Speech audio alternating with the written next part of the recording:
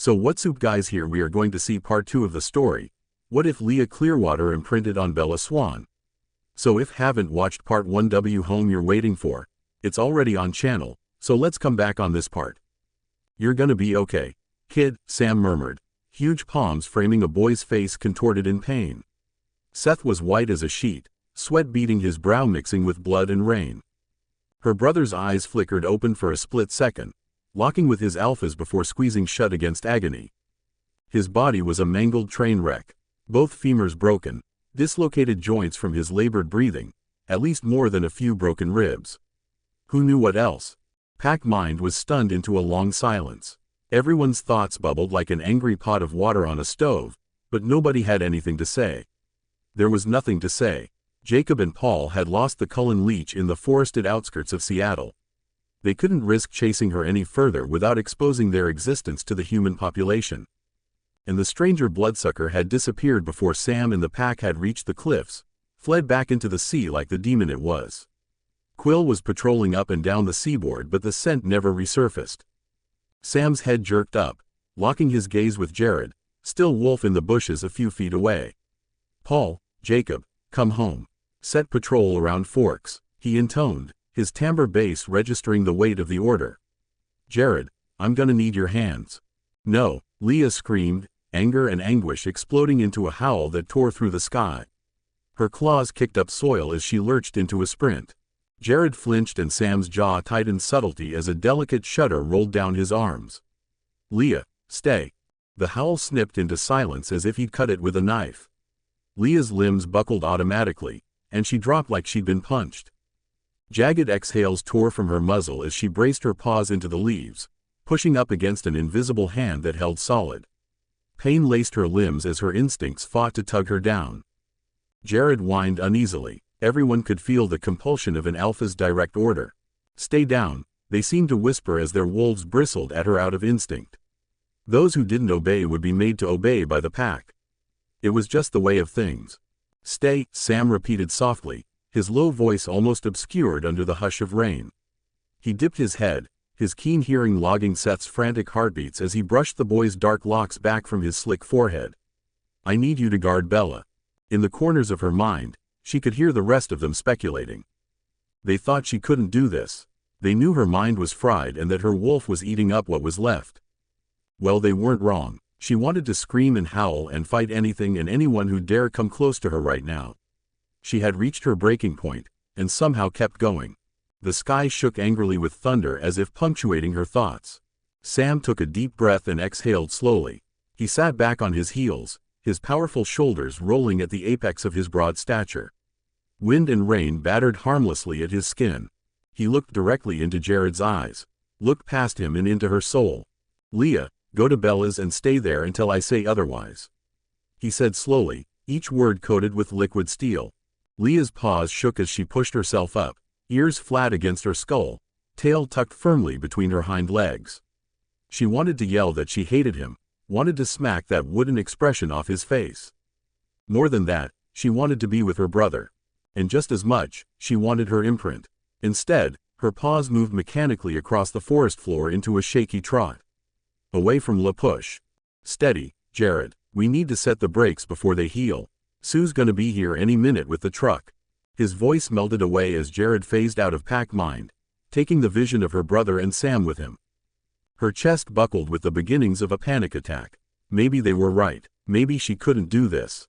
Up ahead, the glow of soft yellow light filtered through the Swan's kitchen window like a beacon in the dark. Her emotions battled against the cage of her mind like rabid animals.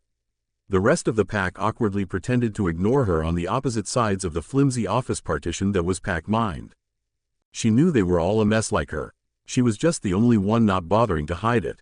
She stalked closer to salvation and she felt guilty. Her baby brother was lying in the dirt, broken and hurt miles away, and she wasn't there. She wasn't the one holding his hand or brushing his hair back and telling him how strong he is and that he was going to be just fine.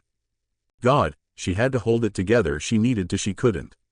Suddenly, Bella's back door squeaked open, and Leah's heart finally imploded. Because all she could think was Bella, Bella, Bella. Now. Leah braced her palms against the slick porcelain tiles and bowed her head under the spray. She was so filthy that at first the water ran dark down the drain.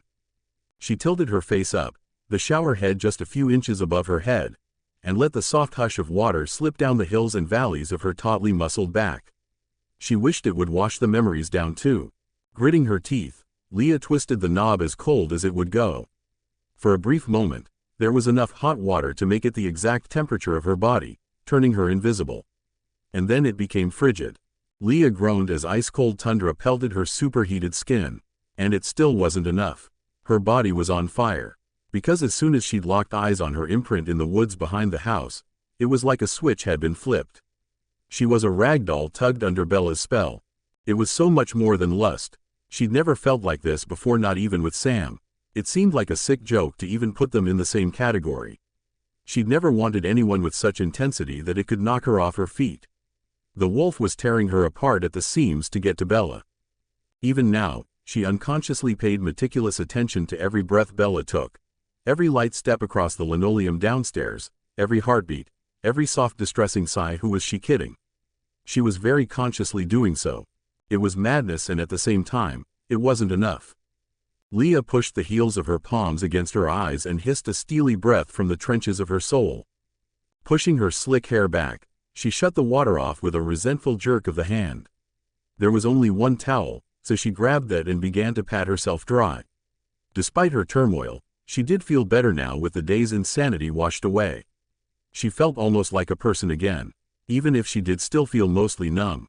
Knock, knock. Leah? Leah's heart lurched to her throat. Yeah? She hurried to wrap the towel around her chest. I'm going to leave some clothes outside the door. I can throw yours in the wash in the meantime. Leah's lips twitched up reflexively in response to that compassionate voice. In a single, ample step, Leah was at the door and tugging it open without thinking. On the other side, Bella blinked up at her with melted dark chocolate eyes and a soft gasp of fleeting surprise. Leah hadn't realized how tense she was, but at the sight of her imprint, she began to relax. Despite them being in the same house, she had to physically see Bella before the wolf could settle. Bella wordlessly lifted the bundle of clothes and Leah took it without breaking their gaze. She watched, in awe, as rosy blush filled those creamy cheeks.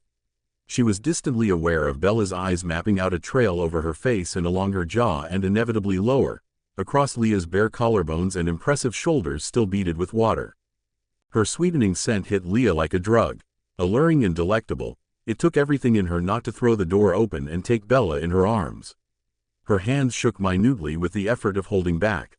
Thanks, Leah murmured, captivated. Bella released the most delectable sigh, her lashes fluttering delicately as her eyes swung up to meet Leah's abashedly. Like a child caught with their hand in the cookie jar. You're welcome. Clearing her throat awkwardly, Bella took a half step back, her eyes dropping as her blush grew impossibly redder. Her hand fell away from the bundle, breaking their bubble with a silent pop of reality. I ordered pizza for us, Bella offered, her eyes dancing every which way except directly at Leah. Meet you downstairs in a few? Leah dipped her chin silently. With a soft smile, Bella turned and made her way down the dark hall, Leah's eyes following with cagey attention. Only when her imprint disappeared around the corner did she quietly shut the door again. Leah leaned against the door and let her head fall back with a soft thump. Well, fuck. By the time she dressed in borrowed sweatpants and t-shirt and started descending the stairs, the smell of vanilla and chocolate had begun filtering up the stairwell to greet her. She could hear Bella humming in the kitchen, shuffling around different drawers. Her steps were bunny soft across the floor. Stepping into the comforting light, Leah crossed her arms and leaned against the doorframe. And she just watched. The house was quiet, the sky rumbling distantly and rain hushing at the windows. But in this moment, Leah felt the most at ease than she's been the entire day. Bella moved in the cozy kitchen like it was an extension of herself. Hair pulled up and out of the way, she reached over to pluck a spoon from a drawer and then snapped it closed with her hip. Various ingredients and a huge mixing bowl sat scattered on the countertops. 2 eggs, a half sack of flour, sugar. Leah inhaled slowly and let Bella's intoxicating scent wash over her and smooth her tense muscles loose. Her mind was always split in two, her wolf running amok in the corners of her mind that was always thinking of pack and protecting, and the human side that struggled to contain it. Now, both natures were content to curl up and just bask in the comfort of having her close by. Safe. Cookies? Leah murmured, spotting the package of chocolate chips. With a squeak, Bella spun to face her as her tiny heart doubled its beat. Leah pushed away from the doorway, concern drawing her brows low over her eyes. After a moment, Bella smiled, and it lit up the kitchen brighter than that ceiling bulb ever could. She held out the spoon. My sous chef finally arrives. Snorting, Leah prowled across the kitchen as a smirk hitched up the corner of her lips. Sous chef, huh? She took the spoon as her eyes soaked in Bella's adorably determined expression. I mean, I'm executive chef, of course. Bella grinned and turned back to the counter with a sway of her ponytail. Of course, and besides, you have the most important job of all. Bella peeked up at her with a private smile. Yeah? Leah's eyes flicked up half-heartedly, the smirk still playing at her lips. What? You get to mix. Bella slid the mixing bowl over. It already held a hefty pile of white sugar. Leah sniffed a laugh and plopped the spoon in. I'm honored. I know, you're welcome. Bella hummed and continued her dance around the kitchen. She gathered various instruments. Measuring cups, measuring spoons, sticks of butter. For a split second, Leah had a vision of her doing this exact same thing, except it would be in a kitchen they both would call home. There would be no wars, no storms, no worrying. Just the two of them existing, the way it always should have been. Hey, Bella whispered, breaking the reverie with the whisper of a mug sliding across the laminated counter. You should drink this. Leah blinked and curled her fingers around the hot mug. It smelled like the stuff her mother drank in the morning. Green tea, ginger, various other spices. Her nose wrinkled as she lifted the mug and shot Bella a grimace over the rim. Oh, don't give me that look, stubborn. You need it. Bella chuckled as she began measuring out brown sugar with practiced hands. That's not the only thing I need. Leah huffed, a trickle of stress leaking out under the words before she could stop it. She took a sip and mulled it over. Huh, it didn't taste as bad as it smelled. Bella was so quiet. Leah glanced over and found her adding the brown sugar to the bowl, her expression sober. Shit. Leah set the mug on the counter as reality threatened to crash down on the sublime scene. So chocolate chip, huh? What happened? Bella whispered as her worried eyes sought Leah. Leah inhaled slowly and dropped her gaze. Here we go. We lost the leech. Leah mumbled in voice that felt like it belonged to someone else. Jake and Paul chased her all the way to Seattle. In the corner of her eye, she saw Bella lift her hand to her mouth with concern. That's not all. Leah forced the words around the lump in her throat. Seth got hurt. The words dropped like a stone, cracking the quiet peace in half. What? How? Bella gasped, her arm curling itself around her small frame in that way Leah knew that she was trying to comfort herself. How bad was he hurt? Leah began stirring the contents of the bowl slowly, staring down at it with unseeing eyes. There was another one, a bloodsucker we didn't know. He came from the sea and caught Seth off guard when he was by himself. There was a lot of damage. The wooden spoon creaked in her vice-like grip. Her fist shook so hard that spoon vibrated against the side of the bowl with a continual tapping noise. Suddenly, Bella's hand was there. It covered hers with the warm brush of silky skin and gentle fingers. Silently, Bella prodded her hand open and eased the spoon away. Leah hissed as her body siphoned up the relish of her touch. Just like that, the jitters smoothed into calm waters. I'm so sorry. Leah, Bella whispered, and Leah finally looked up to see Bella's eyes brimming with unshed tears. Will he be okay? Unable to speak, Leah nodded. Thankfully there wasn't much that their kind couldn't heal from. Still, none of them had ever been hurt this badly before. Hey, Bella whispered, turning her gently. Her eyes drank in Leah's troubled face before she stepped forward, throwing her arms around Leah's waist. Leah closed her eyes, her arms automatically winding around Bella's small, slender frame. Finally, Leah's jaw gently bumped the crown of Bella's head and she released a soft breath into her mahogany hair. As always, Leah was stunned by how delicate she was. So very tiny in her arms. Just like outside when it was her wolf wrapping around Bella, her protective instinct flared, coalescing into a comforting purr in the depths of her chest. Everything will be fine, Bella whispered against her skin. It's not enough. Leah bit the words out. They're gonna keep coming and I can't protect you. I can't protect Seth, or my mom. Stop it. With gentle hands, Bella cupped her jaw and petitioned for her eyes. Look at me, honey. Leah sighed and blinked her eyes open obediently. She had nothing to offer but her hopelessness. On the flip side, Bella's eyes offered her courage freely. You do protect me. You protect everyone. This is just a bump in the road, okay? Bella stroked her thumbs across Leah's cheekbones, feather soft.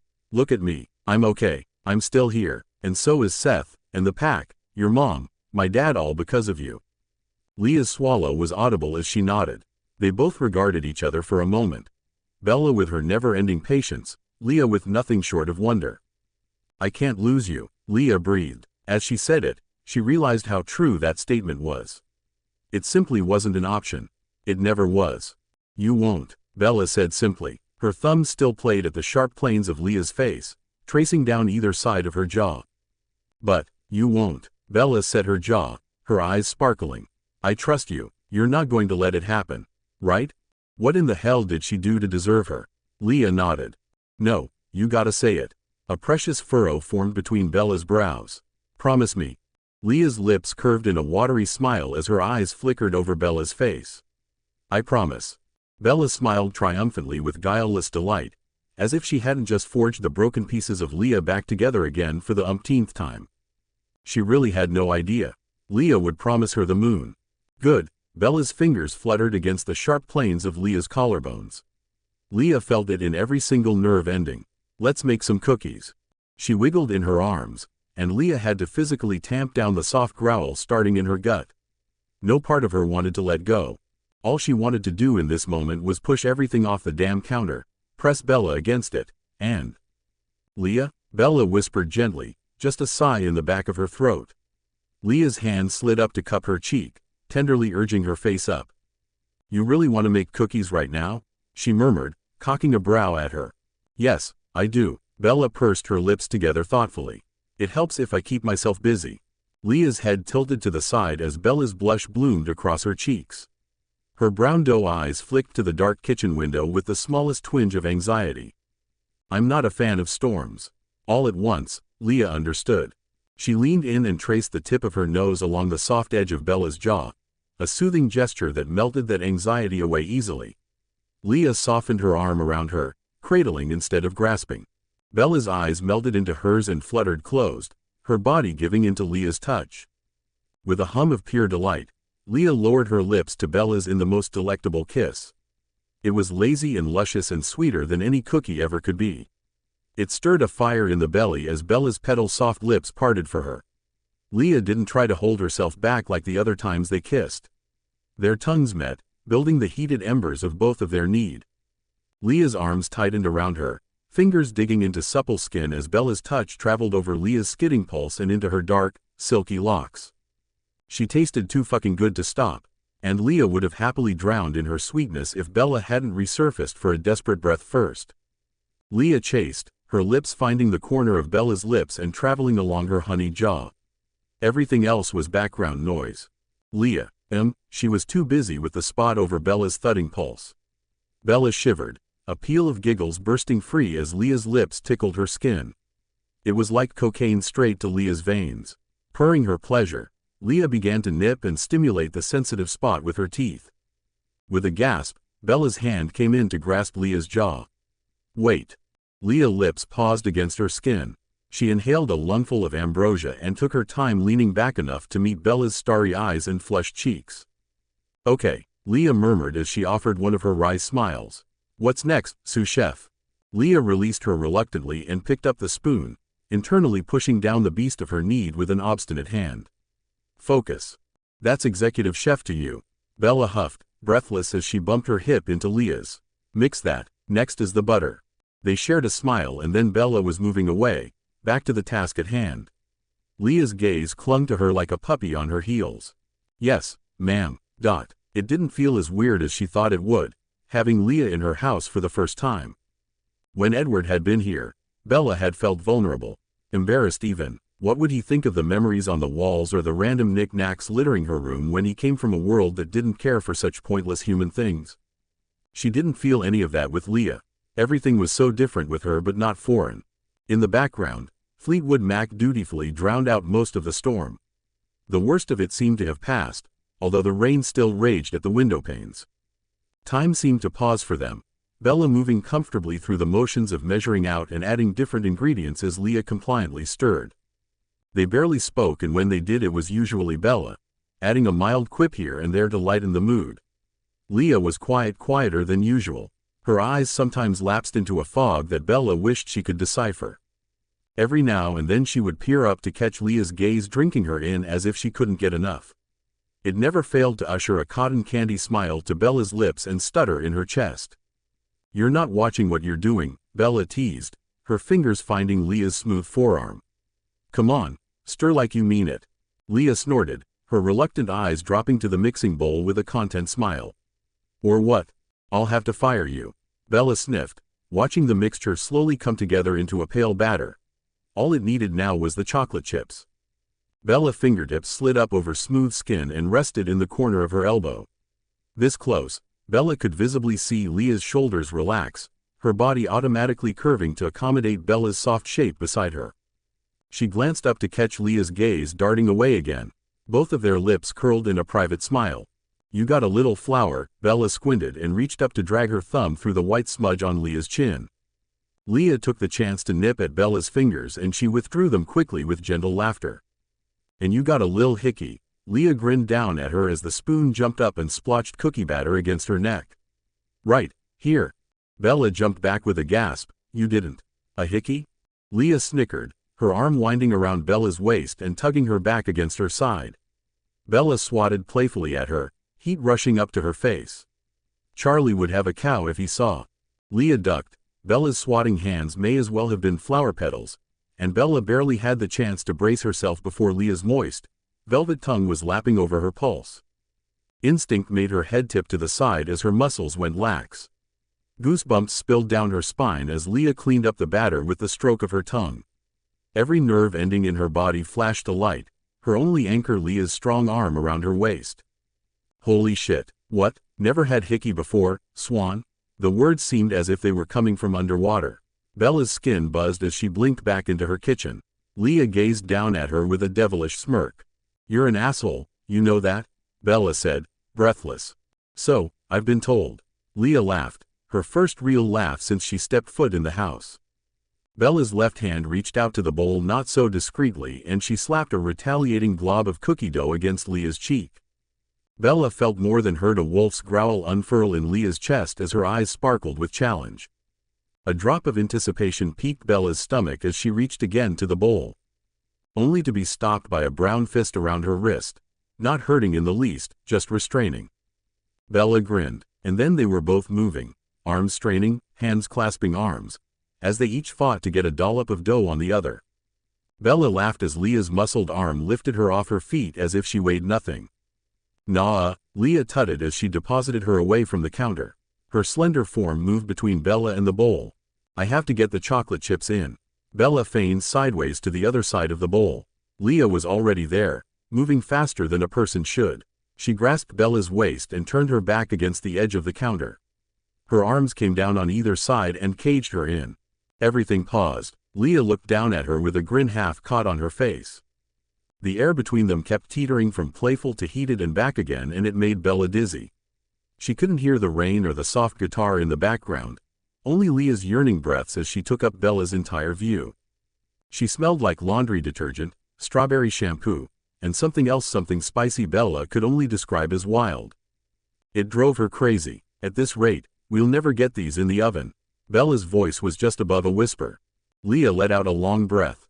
"Trust me, cookies are the last thing on my mind." "Then what's the first thing on your mind?" Bella's fingers drifted out to touch her sides. Under the cotton, hard impenetrable muscle tightened and shuddered ever so slightly. Leah hissed as if she'd burned her. "You know." Bella's eyes jumped to her face. Leah's expression was intensely complicated. Her eyes flicked between Bella's like she was warring an internal battle. Oddly, it reminded her of Jacob of all things. Leah's head jerked up, face drawing into something more focused, and Bella stiffened correspondingly. "Pizza's here," Leah explained before Bella's heart could gain momentum. A soothing lupine rumble wrapped around her as a heated pair of lips pressed against her hairline. At the exact moment her doorbell rang. Bella had a hard time pulling away. Leah lifted her arm and Bella shuffled under it, her imploring gaze lingering on the taller girl. Bella stepped out of the warm cocoon of the kitchen into the entryway. She pulled the door open and tucked her arms around herself as frigid wind rushed to greet her. It seemed to cut right through her hoodie. A boy stood at her door, illuminated by the dim porch light. He was slightly taller than her and lanky under one of those cheap plastic ponchos. He balanced 2 pizza boxes in his grip. Delivery. His monotone was as disgruntled as he probably felt. His eyes fell on her and he smiled awkwardly. "Oh, hey Bella." "Hi, I'm Lee, right?" She recognized his face, but it took her a moment to remember his name. He had been the boy who'd fallen ill along with her in Bio 2 last year when they did that blood typing project. Liam Stevens. They didn't share any other classes after that, but he sometimes sat with Mike and the rest of the group at lunch. He passed her a crumpled receipt wrapped around a pen for her to sign. Her dad had paid for the pizza like he'd promised. She signed with an indecipherable scribble and handed it back. "Thanks, here you go." He presented the pizzas with a goofy flourish and Bella took them. "Wait, your tip," she called out as he began to turn away. "Don't worry about it," he smiled, tugging the flimsy hood up. "Your dad took care of it." Bella sniffed a laugh because of course he would. "Stay dry, Liam." "Sure, see you in school. Yano, we all miss you." Her brows came together, and he chortled. "Well, mostly Mike. The girls are well," he shrugged helplessly. Bella knew what he meant. Other than Mike and the guys, the only other occupants of her former lunch table were Lauren Mallory and her bitch crusade. Ever since Bella started sitting with just Angela and Ben, she could only imagine the things Lauren said in her absence. Liam mistook her silence for aversion, and he laughed in that gawking way boys did. "Ouch, I'll let him down gently." He regarded her thoughtfully for a second before grinning. "Though, there's probably no need." "What?" was the only thing she could muster. She was utterly confused. He waggled his brows dubiously before bounded down the steps and out to the car idling at the curb. Bella turned into the house and shut the door with her hip, her mind wandering over the conversation.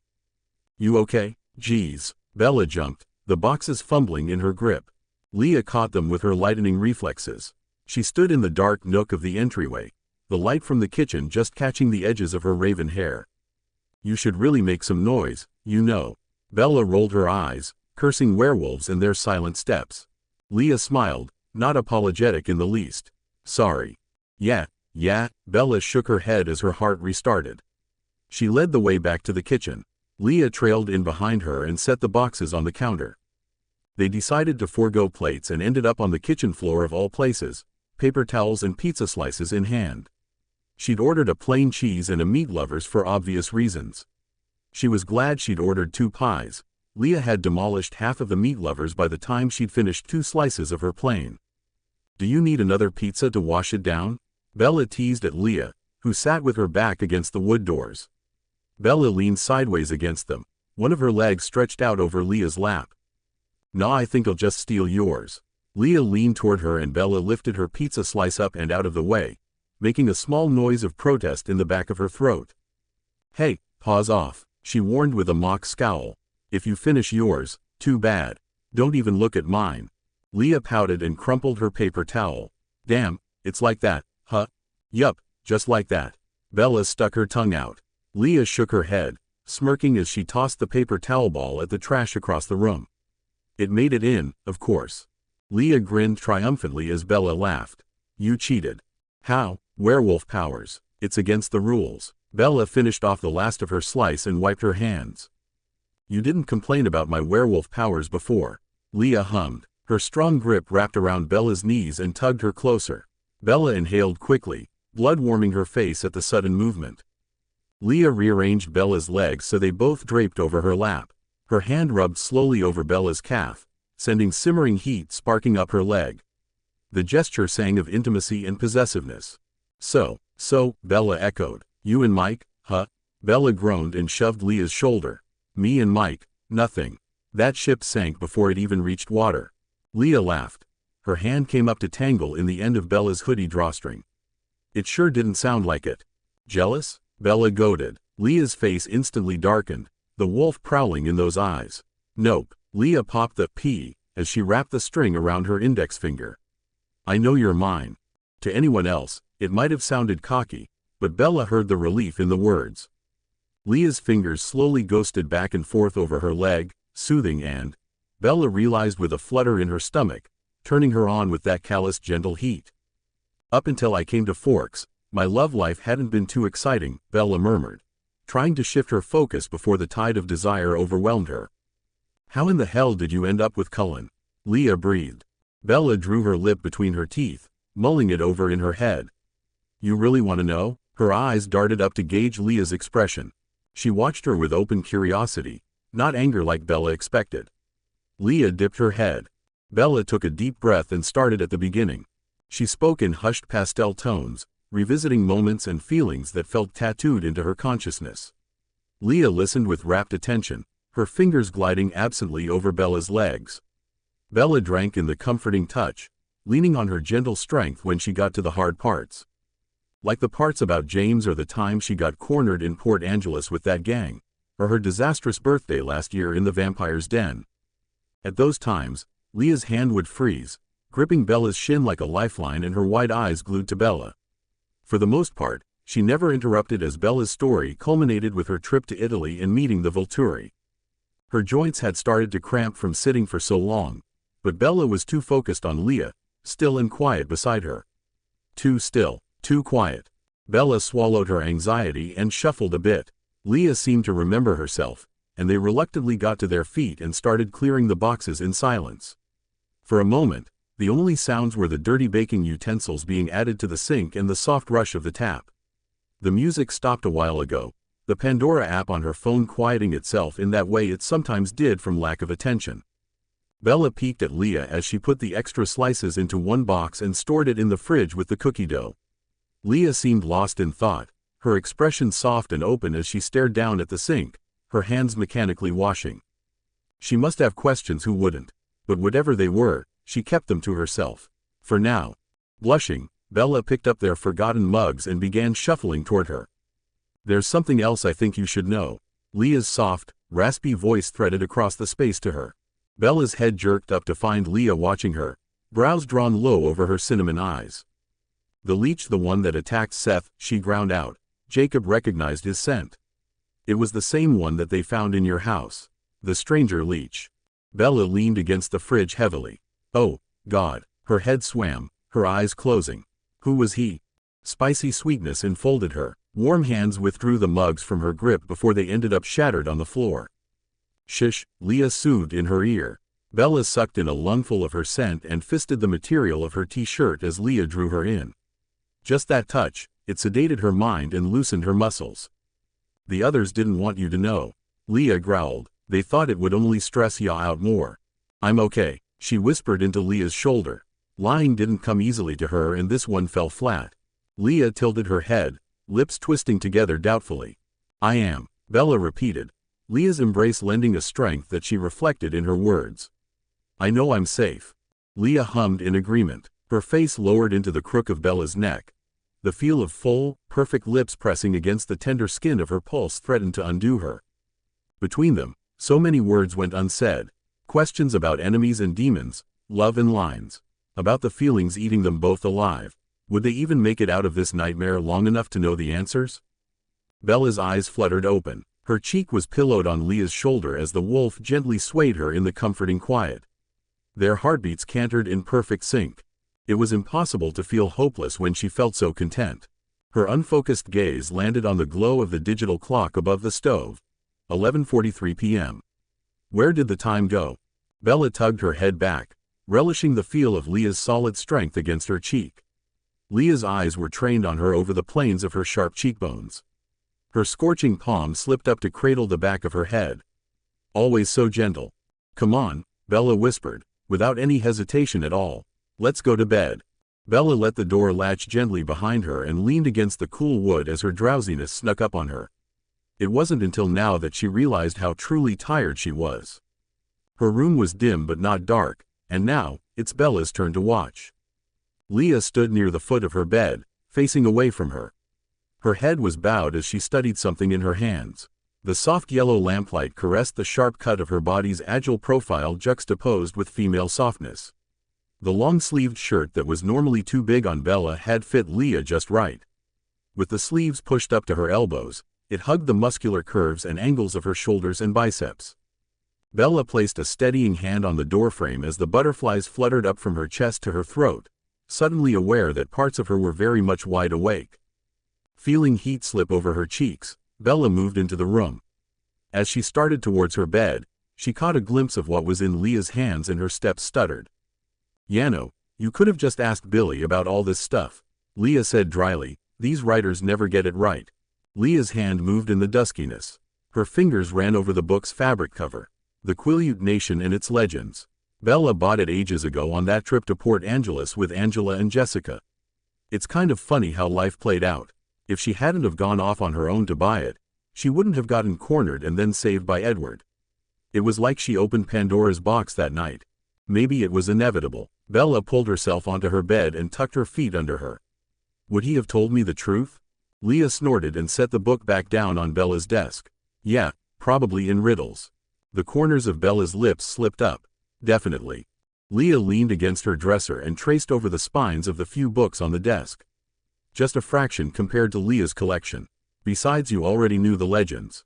That much was true. She'd heard them from all the times her father took her to Billy's as a kid. And then the refresher Jacob gave her on First Beach when she moved back. Everything was so different now that she knew they were real. It must have been a million times worse for Leah. She had no preamble to guide her transition into this world. She glanced up out of her thoughts to find Leah watching her. Their eyes caught each other's easily. Screw legends. Leah huffed and Bella's brow arched. Leah let out a low laugh at her expression. We can make our own stories, right? Sure. Bella shook her head, smiled softly through the layers of melancholy. Better not say that in front of Billy. Yeah, I stopped caring about what old people thought of me like, forever ago. Leah's nose wrinkled adorably as she pushed off from the dresser. And you shouldn't either. Save yourself the wrinkles. I'm starting to think maybe you're a bad influence on me. Bella teased half-heartedly, her heart fluttering because part of what she found so breathtaking about Leah was her wholehearted ability to not care about what the world thought of her. Now you're starting to sound like my mother. Leah winked and stretched her arms to the ceiling. Muscles rolled in concert down her long limbs and torso, her shirt riding up just enough for Bella to catch the dance of hardened abs under smooth, bronzed skin. A hot flash of desire crackled to life in Bella's stomach, and she dropped her eyes to the sheets. Her hands moved under the guise of fluffing the thick comforter. The mattress bounced heavily as Leah flopped face down beside her. She was almost as tall as the bed was long, her feet hanging off the edge. Bella couldn't help her soft smile as she watched the tension melt away from Leah's shoulders like it was never there. Somehow it made her next sentence easy. I think I should meet with the council. Leah's hazel swung up to Bella's face. Are you sure? There wasn't any judgment in her voice, just soft trepidation. Bella nodded. I think I have to. After all, it was the least she could do. The pack was taking the brunt of this fight and they were pretty much swinging blind. A soft growl loosened from Leah's throat. You don't have to do anything. I know, Bella soothed. Her hand automatically found Leah's elbow. I think I need to. There's just so much that they don't know. Leah contemplated silently, her teeth working at her full bottom lip. Are you talking about the creepy Italian vampire mob stuff? She murmured after a moment. Bella's lips tiptoed around a smile that fell into a grimace. She couldn't help but feel like hands were wringing her stomach dry. Although she told Leah the gist of it, she hadn't told her everything. Not that the only reason the Volturi let her walk out of Italy alive was because they're biding their time until Bella gets turned. It was a pill of discomfort growing too large to swallow.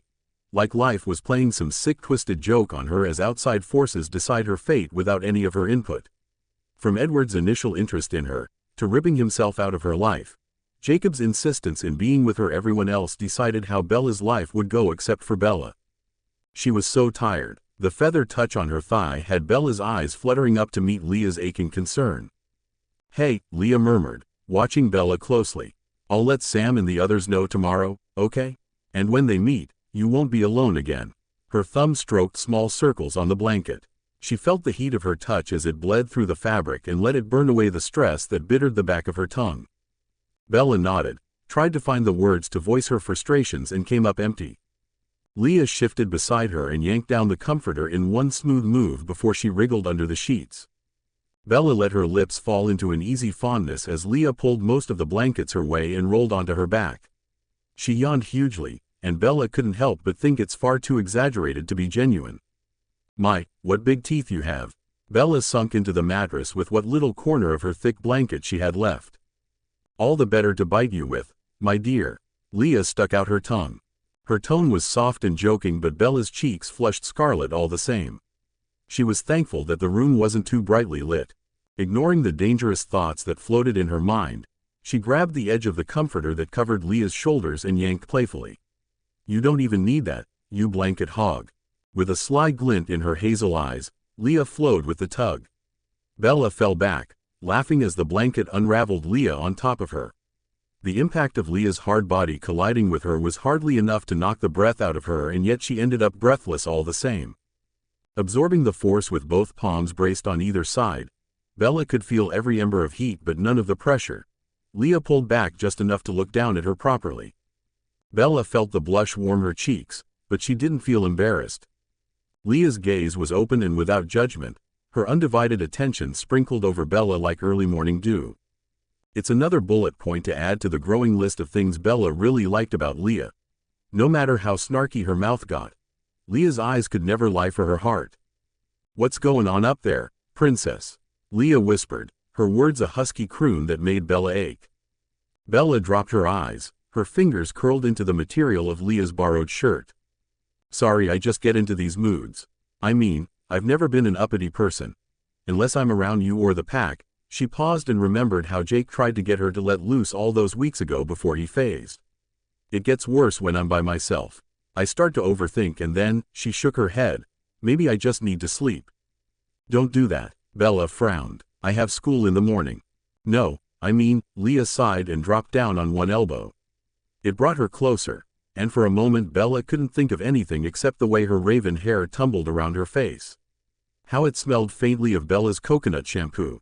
You don't need to dismiss your feelings like that, as random mood swings. I want to know how you feel. Bella shouldn't have been surprised by the heat that gathered behind her eyes. Had anyone ever asked that of her before? Sure, people ask if you're okay as a courtesy, but she knew they wouldn't know what to do with the burden if she gave her feelings to them. Leah looked at her like she'd carry that burden for the rest of her life if Bella let her. I want to know how you feel too, Bella answered, her voice wobbly. Leah smiled down at her. Like everything about her, it was warm and steady and cozy. A hesitant smile curved Bella's lips as her fingers played at Leah's sides. She knew she should tell her that her days are numbered and that she didn't think the Volturi are the type to forget or hold grudges. But she couldn't exactly drop a bomb like that and expect things to go smoothly, especially after the day they've had. I'm scared, she whispered instead. Leah stared down at her, her brow puckered as her lips pursed. Her eyes fluttered closed. Me too. Bella's hands moved thoughtlessly, slowly, ghosting up Leah's sides and over her solid shoulders. She drowned her anxiety in Leah's firm, burning touch, in the sharpness of Leah's jaw, in the softness of her lips. Until she couldn't think of anything except how badly she wanted to kiss them. Leah's eyes flickered open and then dropped to Bella's own lips as if she had read her thoughts. Bella felt Leah's fingers curl gently in her hair, but all she could focus on was Leah's eyes melting into hers as she dropped her other elbow down beside Bella's head. It brought her even closer. You make it better though, Leah murmured, the words whispered over her skin. Bella smiled, and this time it was steady on her lips. All she had to do was tilt her head up just so. Leah met her halfway, searing the vow with a kiss. Her lips were soft as they caressed, giving without expecting anything back, just like the heart she felt beat against her own. It was tender kiss, and yet the fires of Bella's desire still burned. It wasn't the flash fire from before. No, this was molten lava that slipped over her bones. Bella's palms ghosted over Leah's jaw as they parted with the soft smack of moist lips. Her breaths were ragged, at odds with their heart's tandem beat. The intimacy was almost painful, like the friction between their souls. Leah's cheek rubbed against hers, silk against satin, and that magical purr blossomed in the depths of her chest. They were so close, Bella felt it vibrate through her being as Leah's face settled in the crook of her neck. I want to know how you feel. Nobody's ever kissed me like you do, Bella whispered, her fingers slipped around the nape of Leah's neck. Leah huffed, a puff of air against her sensitive skin that made her shiver. Not even Pissy Boy Cullen? Bella shook her head gently. He was always so careful before. The words hung heavily in the air, and it's not lost on her that this was the first time she's spoken about him post-accident without feeling the wave of anxiety that usually came with him. "So," Leah ventured, "you guys never." Bella blinked and then blushed so ferociously, she felt it in the tips of her ears. "Oh, no, nope." Leah laughed, tugged her face free to grin down at Bella. All embarrassment was raised by surprise and Bella frowned. "What? Shoulda seen the look on your face." "Stop it." She slapped her arm playfully, but her lips had no choice but to curve up in response to that devastating smile. "Besides, this isn't news." "I know, but it's funny to hear you say it." Leah squinted down at her. "Did you ever think about it?" Bella dropped her gaze as the residual heat gained momentum in her face. Because, yes, she had thought about having sex with Edward. She thought about a lot of things, and most of it lingered in the subject of whether she'd live to have those human experiences at all. She could feel Leah's gaze on her, patient like always as Bella silently parsed through her thoughts. It helped that Leah was so calm talking about it. She could hardly imagine talking to Jake about this stuff. He would have noped out of that conversation before it could start. Yeah, she didn't elaborate. Instead she waited for Leah's reproach and disgust. It didn't come. "Welp, I guess it goes without saying that you really dodged a bullet," Leah remarked. If she noticed the heavy silence, she didn't let on. "I know." Bella gripped her tighter, just because she could. "Trust me, those feelings are long gone." Leah was quiet as her head lowered to the space beside Bella's. The tip of her nose rubbed over Bella's temple, the barest of touches that somehow stoked the fires of Bella's yearning. Her abashment was melted by the feel of those strong arms. Experienced arms? Bella hid her face against Leah's shoulder with a groan. "What? I haven't even been kissed properly until I met you and you're already miles ahead of me," she mumbled, almost incoherent against the fabric of her shirt. Leah's soft chuckle strangely soothed her. "Yeah, well, we're both on the same boat." Bella's head jerked up to pout at her. "I'm serious." "So am I." Leah's lips stretched into a glorious smile, and Bella's heart jumped at the sight. "This is all new to me, too. I wasn't lying when I said I've never felt like this with anyone before. You make me feel like I'm a fucking nervous, giddy kid." Bella could feel her heart picking up like a wind-up toy. "But Sam, I'm kinda insulted on your behalf." Leah snorted. "You and Sam aren't even in the same universe. I mean, yeah, I loved him, but I never wanted forever with him. I guess we were both looking for vices in all the wrong places." Bella exhaled with a wavering, breathless fragility. "What?" Leah mulled her teeth over her lip, oblivious to the shockwaves. "Everyone knew it too. We were so toxic together." No. Bella's mouth free fell into a smile. "You said you didn't want forever with him." The implication of her own words seemed to hit Leah at last and her face broke into a gazillion kilowatt grin, like the first rays of sun after a storm. "Just with you." There was a time when a word like forever would have shaken her to the core with frigid uncertainty. When forever meant saying goodbye to everything she knew for a world of bloodlust. Now, it felt like a weight lifting from her shoulders because maybe she can still have her happily ever after take two. "I want that with you too." Bella licked her lips, wetness built in the corners of her eyes and she reached out to tuck a lock of chaotic raven hair behind Leah's ear.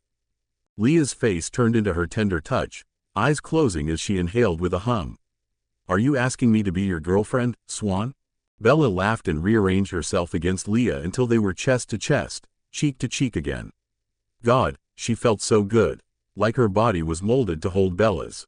Bella inhaled her sweet scent. Girlfriend. It felt right, maybe because Leah had already carved a place for herself in Bella's heart from the moment they saw each other on the beach. Giving a name to it felt easy, like turning her face to the sun's glow in the summertime. Sure, elation flowed in her veins with syrupy relief. "Sorry, I don't have flowers." "Ah, boo." Leah sighed dramatically. "I think that might be a deal breaker for me." Bella swatted her again, giggling gently. "Says the one who's gonna take me to McDonald's as a first date." Leah smirked and squeezed her, her gaze lidded. "Just one of many, sweetheart." Bella doesn't have anything cheeky to say to that as her lips fall into a soft smile. It's almost as if she'd imprinted too, because everything she felt with Edward didn't hold a flame to how she felt now. Leah had an incredible way of making her feel acknowledged without trying. She was patient. She listened and waited and read the sheet music of Bella's body before Bella herself even knew the tune. It was rare, a relationship where Bella didn't feel disadvantaged or unequal. Sure, Leah was still a wolf, and that was a whole other barrel of worms altogether, but Leah was also human. Bella had spent so much of her time looking for what she thought was perfection, she never knew humanity could be so beautiful. Leah shifted under her, her long arm reached out to Bella's lamp to click it off. They were swallowed by darkness, and Bella felt her heart finally slowing, her breaths evened out. She didn't even want to think about how late it was and how much it would suck waking up in the morning. Leah? Leah grunted. Sounded as if she was on the edge of sleep. Thank you. For? Bella could only sigh because there weren't enough thank yous to repay everything Leah had given her. Crazy to think that it was only the beginning. For everything. Bella squeezed her eyes shut against the avalanche of emotion. Leah doesn't reply, and Bella wondered if she finally dozed off. She let herself start to doze too. She sunk into the comfort in the soft thud of Leah's heart, in her slow breaths. It's you I should be thanking. Leah's lips barely murmur. Too bad, because I'm thanking you first. She doesn't see Leah's smile so much as feel its soft stretch against the crown of her head. You're welcome. When she finally fell asleep, she dreamed of sun-drenched skies. Of a smile that never faded, and fingers interlocked with hers, leading her into forever. It seemed like only an instant later that she's blinking groggily, stirring awake. She lay still, burrowed into her pillow and unable to register what awoke her in the first place. Knock, knock. Bella? Bella mumbled something incoherent as her door hinges squeaked, and she rolled onto her side to catch her father peeking his head into the room. Yeah? Bella rasped. 6:45, kid. Charlie sounded apologetic. Are you sick? No, Bella yawned, her head heavy as she lifted it. She noticed he was already dressed in his police blues, looking as tired as she felt. I'll be down in a minute. Mumbling about putting some coffee on, he shut her door quietly. The damp, early morning chill filtered in through her cracked open window, her drapes billowing gently. Bella couldn't remember when she opened her window last night. Bella jolted fully awake. Her hand flew out to the space next to her only to find it empty. Leah was gone. Her faint scent still clinging to Bella's sheets was the only reminder that Bella hadn't dreamt up last night after all. She lets herself sink into the soft cocoon, just for a moment. Something crinkled in the press of fabric and Bella twisted around, hand grasping before coming up with a slightly frumpled piece of paper. A note? No, a heart. A small, simple origami heart made from a torn piece of notebook paper that fit in the palm of her hand. It was achingly sweet. Bella hugged it to her chest and wished she could just stay in bed. A bigger part of her wished Leah was there with her. Was it too late to call in sick? With a sigh, Bella pushed herself up and out of bed. 20 minutes later, she's dressed, teeth brushed, hair brushed, and stepping out into the chilly morning air. The storm seemed to have well and truly passed, the sky gray but not overly cloudy. Her father's cruiser was already gone, and Bella considered skipping school again, knowing nobody would really catch her. She just didn't have the energy to face Jennifer Ford and her bitch patrol. Shoulders slumped, Bella started towards the driveway. A figure peeled away from her truck and stepped out from under the cover of the trees. Bella jumped, her pulse skyrocketed before it registered in her brain that it was only Embry. Whoa. Embry held up his palms on either side of his bare chest. Sorry. Bella sucked in a lungful of crisp air and gripped the rusty red edge of her truck bed, letting her heart settle as Embry carefully eased into the space beside her. She peeked up at him. He met her gaze, his face tight and apologetic as he brushed his hair back from his forehead with a nervous hand. Swallowing, Bella tried a smile. Morning, EMB. Hi, honey, he exhaled and shoved his hands in his pockets casually. I'm sorry, Emily mentioned something about that. At her furrowed brow, he gave her a kind smile. She said that it was normal to have an exaggerated startle reflex after a trauma. Bella let her book bag drop into the bed of the truck and frowned down at it. She had startled easily for as long as she could remember, although it only started getting worse after meeting Edward. I guess it shows, huh? She sighed, hating that it made her feel so fragile. I'd say you're holding up really good, Yano, considering. He tipped his head and chuckled, his breaths turning wispy in the chill. You could give the guys a run for their money. Bella half smiled. Let me guess, they keep things sealed in and let it pent up until it's too late. He snorted. You have no idea. Sometimes they even explode into wolves. Bella smiled fully at that and played with her keys as her pulse settled. Embry toed at the pebbles, looking as if he was pondering the weather. What was he waiting for? So, Did you stop by just to say hi? She murmured. Nope. He gave her a grin that barely concealed his boyish pride. You didn't think my chauffeur services would end just like that, did ya? Bella just raised a brow at him and moved around him to tug the driver's side door open. You know school is only like a 10-minute drive, right? Embry shrugged and leaned an arm against the open door as she sat. Boss man tells you to do something, you do it. Scooch. Bella huffed. It's my truck. Embry just smiled and folded himself in anyways, not really giving her much of a choice. Bella scooted across the seat begrudgingly and forfeited her keys. Secretly, she was grateful. She'd rather let him drive over her potentially falling asleep at the wheel. Embry started the truck and maneuvered onto the road. She leaned her head on his shoulder and let his comforting scent soothe her nerves. It wasn't anywhere near Leah's spice, but it was familiar, and it was Pac. How's Seth? She whispered, watching the trees flit by. Better, he soothed in his baritone. They got to him in time, set the brakes so nothing healed funny. He'll be good as new by next week. Bella grimaced. Poor Seth. She couldn't help but feel guilty over it. He was just a kid. Sure, he didn't look it, but, Jesus, he was only 14. Embry flicked her knee. Whatever you're thinking, stop. It's not your fault. She glanced up at him. His gaze was trained on the road ahead. How do you know? She sniffed humorlessly. Embry looked as if he couldn't decide between a smile or a frown. Your breathing changed. Wow, wolves were scary good with that. I just wish, Bella took a resetting breath. I hate that I can't do more. That's not your burden to carry, Bells. We're all doing the best we can. Besides, he squeezed her knee. You gotta take care of you, too. Bella pondered, letting her mind spin out as they neared the school. It seemed like only a minute later they were pulling into a parking space of the quickly filling school lot. Embry silenced the ignition, and it was only then that she noticed his hands were shaking subtly. She glanced up to find him watching her with worried eyes.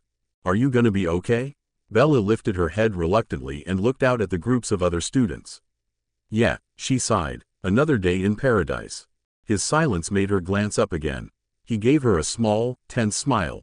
What's wrong? I can hear them talking about you. He growled. His eyes darted over her head. Geesh, makes me so not miss high school. They were talking about her already? Bella rubbed a palm over her face. Didn't you hear? I'm front page gossip around these parts.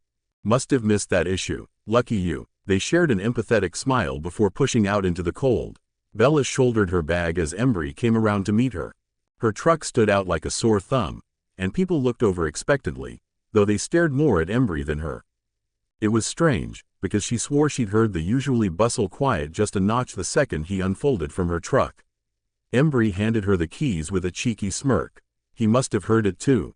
Are you picking me up after school? Nah, I think Leah wants to do that. Bella's heart fluttered in her chest, warm feelings stirring in her stomach. She tried to hide her smile and lost. Ouch, don't miss me too much. Embry laughed and swung his meaty arms, like he was stretching before a race. Sorry, EMB. You know you're my favorite. Bella giggled. Embry tossed her a grin that was downright adorable. I know. The warning bell rang, urging a few students inside. Some of the larger, more stubborn groups lingered, hanging around their cars and chatting casually. That's my cue. Bella bumped Embry's arm with her shoulder. It was like nudging a tree. Get out of here before you get in trouble. Trouble is my middle name. He arched a brow over a smirk. Yeah, right. Bella shook her head with a smile and watched as he lifted his chin. The transformation was subtle. He rolled his shoulders back, straightening to his impressive 6'4", and held himself so that every bulging, brown muscle flexed for display. A couple of juniors lingered 2 spaces over, whispering and staring openly until Embry sent them a scathing look, brows furrowed over an intense gaze that meant business. Faces paling, they turned abruptly and damn near jogged toward the main building. Embry turned back with a wink, and Bella burst into laughter. She had to admit, he could look downright scary when he wanted to. It was still so odd to imagine anyone afraid of Embry. He wouldn't hurt a fly. Until you messed with his pack. Then all bets were off. See you later, Bells. He whispered and then sprinted off into the forest. Bella watched him disappear and then turned towards the school. She was almost alone in the parking lot now, just her, a few students, and a teacher out front who was waving in the stragglers.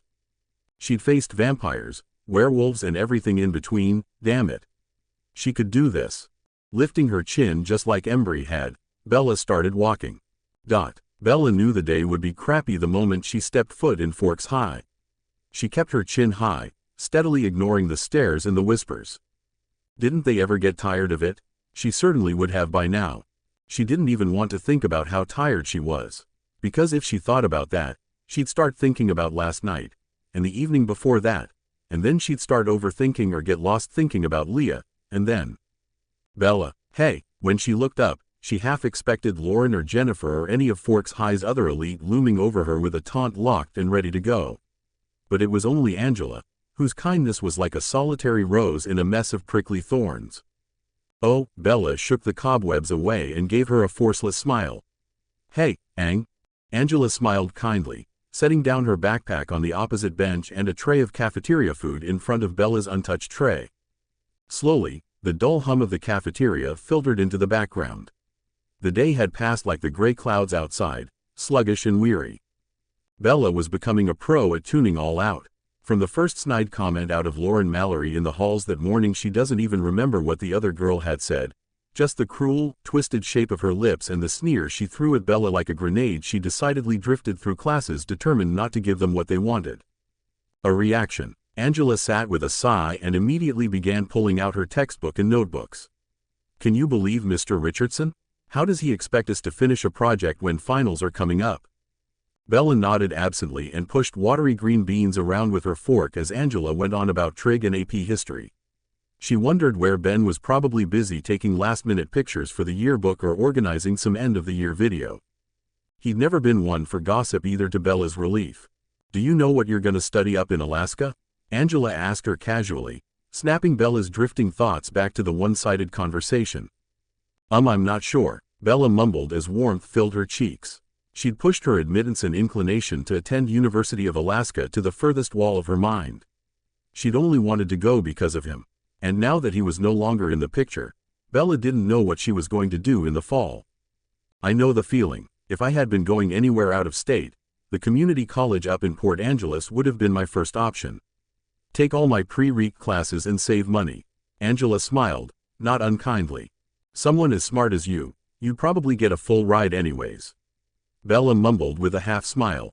Angela had, to the surprise of no one, managed to get a partial scholarship to a state university in Washington. Whatever little costs were left were soon to be covered by the many grants she'd also applied to. She'd only told Bella, Ben, and a few other close friends. Angela never, ever boasted. Says the one with an early admittance to Dartmouth, Angela teased with a twinkle in her eye. Don't sell yourself short either, Bella. Bella nibbled a piece of bland veggies thoughtfully. Anything out of state sounded increasingly unappealing to her. Of course, it didn't take a rocket scientist to figure out why. Wherever she went, Leah would undoubtedly follow, even if it meant leaving her home and pack behind. Bella set her fork down with a frown. She couldn't ask that of Leah. She couldn't even ask that of herself. It was funny. When she first moved to Forks, she couldn't wait to leave. Now, she'd do anything to stay. Her phone buzzed against her thigh, startling her enough to make her jump just a bit. If Angela noticed, she didn't let on as she scanned over her notes between bites of mediocre cafeteria food. Bella silently cursed her festering nerves, dug her phone out of her pocket and smoothed her thumb over the shattered screen. It displayed a single notification from an unfamiliar number. Squinting, Bella clicked on the message. It wasn't just text, but an image as well. A blurry image from the day before of her and Leah, each leaning toward the other in the cab of Bella's red truck, parked in the school's parking lot. The misty rain did nothing to obscure the view of Leah cradling Bella's jaw with both hands, her face just a breath away. They seemed locked in a lover's embrace, moments before a kiss. Hair trigger panic sent her pulse skyrocketing as her eyes glossed over the attached text. Dyke. The phone slipped from her fingers and into her lap. She felt hot and cold at the same time. The noise at her back swelled up to a roar in her ears like the waves at La Push. Suddenly, the cafeteria din felt evil, like a million voices whispering and laughing at her misery. Was the image being circulated throughout the room? Did everyone know all along, and were simply waiting for the other pin to drop, for her to realize she'd been the laughingstock since school began? Bella? Angela sounded leagues away. Bella's head snapped up. Angela's worried face swam in front of her, but Bella didn't see it. With shaking hands, Bella slid the phone back in her pocket. She stood too quickly, uncoordinated, and her knee jolted the table, sending her tray clattering to the floor. Bella didn't stop to pick it up. "I'm sorry, she sucked in a quivering breath. "I have to go." She saw Angela's lips starting to form the letters of her name, but there was only static in her ears. Bella grabbed her bag and rushed to the cafeteria doors. Classes were still in session as she ran down the empty halls, not knowing where she was going until the moment her feet crossed the threshold of the girls' bathroom. She'd made it just as the tears started to fall. "Breathe, breathe," Bella pleaded. Eyes squeezed shut as she gripped the sides of the porcelain sink. It was a losing battle she needed to win. She had one more tortured period to get through before she could leave this hell. She wanted to scream, a few more weeks, and you'll never have to see them again. Maybe she could forget this day and hightail it to La Push already. Except she'd already ditched school once, earlier that semester, to go hang out with Jacob. Besides, her attendance had already been logged in all her classes that morning. If she left now, it would be too suspicious. They'd write it in as a skip, which would warrant a call to Charlie. Bella groaned, pressing her burning face into her palms. No, she couldn't bring her dad into this mess. It wasn't a conversation she was ready to have. Not yet. Numbly, Bella splashed a handful of water over her face and lifted her head to her reflection. Red bloodshot eyes stared back at her, her lashes clung together with moisture and salt. She looked awful, her skin pale with splotchy red patches. Bees. Bella jerked, her hand reflexively going to her phone. Panic shot through her limbs. What else could they possibly be sending her now? Her phone buzzed again insistently, and she realized it was a call, not a text. Bella lifted it to her ear without looking at the screen, bracing herself. Bella. At the sound of that voice, soft visceral relief settled on her bones like a warm blanket. Bella's eyes closed, her exhale shuttling the anxiety away from her chest. "Leah," Bella whispered. "Where are you? Are you at school?" Leah demanded in a burning hiss. Bella didn't have the energy to dwell on how ironic it was. Leah had asked her almost the exact same thing the day before. She had magically felt Bella's panic. "In the bathroom," she said faintly, like a script. "What happened?" Leah rushed out. There were noises in the background, staticky scuffling like the phone was being jostled about. "Is it the Cullens again? We're comin' bells." Realization made her heart quicken its beat. Wait. Bella backed away from the sink, her eyes frantically searching her reflection as her words stumbled out. "Stop." The noises on the other end ceased. There was silence, and for a moment Bella thought the line had went dead, that it was too late.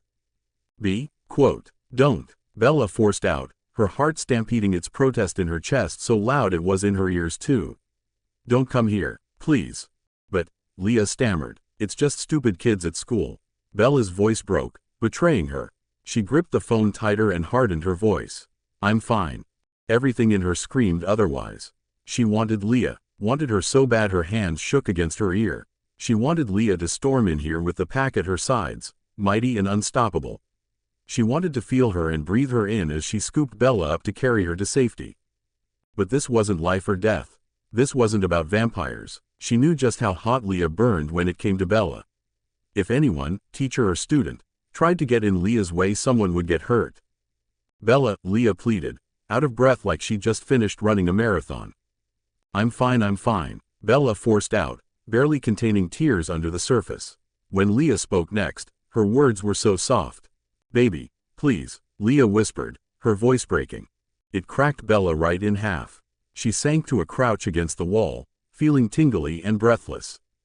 Nobody had ever called her that before outside of her parents, and not since she was very young. Not even Edward. He'd prefer old-fashioned pet names.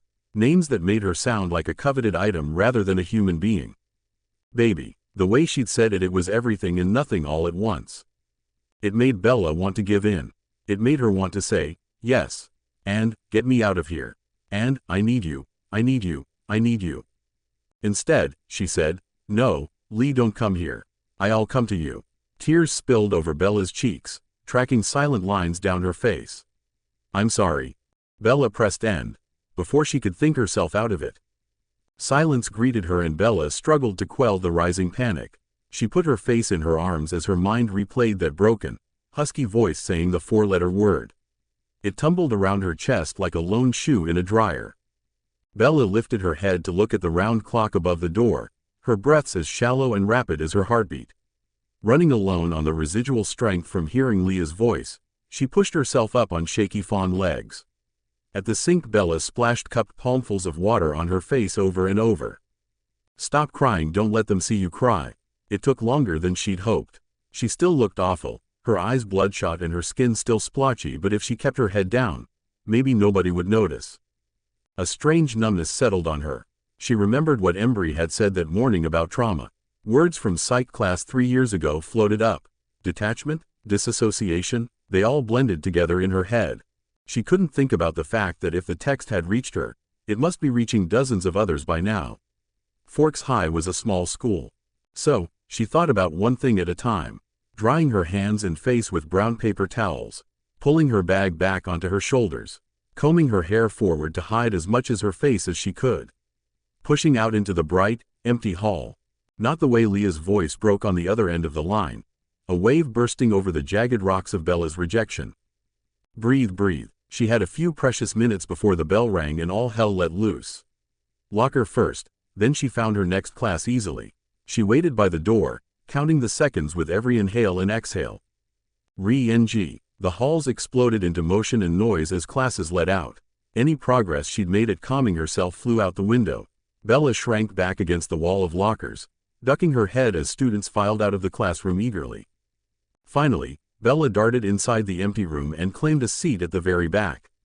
She pulled out a notebook and pen and kept her head down, doodling just so she had something to do, something to look at that wasn't the other students starting to fill up the room. She tried to block out the light chatter. Just like she'd done the whole day, Bella hardened her armor, forcing her face into a mask even Sam would be proud of. Luckily, her trig teacher couldn't wait to start his lecture on what to expect on the final, and it drew everyone's attention to their notes. Bella's mind was everywhere but on the blank page in front of her. What had she done? The gnawing pit of worry was steadily growing in her stomach, too big to ignore. She ducked her head and clasped her hands fretfully through her hair. She wasn't even thinking about the text anymore, not really. It still hurt like a slap in the face, but she'd taken on vampires, damn it. She could take on petty high school bullies. Or at least ignore them for a few more weeks. No, it wasn't that. Her mind kept racing back to Leah. It was starting to feel more and more like she'd made a grave mistake. Bella weighed the idea of asking for a bathroom pass to call Leah back. What could she even say? "Hey Leah, I'm really sorry about telling you to stay away, but I'm surrounded by a bunch of anonymous homophobic bullies and I kinda had a panic attack, so it would be great if you didn't come here and murder anybody." By the time the old-fashioned clock had swung into the remaining minutes of the class, Bella had shored up some shaky resolution.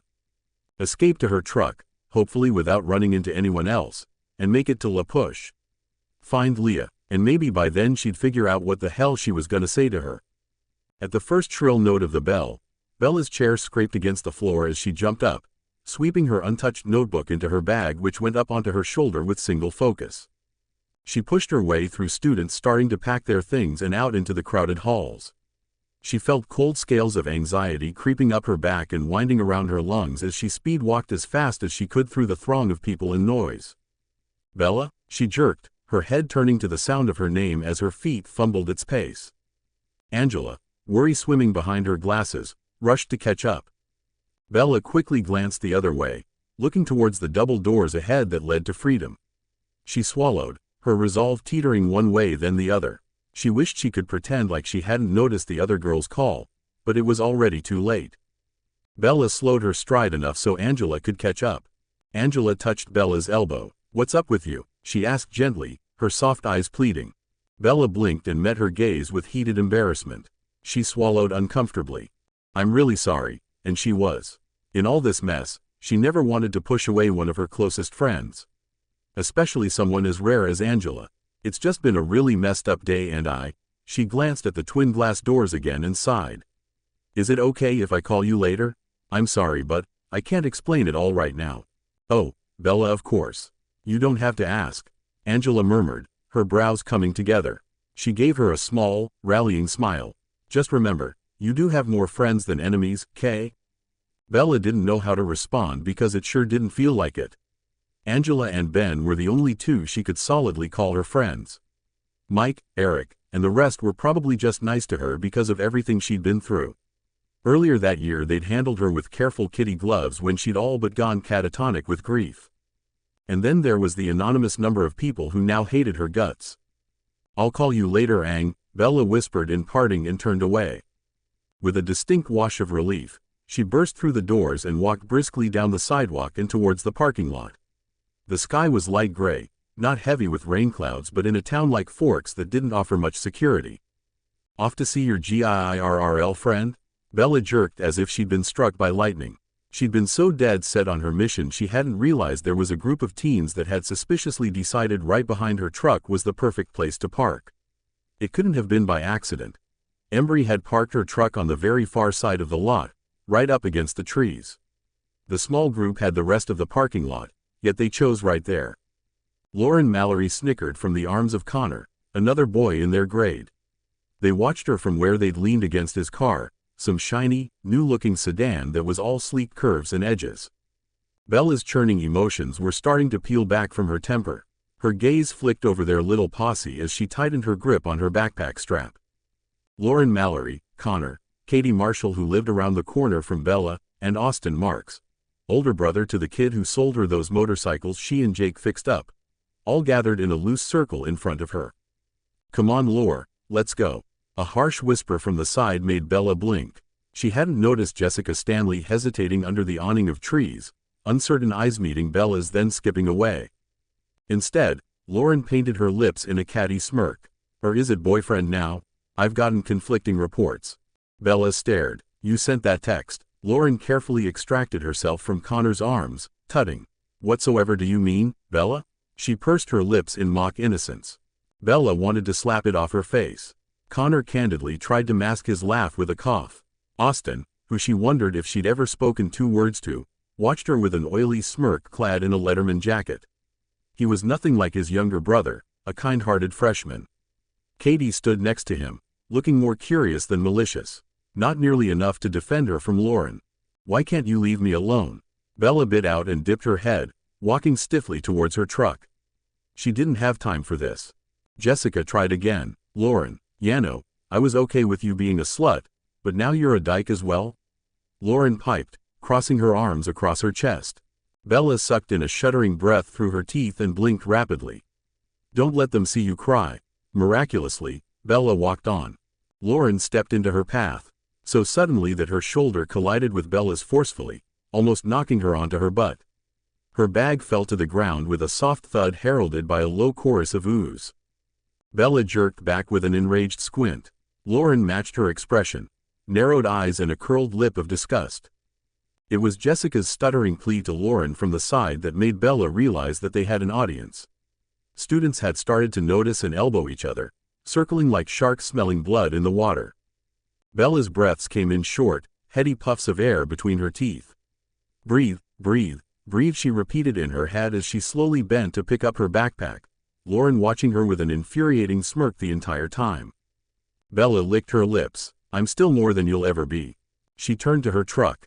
"Go back to those res junkies, slut," Lauren hissed at her back. "That's it." Bella spun to face her, blistering adrenaline exploding to a peak. Her fist raised and her arm pulled back before she could fathom to stop. Lauren's arrogant face popped like a balloon into shock and she stumbled back. Bella's stomach fluttered with satisfaction, but before she could deliver the blow, a large warm fist snapped around her arm like a vice. Bella froze. "Easy, Bella," Jacob Black crooned, eyes cutting out like switchblades to the teens that he dwarfed by a landslide, despite the fact he was younger than all of them. Eyes wide and her breath still being dragged behind her racing heart, Bella watched Jacob, fluidly scoop up her backpack from where it had fallen again in Bella's short-lived fray. Straightening to his intimidating 6'7", he chucked the bag onto his own mountain of a shoulder and turned to Bella with a smile dipped in devilry. Dressed in a skin-tight black tee and ripped cut-off shorts, every dangerous muscle flexed for display. "Hey, get the fuck away from my girl, freak." Connor had chosen that moment to push away from his car, stepping in front of a wide-eyed Lauren with blustering cockiness. Jacob's head snapped around so abruptly that Connor visibly recoiled, eyes widening comically as Jake butchered him with his glare. Bella glanced around to see that Austin, Katie, even Jessica wore similar expressions of alarm. Jacob must have decided there was no physical threat to be had because his lips quirked in a patronizing grin. Then get your girl away from my friend. Connor glared at him, looking as if he was trying to muster up his emasculated pride. Don't make me call the cops. Jacob threw his head back and bellowed out a laugh, startling Bella. Go ahead, let's see just what Police Chief Charlie Swan has to say about you cornering and assaulting his daughter. Jacob suddenly poured forward with the grace of his kind, conveniently stepping between Bella and the group, and came toe-to-toe with the boy who barely reached Jacob's peck. Connor jerked back, bumping into Lauren, whose face went white as a sheet. He had to tilt his head all the back in order to see Jacob's stormy face. Like an impending train wreck, Bella realized this could snowball into disaster very quickly. 2005 BMW. Jacob's voice lowered to a deadly growl. 5 Series. Connor's mouth bobbed open and closed like a fish out of water. Jake's head cocked in an undeniable lupine manner, his gaze never leaving Connor's face. 4074 FHW. Bella realized with a start that he was listing off the license plate number of Connor's shiny car.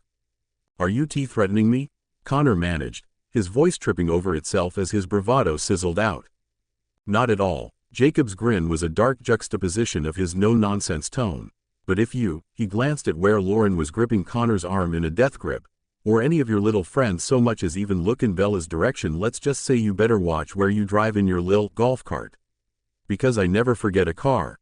Jacob's huge hands curled into fists. Or the douchebag behind the wheel. Bella needed to stop this now, before it got worse. She lunged forward and grabbed Jacob's forearm. Jake, we gotta go. It was like tugging on a stone statue. Count your blessings, he hissed to their pale faces, then turned so suddenly it almost knocked Bella over. He steadied her effortlessly with an arm around her shoulders and kept it there, shepherding her towards the truck. Bella could hear car doors slamming behind her and Lauren's high-pitched squawking. She looked up to find Jacob's face. He caught her eyes with his intense black gaze as he fished her keys out her bag and unlocked the truck.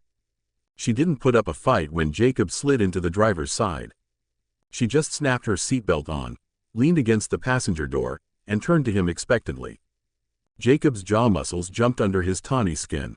His face was unreadable. He expertly drove out onto the road without an acknowledgement to her. A million things passed through her head and almost out her lips, the loudest being, "What the hell, Jake?" The last time they'd spoken, he pleaded with her and she rejected him. Again, why was he in Forks? He didn't say a word, so neither did she. She was just as stubborn as him and he knew it. They were making their way through the heart of town, and Bella realized, towards La Push. You requested a meeting with the council. Bella's eyes jerked back to see Jacob raise a casual brow, still staring out the windshield ahead. Her jaw hardened. Of course, he'd know about that. Probably plucked it from Leah's or Sam's minds. What's it to you? Jacob released a slow breath through his nose. It's gonna have to wait. Why? Things are bad right now, he murmured. Bella digested this with dread as she watched the mile markers come and go. What did you say to Leah? Jacob asked softly. The question caught Bella completely off guard. Her brows jumped towards her hairline as she pulled away from the door and swallowed. Bella unconsciously pulled her arms in, wrapping them over her vulnerability. She wanted to stay mad at Jake, but the fight drained out of her as suddenly as it came. I told her not to come, she whispered to her lap. Jacob didn't speak and she looked up, blinking. He was frowning. Why do you ask? She asked, her heart thumping in her throat. Because I was there, he murmured, his stone-like face never swaying from the forest highway ahead. In M's kitchen, Leah was in the yard. And whatever you told her. Bella felt like she'd been staked through the heart. She bit her trembling lip, brows coming together. What had she done? Why are you telling me this, Jake? She whispered. Why did you come here? She hadn't forgotten the last time they spoke, when her best friend had turned his back on her. Jacob sat ramrod straight, his face deeply troubled. Because I keep doing it. Over and over. What, Jacob? Bella rasped. I keep breaking my promise. He closed his eyes for half a heartbeat.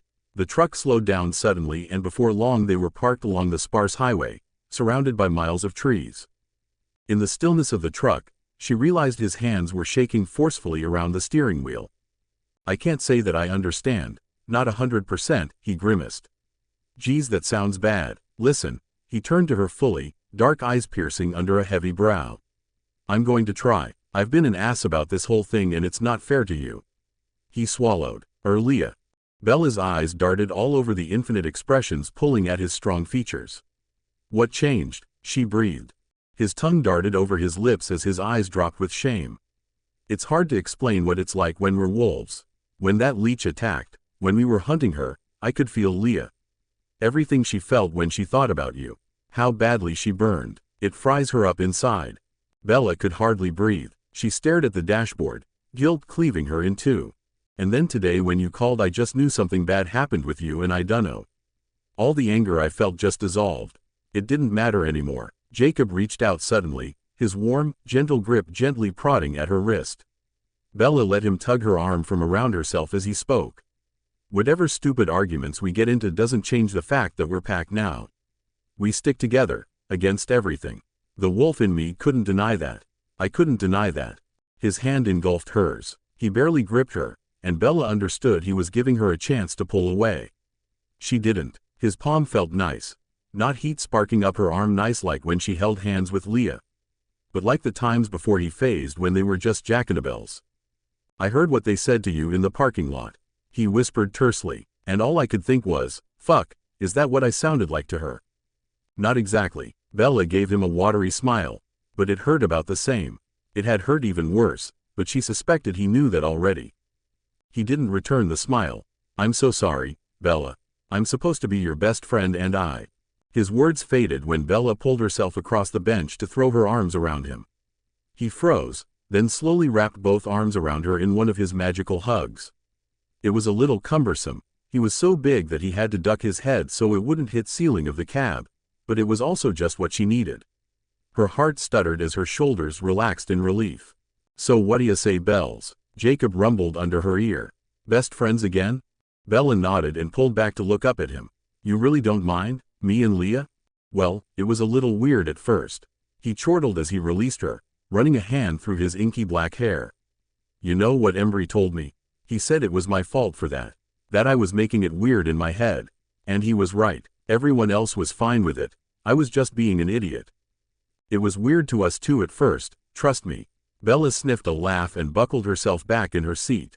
But it feels so right, Jake. I didn't know I could feel like this. Jacob smiled. It wasn't one of his old sunny smiles, but she'd take what she could get. He started the engine up again and slowly brought the aging truck up to speed. Bella relaxed against the leather seat now that the stifling weight had lifted from air between them. She didn't know how much longer she could have taken it. Jake, what did you mean before? When you said things were bad, she asked suddenly. His words had stuck in her mind. My cousin Colin phased, Jacob said grimly, snapping Bella's stunned attention to him. I'm gonna take you to Emily's. We have to keep an eye on him and, he didn't finish. He didn't need to. Forks isn't safe, not anymore. It should have stopped with the Clearwaters. Jacob's fists turned white where they tightened on the steering wheel. He's only 13. He's not even. Jacob expelled a breath and Bella frowned. There's another boy his age.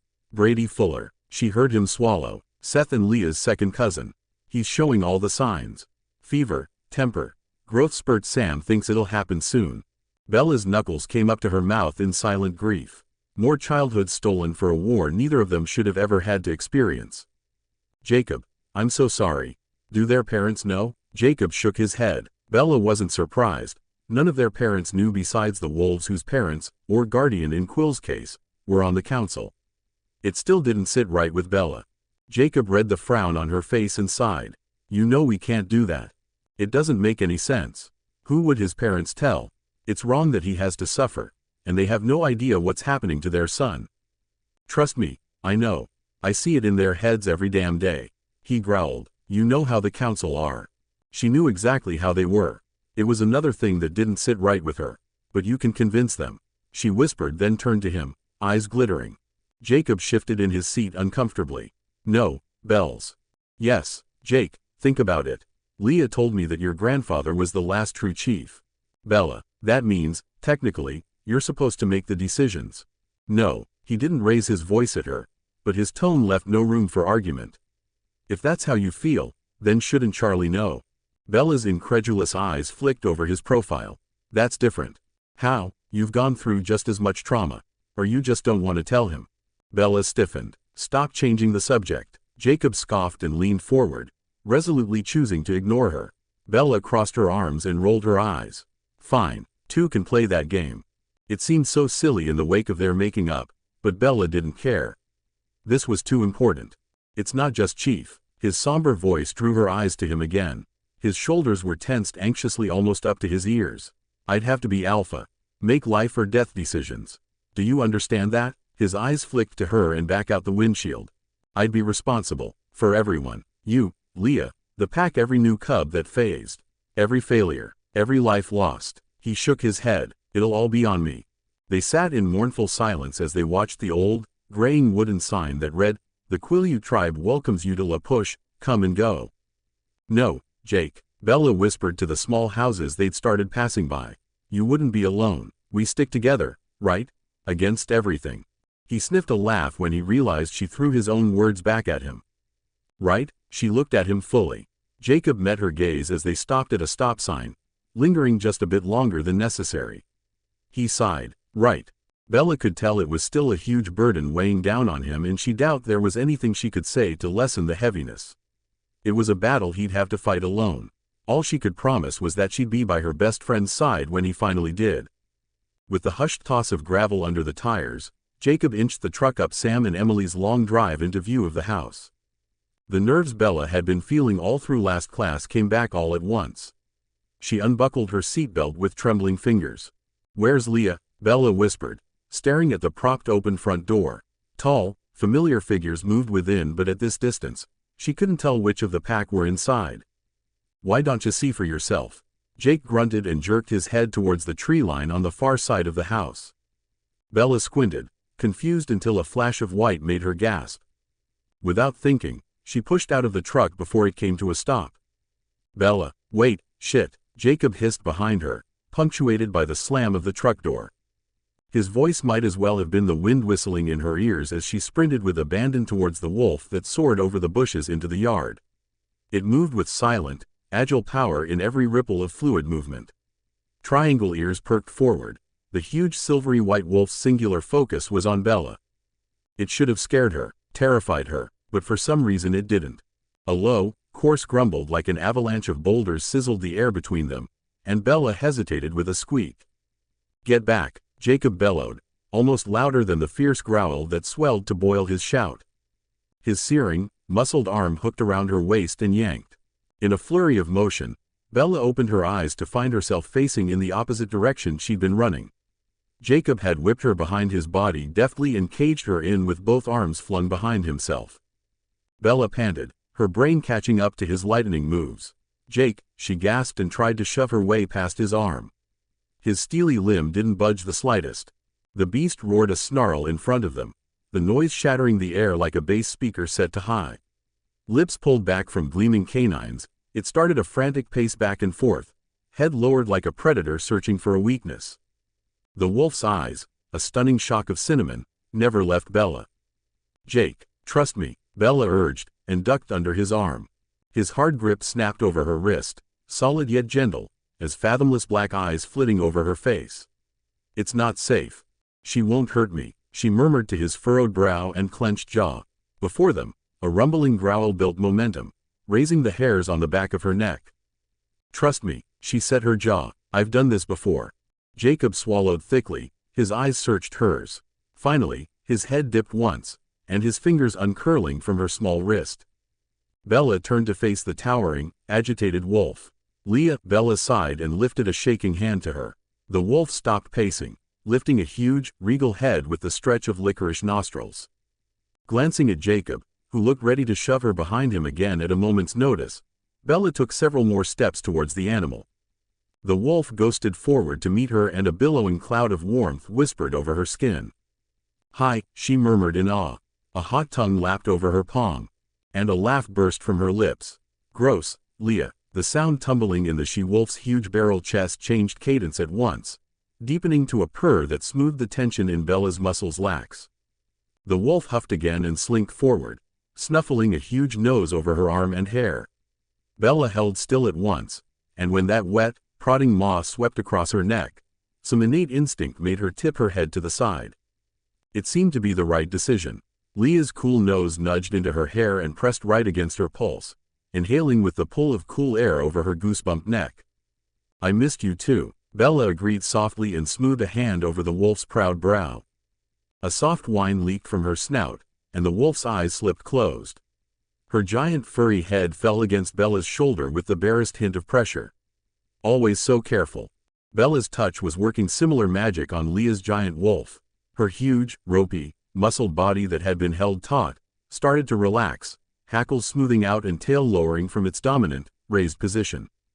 Bella's lips stretched in a private smile and leaned into Leah's broad shoulder, just under the wolf's head. She pressed her face deep in the thick pelt, her fingers tangling in shaggy fur, and drew in a breath of musky sweetness. Earthy redwood, saltwater, ancient secrets and home. Bella opened her eyes, her attention finally waning away from her and Leah's little bubble. Jacob stared at them with open-mouthed shock, arms limp at his sides. Bella blushed and dropped her gaze. "How?" he choked. A dimple appeared between her brows and she frowned gently. Motion behind his shoulder made her glance back at the house. A threatening rumble vibrated in Leah's chest, buzzing through Bella's entire body. Sam was jogging towards them with his long, loping gait. He expertly hid his surprise behind a mask of calm and clapped a hand on Jacob's shoulder. He regarded Bella and Leah carefully. Jacob instantly jerked to attention, his jaw snapping shut. "Jake, go sit with Colin for the rest of the afternoon and answer any other questions. Your presence will calm him," Sam murmured, head bowed close to Jacob's ear and his dark eyes never leaving Bella. Sure, Jacob mumbled and tore his gaze away from Leah's bristling wolf, shaking his head in disbelief. He jogged away from them, making no move to mask his uncannily fast gait across the grass. "Nice seeing you again, Bella." Sam dipped his head in greeting. An incredulous smile chipped at his hard-set mouth, though his shoulders remained stiff. Bella loosened her grip on the wolf and cleared her throat shyly. "Hi. Sam's words were chewed apart by violent, barking snarls. With a gasp, Bella's body dipped off kilter as Leah lunged forward. With supernatural reflexes, Sam dove into a roll, Leah's jaws snapping down on empty air instead of his meaty thigh. "Leah," Bella shrieked. Her body moved on autopilot. She threw her arms around that giant neck, now several feet ahead of where she'd been, as it reared back for another strike. The wolf froze in Bella's grip, lips drawn back defensively and growling like nobody's business. Bella quickly pressed her face into her neck again, breathing quickly. "Shush," she crooned. "It's okay, I'm here." "Sam?" a small voice called from the house. Bella looked up to where two other pack members waited on the porch, muscled bodies stiff like bodyguards. Another head peeked around their arms, a long, flowing braid swaying in the breeze. Emily. Even at a distance, Bella could see the whites of their wide eyes. Bella threw a glance over her shoulder. Sam's chest rose and fell quickly from where he crouched, his shock bleeding past all the walls he'd drawn up. "Bella," he warned, slowly pushing himself up to his full height. Good, Bella thought, that's good. No sudden movements. Sam must have tried to come closer toward them, setting off Leah's volatile protectiveness. "Stay back, Sam," she whispered and fisted Leah's fur, trying to draw the trembling wolf's attention away from her alpha. It didn't seem to be working, at least not as well as it did with Jacob. Bella's gaze darted back to the muzzle dipped low and peeled back from a silent snarl. The wolf was still glowering threateningly at the Sam, who'd wisely taken a few giant steps back. Cooing softly to the animal, Bella shimmied her body up a tiny step at a time, white fur parting like the Red Sea around her gently dragging palms. She had to bite back a groan of contentment. She was so soft. Bella rubbed her hands over the wolf's giant muzzle, sharp teeth tucked away at once. Big, cinnamon eyes stared reverently up at her from a ducked head of white. "What's going on in there, Bella soothed. Leah's big eyes blinked once, twice. With another puff of heat against Bella's face, the wolf's hindquarters dropped to the ground heavily. Ears bigger than Bella's hands flattened back reproachfully. With a gentle smile, Bella leaned forward and pressed her lips tenderly to the top of the muzzle cradled in her hands. "Oh, Leah." The wolf's eyes shuttered closed with a deep, velvet rumble. Satisfied, Bella lifted her head and spun to face Sam. She leaned back, pressing against the top of Leah's massive, bowed head and was pleased when Leah returned the gentle pressure. "You should probably back off for now, Sam," Bella told the man's steady amazement. "I'll try to get her to phase back." Just when I think I know what to expect, Sam drew an incredulous hand through his short hair. "Turns out I have no idea." Bella raised her brows in question. Unbridled by his usually stony face, the smile he fought back earlier came back little by little. "Bella, what you just did, I've never seen anyone do that before." Now her brows furrowed. "Calm a wolf down? No, have an imprint calm a wolf down. Especially not this close while phased." His gaze roamed over the hulking body behind hers, Bella sandwiched properly between the two. His shoulders were still stiff, hands at the ready. Protectively, she realized, they still didn't trust themselves. Whereas she trusted Leah completely. Even in this form, the pack had a lot to learn about imprints. Bella tacked it onto the long list of things she needed to discuss with the council. "Well, I'm not some wolf whisperer." She shuffled her feet, her cheeks blooming pink. "Any of the other girls could probably do what I did." The weight at her back shifted, a lupine whine leaking into Bella's hip, and Bella immediately began humming soothingly. The wolf groaned deeply as a wash of undulating heat coursed over Bella's back. Skin tingling and spine straightening with fleeting surprise, Bella started to turn. Until a very human head bowed down against her shoulder blades. Now, it was Bella who froze. Sam's arm wound back. She hadn't noticed he'd had something gripped in his big fist the entire time, and slung forward.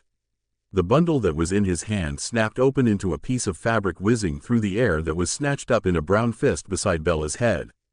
"Leah, Leah, Leah." After the brief whisper of clothing on skin, Leah's tanned, muscled forearms wrapped around Bella's waist and tugged her back against heat. "Come inside whenever you're ready," Sam rumbled, already walking away. Blinking rapidly, Bella clutched fiercely to those arms like a life preserver. Her breath panted shallowly over her lips. It felt like every synapse in her body started firing at once, flooding her brain with a million different emotions. Elation, guilt, a touch of sadness and so much relief she swayed with it.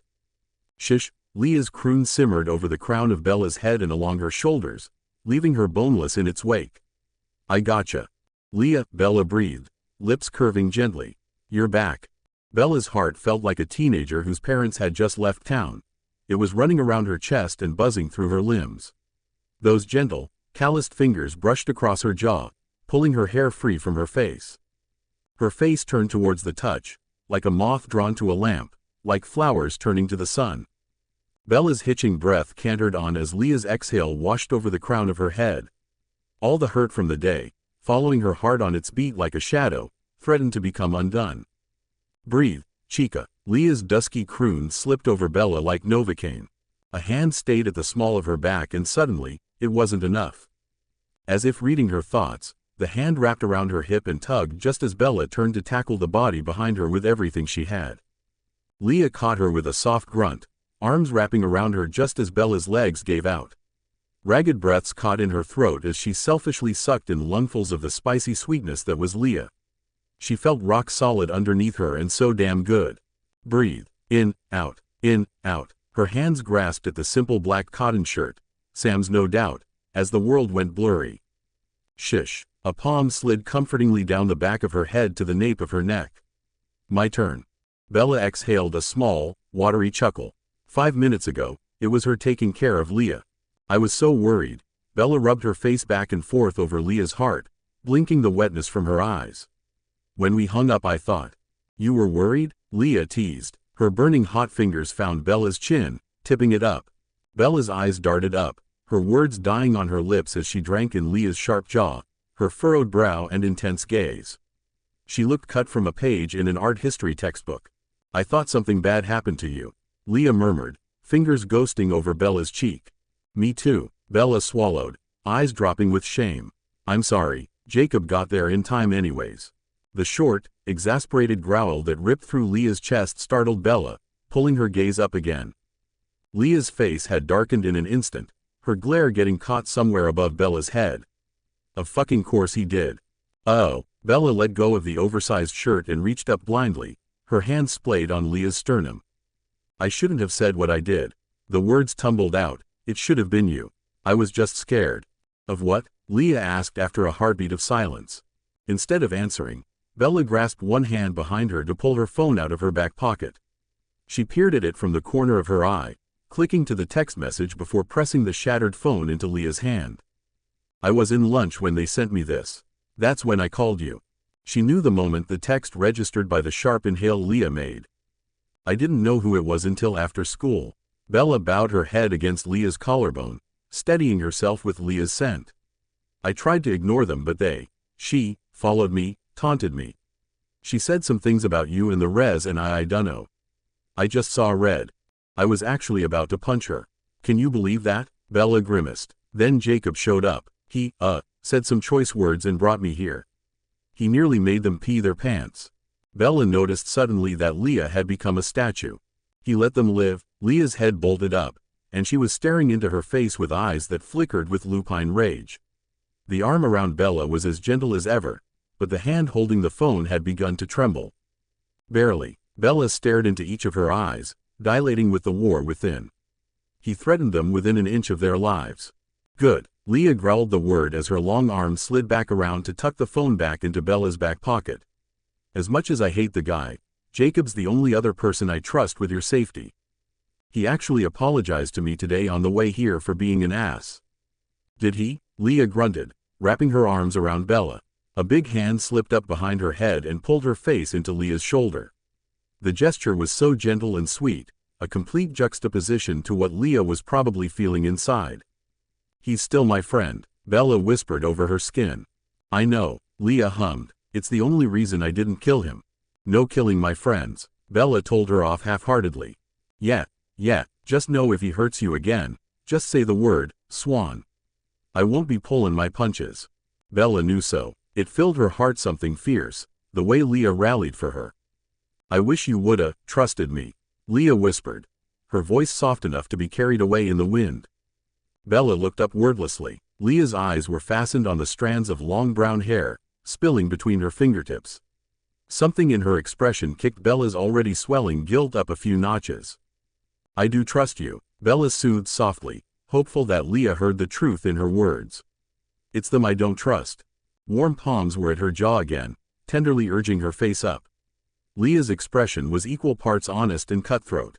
"My only job is to keep you safe," Leah intoned into Bella's wide-eyed expression, "no matter what that means, or how. And not just physically." Bella's head dipped in embarrassment, or shame. The two had been interchangeable as of late. A soft noise in the back of Leah's throat froze the movement and gathered Bella's attention again. "Even if it was me back there, my only concern would be you. Not them." A dusky smirk briefly lit the tip of her lips. "No matter how much I want to thrash them, I'd want to get you the hell out of there first." Bella felt incredibly stupid. Why didn't she just listen to her gut? "Hey," Leah hummed, that soft noise in the back of her throat swelling to a wolfen purr. Bella's eyes popped open, instantly drowned in those yawning pupils that swallowed her whole. A gratified smile hitched up Leah's lips, her lidded eyes darting down to Bella's lips. Warmth bloomed in her cheeks, and her mind went white. "Yeah? You didn't keep your thumb stuck in your fist, right? When you tried to punch them?"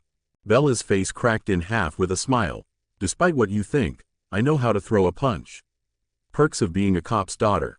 Leah narrowed her eyes doubtfully and looked her up and down.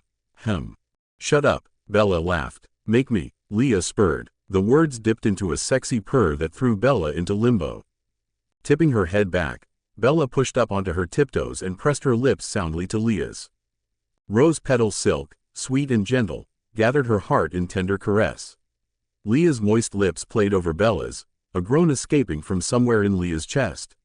The sound slipped down Bella's spine and speared between her legs. With a soft, delectable gasp, her lips parted, the kiss beginning to bottom out and tip into something else, sensual territory uncharted. Leah ripped away, sucking in a harsh breath through her nose. Her forehead fell against Bella's shoulder and Bella blinked as she immediately sobered. Confused, she pulled back to try gather what she could from Leah's face. Leah kept her face down, but her eyes focused on Bella's from under her lashes. They paced between hers cagily, her shoulders shuddering gently with every inhale and exhale. Something arcane in her brain understood the look in those eyes and how much they suddenly reminded her of the wolf. Everything was tedious. Leah was already wound so tight. Too tight. Bella's hands slowly slipped from Leah's chest. Leah grunted her dissent, but Bella hushed her softly. "Are you hungry?" she asked, trying for casual. Lifting a curious brow, Leah shrugged a shoulder. "I could eat." She winked, her voice dusky and dangerous. Bella didn't miss the double meaning in that. Her body reacted in spite of herself. Just Leah's voice alone did funny things to her stomach. An eerie, distant howl threaded the gray sky and sent a reflective shudder down Bella's spine. Her hands fisted the front of Leah's shirt, eyes thrown over their shoulders at the woods. "What was that?" she whispered. "Colin." Leah's warm hands wrapped around her fists gently. "He's going through it." Bella's eyes widened with worry. "He'll be fine." Leah soothed and unraveled Bella's fists, tugging her gently out of the trees. "Jacob's with him." Bella linked their fingers, the heated touch mollifying the worry she felt. Leah squeezed her hand and silently led the way to the house. The quiet gave Bella time to decompress, to temporarily shelve the feelings that bubbled up when they kissed. Something to definitely discuss later. As they neared, Bella felt more than heard the booming baritone laughs from inside. She hesitated on the steps, wondering if they would sense the built-up tension between her and Leah. Leah stepped closer to her and Bella looked up with wide eyes. Leah towered with that insouciant confidence she held whenever she approached anything pack. The side of her lips hitched in that dark, sultry smile, and she went to press a quick kiss to the top of Bella's head, her midnight locks tickling Bella's face. Bella let her presence wash over her like the moon's shadow, and let her strength root itself in Leah's. The mouth-watering scent of grilled meats and fresh bread greeted them as Leah ushered her through the screen with a protective hand at the small of her back. "Bella," Emily greeted blithely, looking up from the hot dinner rolls she'd been moving from a tray into a basket. Bella wiggled her fingers shyly. "Our very own wolf tamer." Embry appeared at the den's entryway with a bright, familiar smile. "Hey, sis." Bella couldn't help but smile back, glad to see him. Embry held out his long arms and Bella hugged him hard. His hugs were just as uplifting as his smiles. He spun her around playfully before depositing her on the other side of the kitchen near the counters where Emily immediately pulled her in for a hug. They both smelled like spices and yeast and home. More like bitch tamer. Paul strode into the kitchen with a cocky swagger, shirtless and dressed in basketball shorts. Bella peeked over Emily's shoulder just in time to catch Leah's eye roll as she turned to Paul with her muscular arms crossed across her chest. "Ignore him," Emily whispered with an eye roll, pulling back to look Bella in the eye meaningfully. "How are you?" Bella bit her lip. "Better now, for the most part. I bet you'll feel even better after you eat." Emily quipped and handed her a fresh roll from the basket. It was still hot and steaming and Bella's stomach growled. She hadn't forgotten that she had skipped lunch. Embry leaned against the counter next to her as Bella pulled herself onto a stool. Across from them, Paul looked Leah up and down and scoffed. She couldn't see Leah's face, but she could tell both wolves' invisible hackles were rising to challenge. Bella stopped mid-chew. She glanced to the side to gauge Embry's face. His eyes were unreadable, lips pressed in a flat line. "Get out of my way," Paul grumbled in a low growl and went to brush past her only to be shoved back by Leah's unyielding shoulder. Embry cleared his throat and took that moment to reach across to grab a roll, purposely angling his body between Bella and his packmates, much to Bella's chagrin. She found herself straining around him to see. "Enough you two," Emily called out over the radio's hum and bustling pots. "Leah, come help me with the dishes?" Leah shifted her weight from one foot to the other. Her hands clenched at her sides so hard her knuckles turned white. Paul laughed, but even Bella could see the tension in his stiff spine. "Really, Em? You're gonna let her loose around all your knives? What, are you scared, Lahote?" Leah growled darkly, sending goosebumps down Bella's arms. Paul's eyes narrowed, hands curling to fists as the muscles jumped in his forearms. "You wish." "Please, Lee," Emily beckoned. Leah's steely resolve cracked. "Watch it, mutt," she hissed, backing up slowly. "Keep your paws to yourselves, children." Emily shook her head with a huff. "Em, if you had a dime for every time you said that," Embry chuckled and reached for yet another roll. Emily swiftly swatted at his hand with her wooden spoon. Leah scowled and turned while Paul leered at her back. Bella exhaled in relief when their eyes naturally caught each other's. Leah winked. Bella's heart stuttered. Her wolf's face melted into a victorious smile as she passed by and stepped to the sink on the far wall with a tense grace. "You ought to leash your dog," Bella. Bella's head snapped back around to where Paul was now lounging in one of the chairs around the table, dwarfing the tiny wooden thing with his size. He watched her with his devil-may-care smirk. "Shut your mouth." Leah smacked the water on and started loudly pushing pots around in the filling sink. Embry was the only one who seemed untouched by the tension. He nudged Bella's shoulder conspiringly and nodded to a tin-foiled dish cooling on the counter behind her elbow. Bella lifted her brows at him, smiling. Was he really asking that she risk her life just to sneak him a piece? One woman cooking and another washing dishes? Paul projected like he was calling across the whole house. Now this is how it's supposed to be. Bella grimaced. Embry did too as he chucked his half-eaten roll at Paul's head faster than a MLB pitcher. It was caught in Paul's fist with reflexes that matched. Leah clattered a handful of serving spoons into the sink, her arms rippling as her hands braced solidly against the counter. "God, do you ever shut up?" Bella tugged her bottom lip between her teeth, trying to temper the reaction of her body. Leah was gorgeous enough to make anything look like a magazine photo shoot. But there was something to be said about a lavishly provoked Leah that made Bella almost completely forget about Paul or anything else for that matter. "You better watch your mouth in this kitchen with that talk." Emily snapped at him and rose from where she was checking on the oven's contents. "Make yourself useful and help Embry shuck the corn." Embry's eyes darted up as pushed out his bottom lip in a pout. "What did I do?" Emily just looked at him, hands on her hips. She gestured with her chin at the covered dish on the counter. Okay, fine." Embry grabbed the huge silver pot on the stove that seemed half Bella's size. He busted over to the table as if it was made of nothing. "How come you don't ask Bella?" Paul snorted and glared at the stainless steel pot. "Because I asked you." Emily's tone made no room for discussion. Bella had to bite back a grin. Emily really did sound like a mom of a gaggle of rambunctious kids. She could see how Emily and Sam were perfect matches for each other. "Women's work." Paul grumbled and grabbed an ear of corn. His eyes flashed up to Embry sitting across the table from him. "No wonder you fit in so well, Emby." A spark of anger churned in Bella's stomach. For some reason she could handle Leah and Paul going at each other's throats, as irksome as it was, but Embry. That crossed a line she didn't even know she'd drawn. Paul, thunderous footfalls down the stairs. They seemed to take them 3 at a time, heralded an incensed Sam, who took several slinking steps into the kitchen and to the table in warning.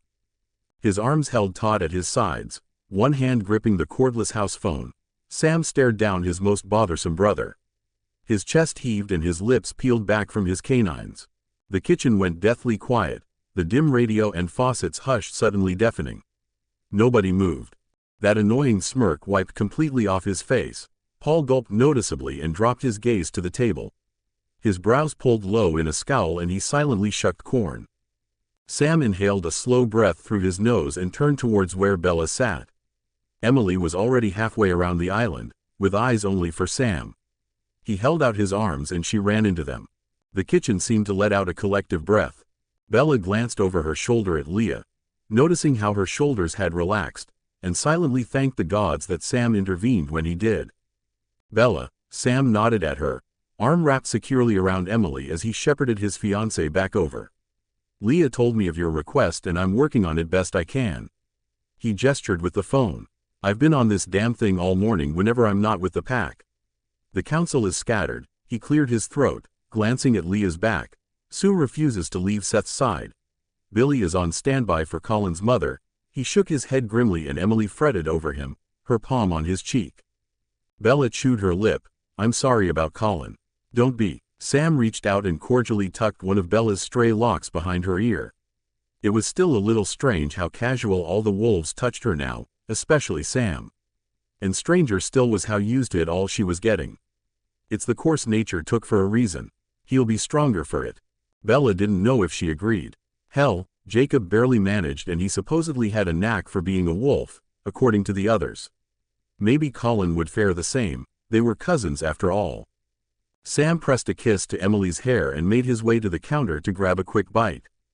Bella's eyes automatically sought Leah, watching her myopically scrub dishes and deposit them in the empty portion of the giant double sink for rinsing.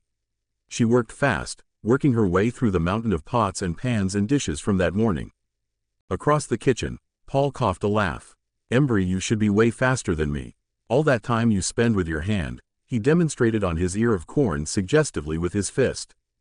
That's it, Sam exploded. Before the adrenaline had fully reached Bella's brain from her heart, Sam had already lunged across the kitchen with a tiger's grace. He grasped Paul by the back of his neck and dragged him out of his chair, then shoved him towards the back door. Not another word. His tone cut through the atmosphere like a knife, freezing Embry and Leah in their movements, their heads dropping and shoulders stooping in some sort of lupine appeasement. Emily rubbed her arm gently, startling her. She'd forgotten to breathe again. Thankfully, Paul hastened his giant feet out the door as silent as a breeze. It was probably the smartest thing he's done all afternoon. Sam sucked in a ragged breath and rubbed the bridge of his nose. Emily hesitated, torn between comforting Bella or comforting Sam. Releasing the breath, Sam's voice was much calmer. You too, EMB. Sorry. Embry snapped to attention at once, standing and politely pushing his chair back in. Sup, I need you to keep an eye on Brady Fuller. If it happens today, I need someone with him. He clasped Embry's shoulder. Don't let him see you, Kay? I don't want to freak him out. Embry nodded and glanced back at the girls with a contrite smile. See you later. Be careful, Bella responded, like habit. Sure. Embry waved and jogged briskly out the door. I'm gonna see if I can get the council together. It may not happen today, but it's worth a shot. There's much to discuss. Eyes trained through the window on his packmates disappearing into the wood, Sam held an arm out to Emily. She squeezed Bella's hand and went to him. Bella turned away just as Sam and Emily kissed as if they were never going to see each other again. She slumped against the counter with her head deep in swirling, sorrowful thoughts about Colin and Brady. A soap bubble popped in her ear. Ack! Bella spun and wiped at the wetness. Leah was leaning on her elbows just on the other side of the island. Suds and water dripped down her chiseled forearms to pool on the counter. She lifted her hand, forefinger and thumb forming a perfect O, and blew another heavy soap bubble in Bella's direction. Bella laughed gently and waved it away until it popped. Aren't you supposed to be washing dishes? What are you, my boss? Leah snickered. I'll have you know I'm part of a union, Swan. She's not your boss, I am. Emily hummed, closing the door gently behind Sam and turning back to them. And you're getting demoted for make a mess on my counter. Leah huffed, was gonna clean that anyways. Without Paul's vexing energy and Sam's commanding nature, the atmosphere was much less stifling. Bella could finally breathe. Emily and Leah seemed to feel the same. Time passed gently, like the gray clouds rolling outside. The heavy brush strokes of deep gray passed on, teasing the afternoon with the threat of rain. Thankfully, it never came, and soon, Bella found herself at the kitchen table, her textbooks and notebooks spread out and open to finals prep.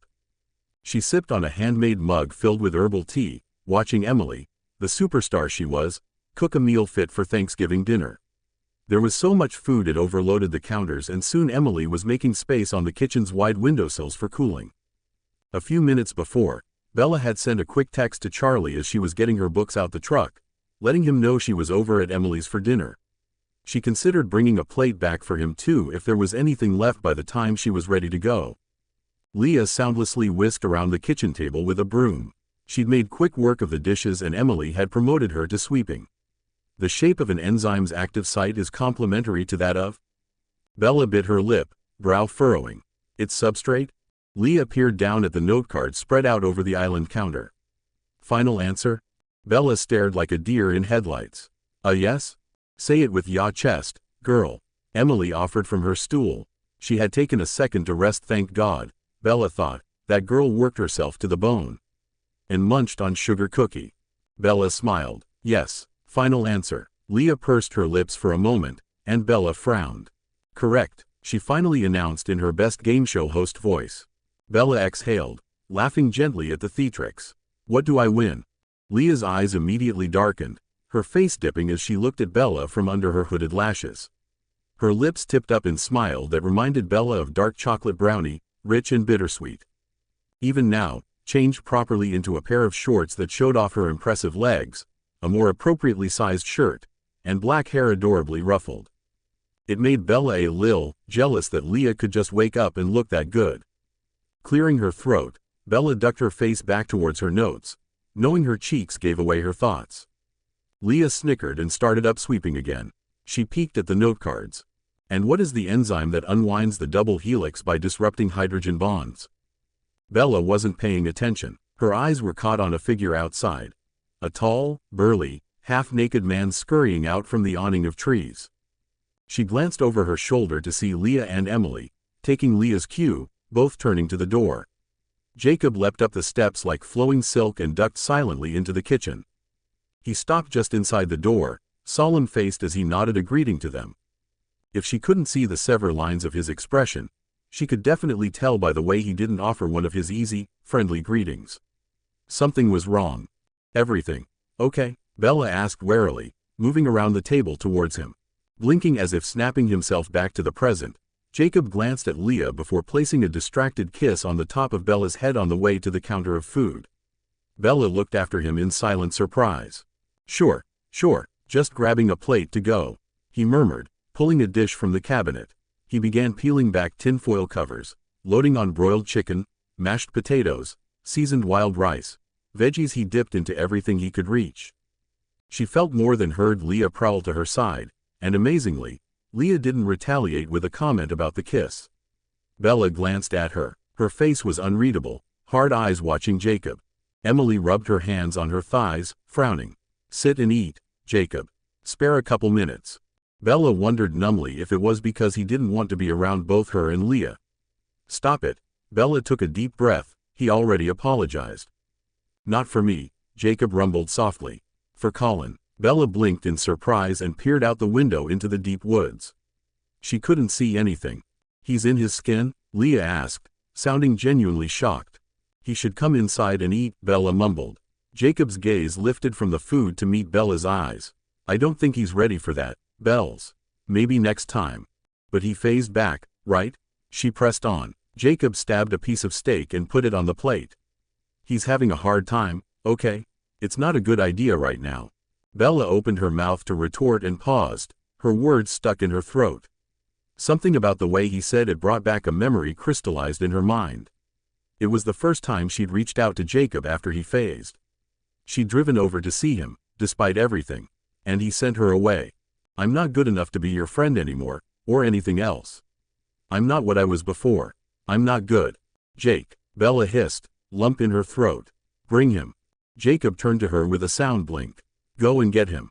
Jacob opened his mouth but stopped himself. Whatever he saw in her face that told him she wasn't taking no for an answer. Without a word, he set the plate down and slipped by her, back out the door. Bella watched him jog across the yard in seconds and duck back into the woods. You sure about this, chica? Leah brushed her fingertips at the small of her back. It was just what she needed. She relaxed against her touch. Her eyes trained on the woods. Yes, he needs his pack. Bella looked up at Leah, then at Emily behind them.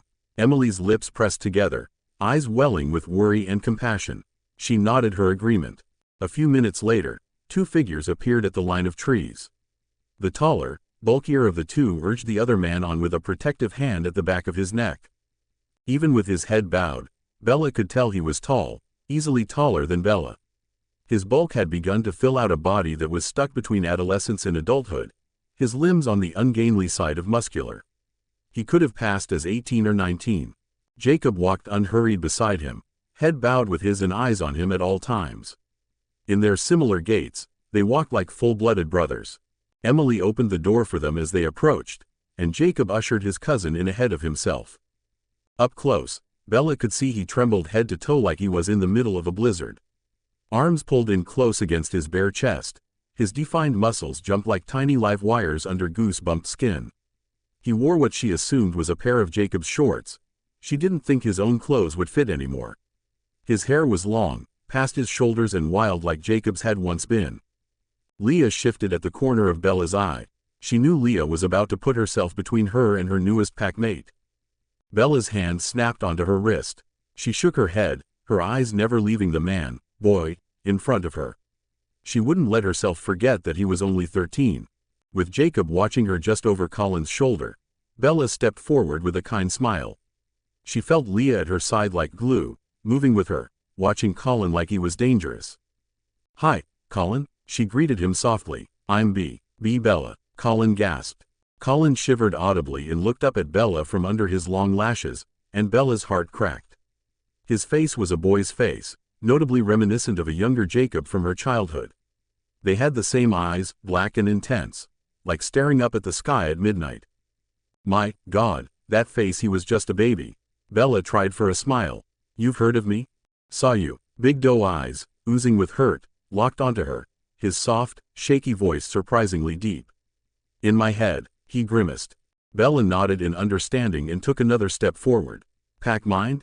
Leah matched her step beside her and Colin's nostrils flared, a shudder rocking down his spine. He glanced quickly at Leah, then stared at Bella. You smell like, are you a wolf too? He asked with a childlike wonder. Bella laughed gently. No, I wish I was sometimes, but me and Emily over there are plain old imprints. Imprints, he repeated, his eyes locking on Emily. His gaze was intense and still. A wolf's gaze. Emily hopped off her stool and came forward, stopping at a safe distance. Hi Colin, remember me? Colin nodded, sucking in a shaky breath. Jacob lifted his hands just shy of Colin's quaking shoulders. Bella met Jacob's eyes meaningfully over his shoulder. Well, let's get you settled, honey. Hungry? She held out her hand. Bella, Jacob rumbled in warning. Colin started at the sound, turning his body instinctively towards Jake's tone, and ducking his head quickly at the same time. The movement was too fast, and Bella too close. His big shoulder sideswiped Bella, or would have, if not with reflexes just on the supernatural side of fast. Leah had wrapped an arm around Bella's waist and pulled her out of the way. Careful, Leah hissed, pulling Bella behind her, and grabbing the boy's bicep to steady him. Jacob threw a protective, restraining arm around Colin's shoulders as the boy began hyperventilating, his eyes darting between the two dominant wolves as the minute tremors shook his body like it was on the verge of shattering. That heartbreaking gaze returned to Bella's, confused and disoriented. Bella felt the instant press of tears. She could see as plain as day what their two warring, dominant energies were doing to him. He needed to be treated like the boy he was, not the wolf and man he was suddenly becoming. Jacob, step back. Her voice was soft and firm at the same time. She moved around Leah to face Colin. Jacob pursed his lips. He doesn't have control, please, Bella whispered, and Jacob grunted, seemingly ignoring her. Leah studied Bella, her hard eyes doing a quick circuit of her face. You heard her, Black, she told him after a moment, without even looking at him. Jacob did a double take and glanced down at his cousin. With a relenting exhale, he slowly released the boy's shoulder, his hands hovering. Colin swayed, off balance, as a tremor rocked him to his knees. And right into Bella's arms. They both gasped as his long arms snapped around her, Bella with soft surprise and Colin as if she was sure after spending a lifetime at sea. His face fell against her shoulder, breathing in deep, trembling breaths. Jacob prowled the last steps toward them, reaching for Colin when Bella's head snapped up with dark fury. Don't you dare, she hissed, sharp and quiet. Her arms barely reached around Colin's shoulders. The boy groaned softly in pain as Bella gently brushed his hair back from his face, wishing she could take the hurt away. Hey can you get his plate, please? She called out. From the corner of her eye, she saw Emily collect herself, turn and resume where Jacob left off. Both wolves loomed, strained and somber over them. Colin? Bella whispered, hugging him as if she could hold him together. Let's get some food into you, yeah? Sea cold, Colin gasped, and Bella's brows shot up. He was burning hot, almost uncomfortably so. She could see the sweat beading on his skin. Jake? Bella looked up and met his dark eyes. Can you go into the other room and get him a blanket, please? Jacob's brow was creased, unreadable black eyes boring into hers. He turned abruptly and stalked into the den. Releasing a breath, Bella looked at Leah next. Leah looked at her with steady eyes of utmost trust. It made her feel a little better. Let's bring him to the table, Bella told her, gently unhooking one of Colin's arms. Leah bent and hoisted the gangly limb over her shoulders. They lifted at the same time, Bella helping but feeling none of the large boy's weight. Leah barely strained at all, purposely bearing all of it. Together they hobbled to the table. By the time they gently lowered him to a seat, Bella pulling up a chair next to him, Jacob returned with a soft, hand-woven throw from one of the couches. With remarkable tenderness, he draped the cloth over the boy's trembling shoulders, tucking it against his neck. Leah leaned against the wall on his other side, watching the boy's every move as she casually crossed her arms and tucked a bare foot against the wall. Don't be afraid to dig in, Emily offered, her voice light and comforting. There's more where this came from. She set his steaming mountain of a plate in front of him. Colin stared at it, then at Emily with wide, lost eyes. "Here, baby." Emily pressed a bigger-than-average spoon into his shaking, oversized hand. One of the serving spoons, Bella realized. "Tea, this all for me?" he whispered. "Of course, hun," she answered sincerely, resting her hand on the crown of his head for a moment before making her way back. "Come eat, Jake."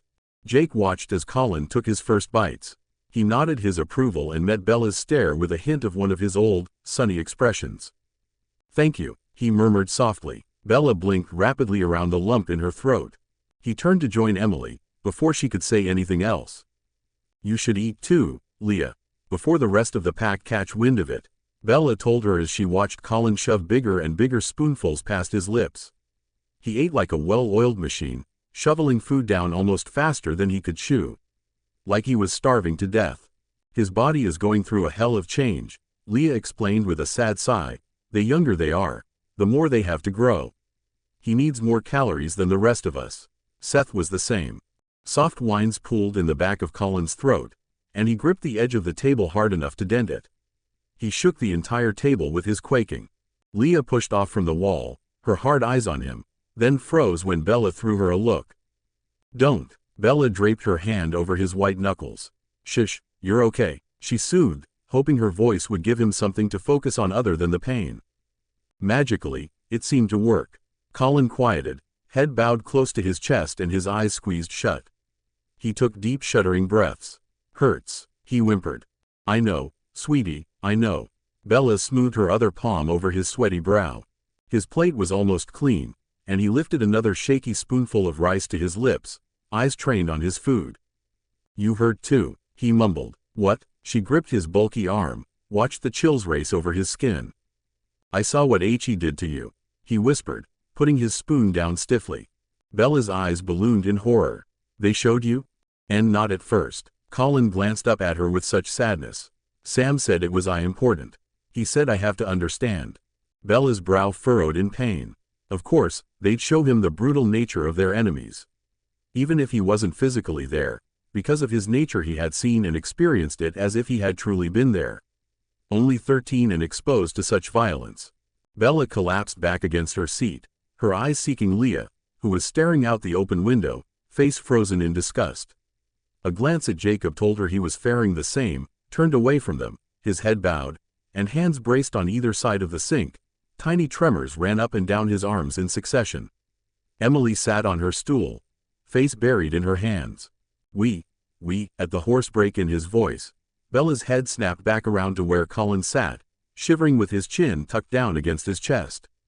"We couldn't protect you," he rasped, sniffling. His words were plural, like they weren't just his, but belonged to a collective of minds. The threat of tears roughing her voice, Bella reached out and pressed her palm to his heated cheek and said what they all needed to hear. "It's not your fault, honey." Colin looked up at her miserably. "We can't control everything that happens."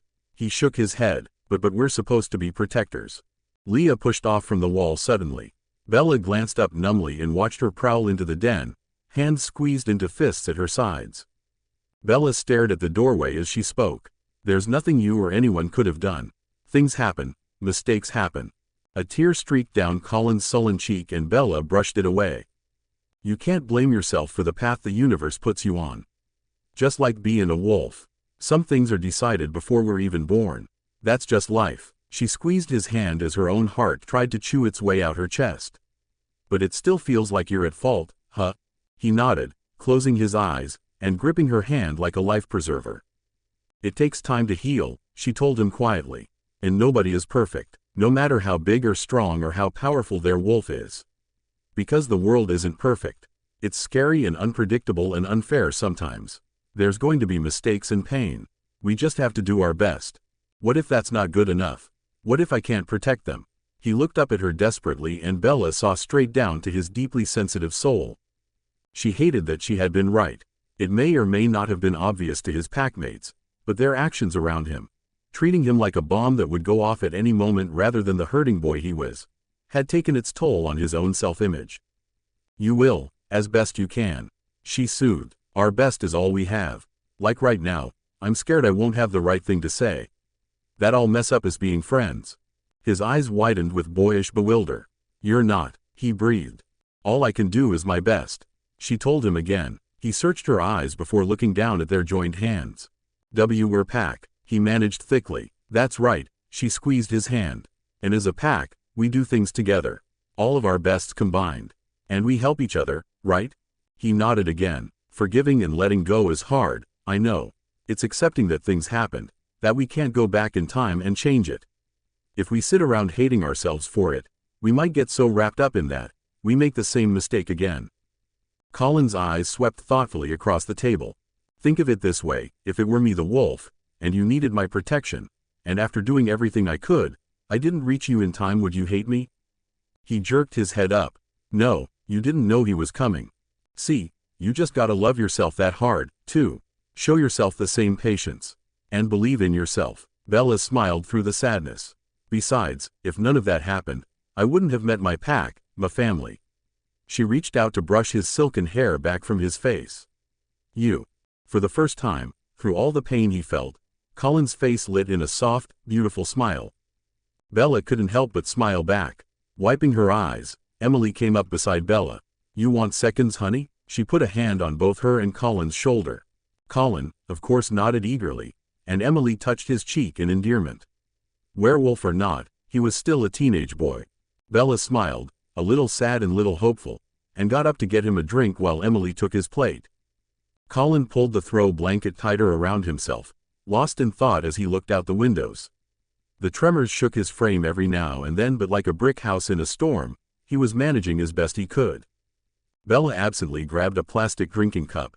Emily had gotten rid of all her glassware in favor of hard plastic around werewolves, and stepped up beside Jacob.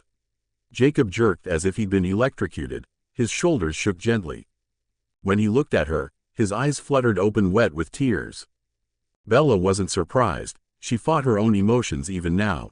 The afternoon had been heavy on all their hearts. Clearing his throat, he brusquely moved out of her way. Bella filled the cup under the tap, her thoughts rolling into Leah as they always did when they weren't within 6 feet of each other. I forgive you. The words were so soft, she could have imagined them.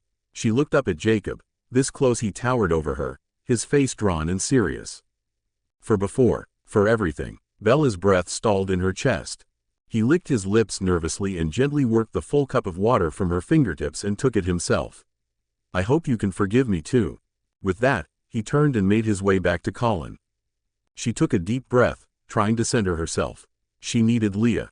Bella made her way around the counter, squeezing Emily's arm as she passed. The two shared a knowing smile, and crossed into the den. It was just as comfy as the rest of the house. A thick, comfortable plush couch big enough to house giants' bodies faced a moderately sized box TV pushed into a corner.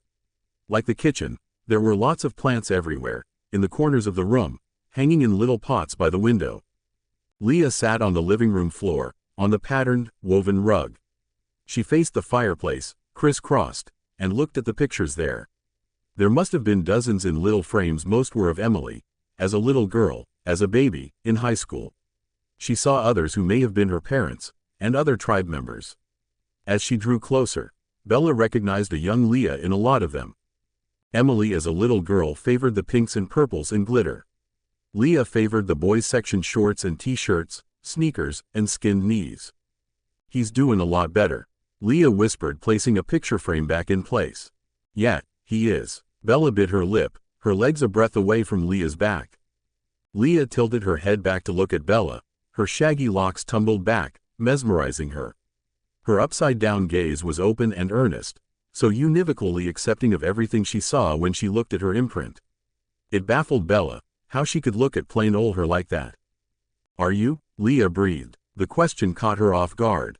She knew what Leah was really asking. Did she forgive herself? Bella's eyes darted between Leah's, her throat closing up as she tried to find the answer and came up short. It was the last straw that broke the camel's back. Tears she'd been trying so hard to keep at bay welled up behind her eyes, making the vision of Leah's face blurry. Bella blinked, a tear breaking free and racing over the bridge of her nose before falling and breaking against Leah's cheek. In a move Bella could only identify as whoosh of air, Leah had unfolded to her feet and crushed Bella to her body before she could draw another hitching breath. Bella tucked her arms in against the soft curves of Leah's chest. She felt better almost instantly, even as turmoil coiled in her soul. Confident and calloused fingers swept up another tear, and Bella closed her eyes, relinquishing to those hands, knowing they'd always catch her. The burden isn't yours to carry alone, baby girl, Leah whispered over her skin. We're only human, you taught me that. I know. Bella rested her cheek on Leah's strong shoulder. I don't know why I'm crying. The tears bled freely in slow trickle until there was nothing left. Leah rubbed her back in slow circles, rocking her from side to side with tenderness. She was so numb she didn't even react when her phone buzzed in her back pocket. It buzzed and buzzed, neither of them moving to get it. If it's those fucking kids, I swear, she whispered harshly into Leah's shirt. Leah's dark chuckle rolled through her. Not if I get them first. Leah dug the phone out with deft fingers. She flipped it open behind Bella's back. Leah paused. It's Charlie. Charlie? She thought she texted him earlier. What did he want? Yeah, clearing her throat, Leah continued. School called. Come home now. Oh, crap. The fight. Bella buried her face in Leah's chest with a groan. He sounds like my mom. Leah hummed, snapping the phone closed and pushing it back in Bella's pocket, completely unperturbed. He's gonna kill me, Leah laughed, tugging on Bella's ponytail gently. Nah, he won't. He may be pissed, but come on, you're almost out of there, right? Is this your first time in trouble? Bella nodded, then hesitated. I mean, I skipped school once or twice, but they never called home for that. Oh man, you're a total saint, Swan. Leah snickered, dipping her head to nuzzle the top of Bella's head.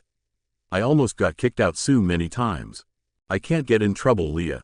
Charlie's a cop, remember? Bella said, exasperated. Then he knows how teenagers are. They get in trouble every now and then. Leah rubbed the tops of her arms up and down. Don't fret, chica. Bella mulled it over. I should call him. It seemed the safest option. If anything, she could calm him down a bit. As if on cue, her phone buzzed insistently in her pocket. This time she was the one to pull it out. Without looking at the screen, Bella flipped it open and brought it to her ear. Dad, whatever they told you, it's not true. Bella, every cell in her body lurched to a stop. Leah reflexively froze around her.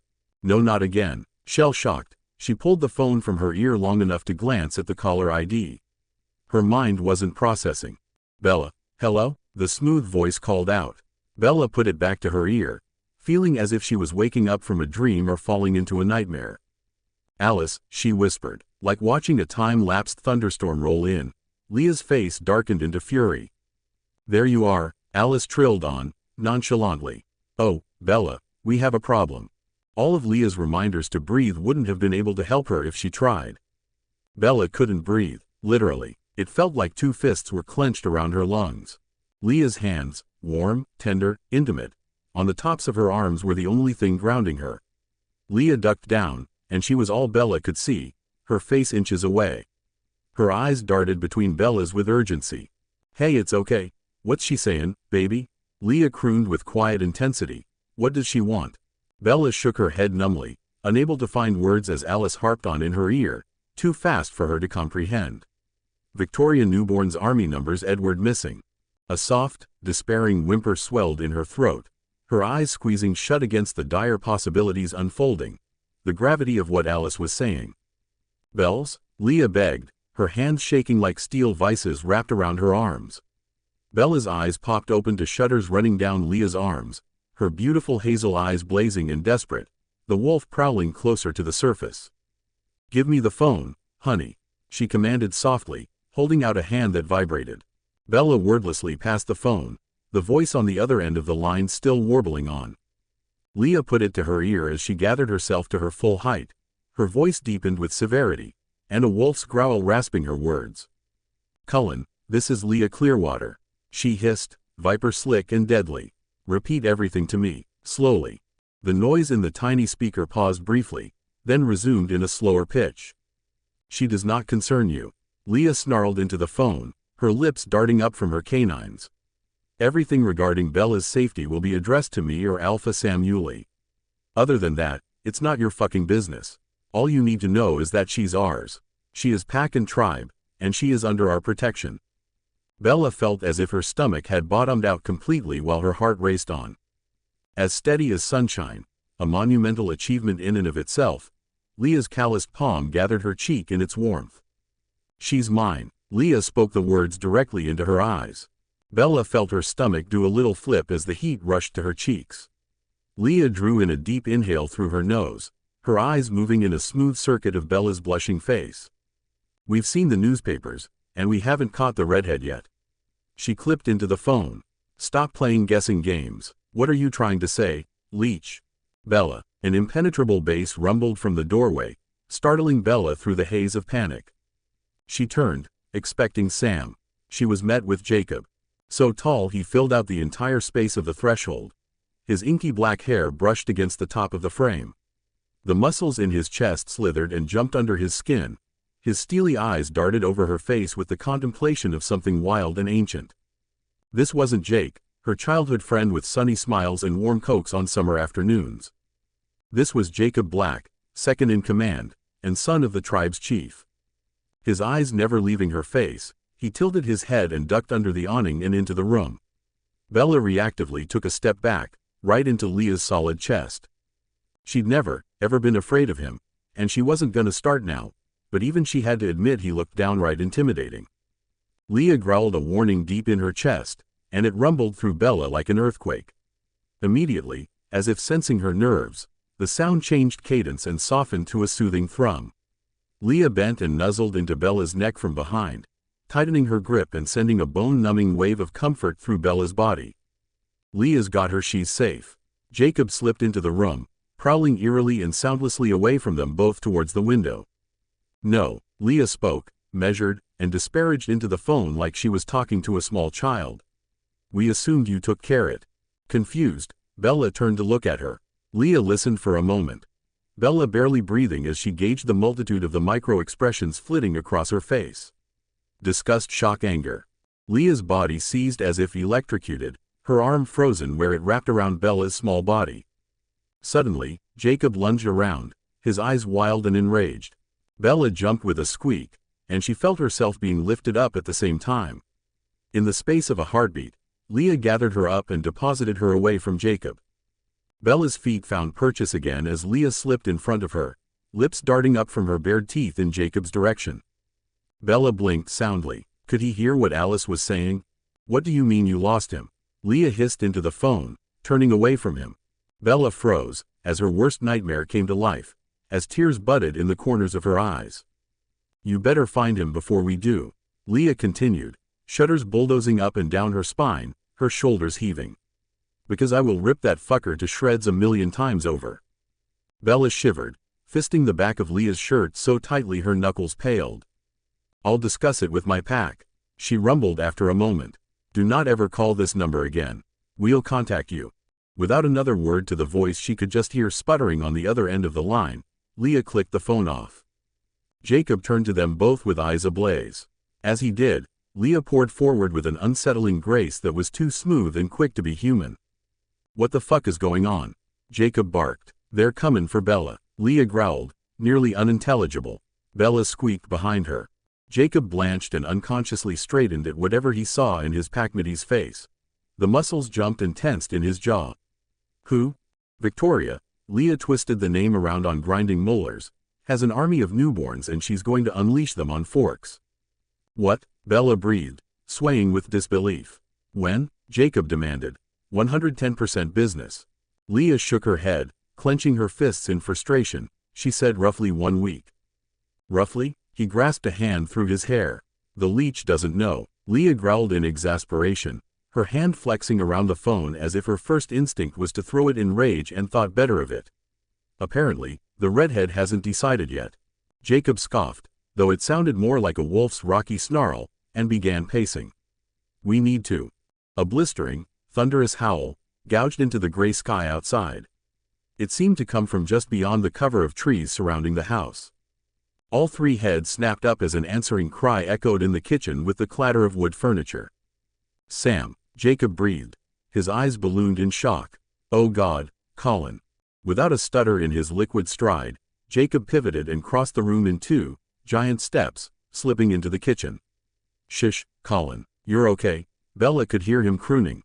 "If I told you to stay put here, would you?" Leah spoke rapidly, low and serious. Bella met her eyes as Leah flashed her an imploring look over her shoulder. They were complex, unreadable. Bella held her gaze, her own swimming with terror and confusion. What? She stammered. She couldn't help the quiver of fear in her voice. Leah turned to her fully, her palm coming up and skidding across the edge of her jaw. As always, Bella melted into her strong, steady touch.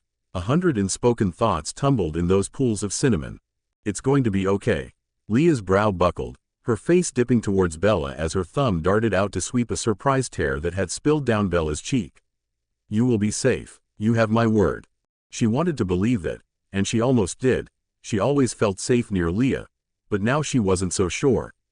There were so many what-ifs, so many unknown factors. She felt hopeless, danger cutting in from all sides. Bella squeezed her eyes shut as they shared breaths, their heartbeats beating in tandem. Jacob, what's happening? Emily pleaded back in the kitchen. War, Jacob answered gravely. Sam's comin', Leah. He boomed, beckoning. With a harsh, grating growl, Leah pulled away, rolling her powerful shoulders back like a fighter entering the ring. Bella's eyes snapped up to a furrowed gaze watching her with intense eyes. Eyes that seemed to subtly dull under a film of fatigue. Where you go, I go. Bella breathed, her mind all made up. Instead of double guessing, Leah moved swiftly, dropping her hand to grab Bella's, and together they went to the kitchen. Jacob crouched by where Colin kneeled, quaking with his head bowed into hands that curled against his head. He rocked back and forth, moaning in pain. Jacob threw his big, bulky arm around the boy's shoulders, murmuring softly into his ear. Emily clutched her hands to her chest, her eyes welling up as she paced safely behind the counter. Her lips moved silently, as if reciting a prayer. Bella's stomach dropped as an anxious tide raced up her spine.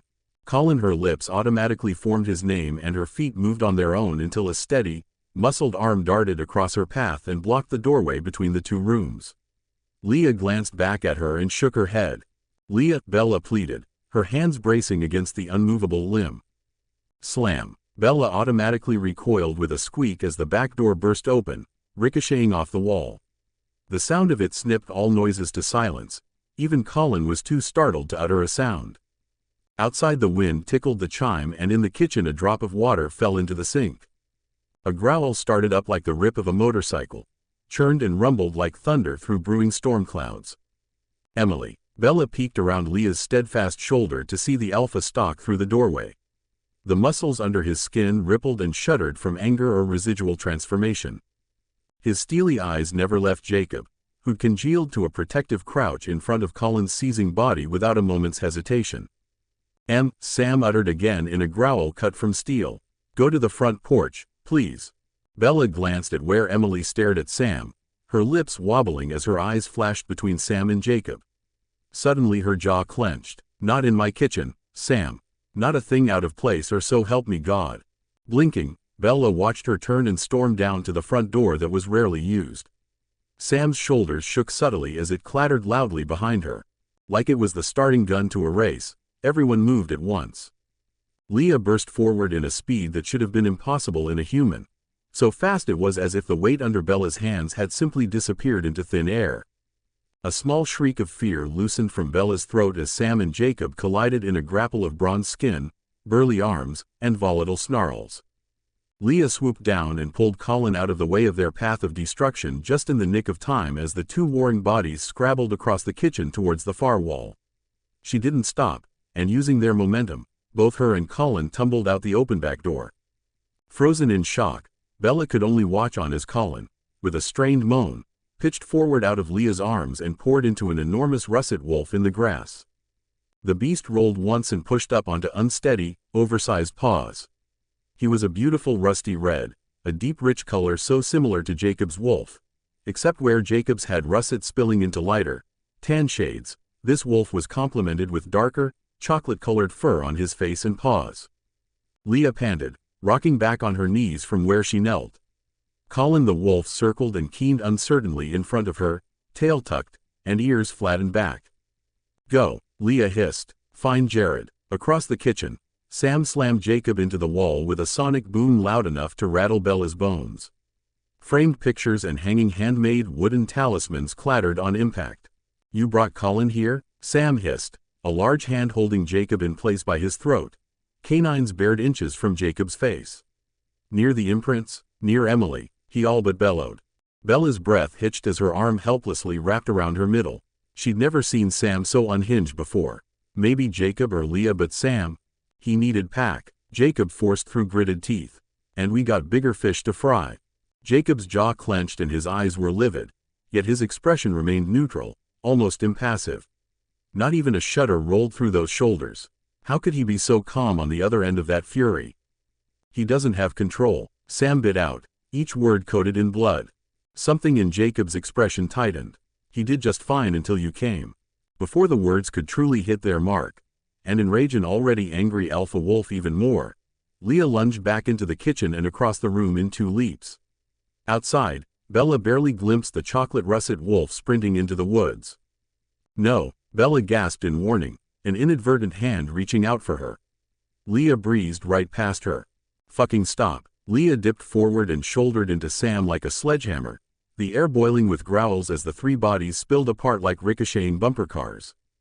Jacob sucked in a gasping breath as he slid across the wall, and Leah righted herself with eyes ablaze on Sam. Sam turned on her with percolating rage ready to burst. You. Listen, Leah snapped, holding up both hands in yield. The Cullens called Bella. His displeasure stuttered and buckled under a proud, furrowed brow. Blinking, as if seeing clearly for the first time, Sam jerked his dagger eyes to Bella, who startled in the doorway at her name. Why, the red-headed bitch has an army of newborns. Leah dropped her hands, speaking low and rapidly. She's going to unleash them on Forks. Animosity dropped from his face like a lead curtain and Sam looked up with eyes that were unguarded and wide. Why? He asked, absorbing the words with a slack jaw. Because she wants Bella. Jacob pushed off from the wall, shaking himself off. Bella was a little amazed there wasn't a Jacob-sized crater in the surface. Forks. Sam took 2 thoughtless steps back and collapsed into a chair at the table, unseeing eyes darting across the floor with his thoughts. But she wouldn't need an army to get to Bella unless she thinks I'm still with him. Bella finished, her knees wobbling as she collapsed against one side of the doorway. She thinks the C. Cullens are still in Forks. She felt her before she saw her. Bella glanced up and Leah was right there, suddenly only a few steps away. Her imploring gaze shored deeply into Bella's. The silent question filtered between them. Are you okay? Bella swallowed the knot in her throat. Inside, she wasn't so sure, but she could put on a brave front if she tried hard enough. Her teeth working over her lip, Leah held up a beckoning hand and Bella ineptly closed the distance. Leah's hand felt warm and solid around her own. Bella squeezed hard while her wolf's agitated eyes flitted all over her face. She held immaculately still as she watched the battle rage in Leah's eyes. Somewhere else in the room, Jacob drew in a long breath. We can take them easy, right? I doubt they'd have much strategy. And with all of us, he hedged. We can't know that. Sam sighed from deep in his soul. This is something we've never faced before. You didn't let me finish. Leah's dusky voice swept over theirs. They want a truce, Sam. The Cullens want to fight them together. Sam glanced up sharply. No fucking way, Jacob hissed under his breath. The Cullens wanted that, all of them, even, and apparently, Leah rolled her shoulders back, her eyes still caught in Bella's. Edward is missing. A subtle rumble, almost too low for her to hear, wound around the whole room. Missing? Then he could be anywhere. Bella's breath caught in her throat. As long as he was out there, she would never truly be safe. Sam lunged to his feet in less time it took her to blink. It was a little disconcerting. How do we know they're not lying? Ignoring him, Leah's palm tugged gently. At the first pass of that gentle thumb on the back of her hand, Bella swallowed thickly around the tears rolling on the back of her tongue. Each caress chipped away at her anxiety little by little. Bella, Leah breathed, soft and intimate. What do you want to do? Bella's eyes flitted over her sharp features warily. Me? Yes. A perfect brow ticked up appreciatively. You know them better than we do. It was true, she was the closest thing they had to an undercover agent. No matter how much she could try to forget her time spent with them, the pack would never forget. Old Quill had made that abundantly clear. The lives of her friends, her family, the tribe, hung in the balance of what she'd say next. Alice wouldn't lie. Bella slowly shook her head, willing confidence into her words. Truth be told, After what happened with Edward, part of her wasn't so sure anymore. If this is as big as she says it is, then it's not just me. Forks is in danger. She wouldn't lie about that. Okay, Sam ground out. She could be lying about Edward. I don't trust it. It wouldn't make sense. Bella shook her head. They know I'm protected by the pack, and they know if the pack catches him, you'll kill him. No doubt, Leah huffed. So, you want to give them another chance to turn on us again? Jacob snorted. No, Bella snapped, exasperation wearing through her anxiety. I'm giving us the best shot we got. She speared him with eyes that filled with watery determination. In her head she saw Colin, his big, oversized paws and fur just on the cusp of downy soft puppy fuzz. She pictured Seth, lying in a bed at the tribal center's clinic, broken and mangled. How many more children have to end up like him for them to swallow their pride? We can't trust them, Bells. Jacob whispered harshly. We trusted them to respect the treaty. We trusted them to take that asshole far away from here. Look what happened. We have to try. Bella turned to him, blinking rapidly. We've been trying, he growled, dragging brusque hands through his hair. You want him to try his shit again? Try to take you away again? Pain in her chest made Bella cringe back with a shudder as Leah stalked in front of her. Shut the fuck up, Black. Leah hissed as Jacob's body snapped towards hers, battle-ready focus locked and loaded. Stop. The word hushed over Sam's lips and both wolves froze as if struck by lightning. Sam pushed himself up to his full height and wove his way between Jacob and Leah, looking each in the eye in turn. Jacob scoffed, leaning back against the wall with arms crossed over his chest, and Leah loosened her tense posture just a fraction, still glaring. Sam ignored the tension like a hot knife through butter and looked at Bella. This is bigger than you. Bigger than me. Bigger than all of us. He turned to Jacob. Jake, your father will need assistance getting to the tribal center. Quill is bringing his grandfather there as we speak. There will be a meeting today and we will discuss this as a tribe. Leah's shoulders lifted with a breath that settled them back. If it's anything like last time, you can count me and Bella out. She muttered. Bella could feel the balloon of tension that had never quite dissipated begin to pop. Sam spun, lips lifting from his canines, Jacob stiffening behind him. With Leah locked in Sam's crosshairs, all hesitancy snapped, and Bella found herself rushing forward. She's right, she gasped, pushing past Leah as the wolf's strong, lithe arms automatically caught her. Bella, Sam started, shaking his head back and forth as if he was trying to rein himself in. No, I can't do it by myself. I won't. She gave Leah's arms a comforting squeeze, then promptly pushed out of them. She needed to say this for herself, and for Leah. Bella lifted her chin to look Sam in the eye. Leah will be present for every second I am, or there will be no meeting. He stared at her with unblinking intense eyes, his lips pursed in resolve. Jake too, she added, her eyes flickering over his shoulder to where Jacob's head shot up. The elders, no offense, but I don't care what they think. Bella bit out, too frustrated, too utterly and completely done to temper politeness. I get that it's breaking tradition, but we really do have bigger fish to fry, Sam. Sam blinked several times, a severe expression in that habitually stony facade. Okay, he said evenly, then glanced up at Leah behind her. We'll start in half an hour. Bella rolled her phone idly between cold fingers as she listened to the quiet afternoon. The peace was so at odds to what she felt inside. The sky above was darkening because of the overcast. Sun always seemed to set early even in summer. She could hear quiet murmur from the house. Low, tense conversations, dishes being gathered, the radio. Bella had excused herself while the guys cleaned up the aftermath of their tussle under Emily's tough watch. Leah was gone, somewhere in the trees relaying Sam's delegations to the rest of the pack for when the meeting started. Bella leaned back against the old, rusted passenger door of her truck and brought a hand to a forehead that felt faint. Truth was, she hadn't had the guts to call Charlie. It was one firing range after another. Charlie's disappointment, the elders' dogmatisms. It all turned her stomach to knots. Hey Dad, I'm sorry about school. Whatever they told you is not what happened at all. I'll be home later. We can talk then. Love you. The text was short and vague. She hoped it would be enough, but knowing Charlie, it probably wouldn't be. She just couldn't focus on him right now. The world as she'd known it had been turned upside down in every way. Bella quickly switched her phone to Do Not Disturb with fingers that still trembled. All she can do is hope he would forgive her. A throat cleared behind her and Bella yelped, jumping half a foot in the air. Oh, she spun, a hand coming up to her chest as if to stifle her racing heart, to find Leah on the opposite side of the truck, leaning indolently against the red hood. Leah, she gasped through the rush of adrenaline.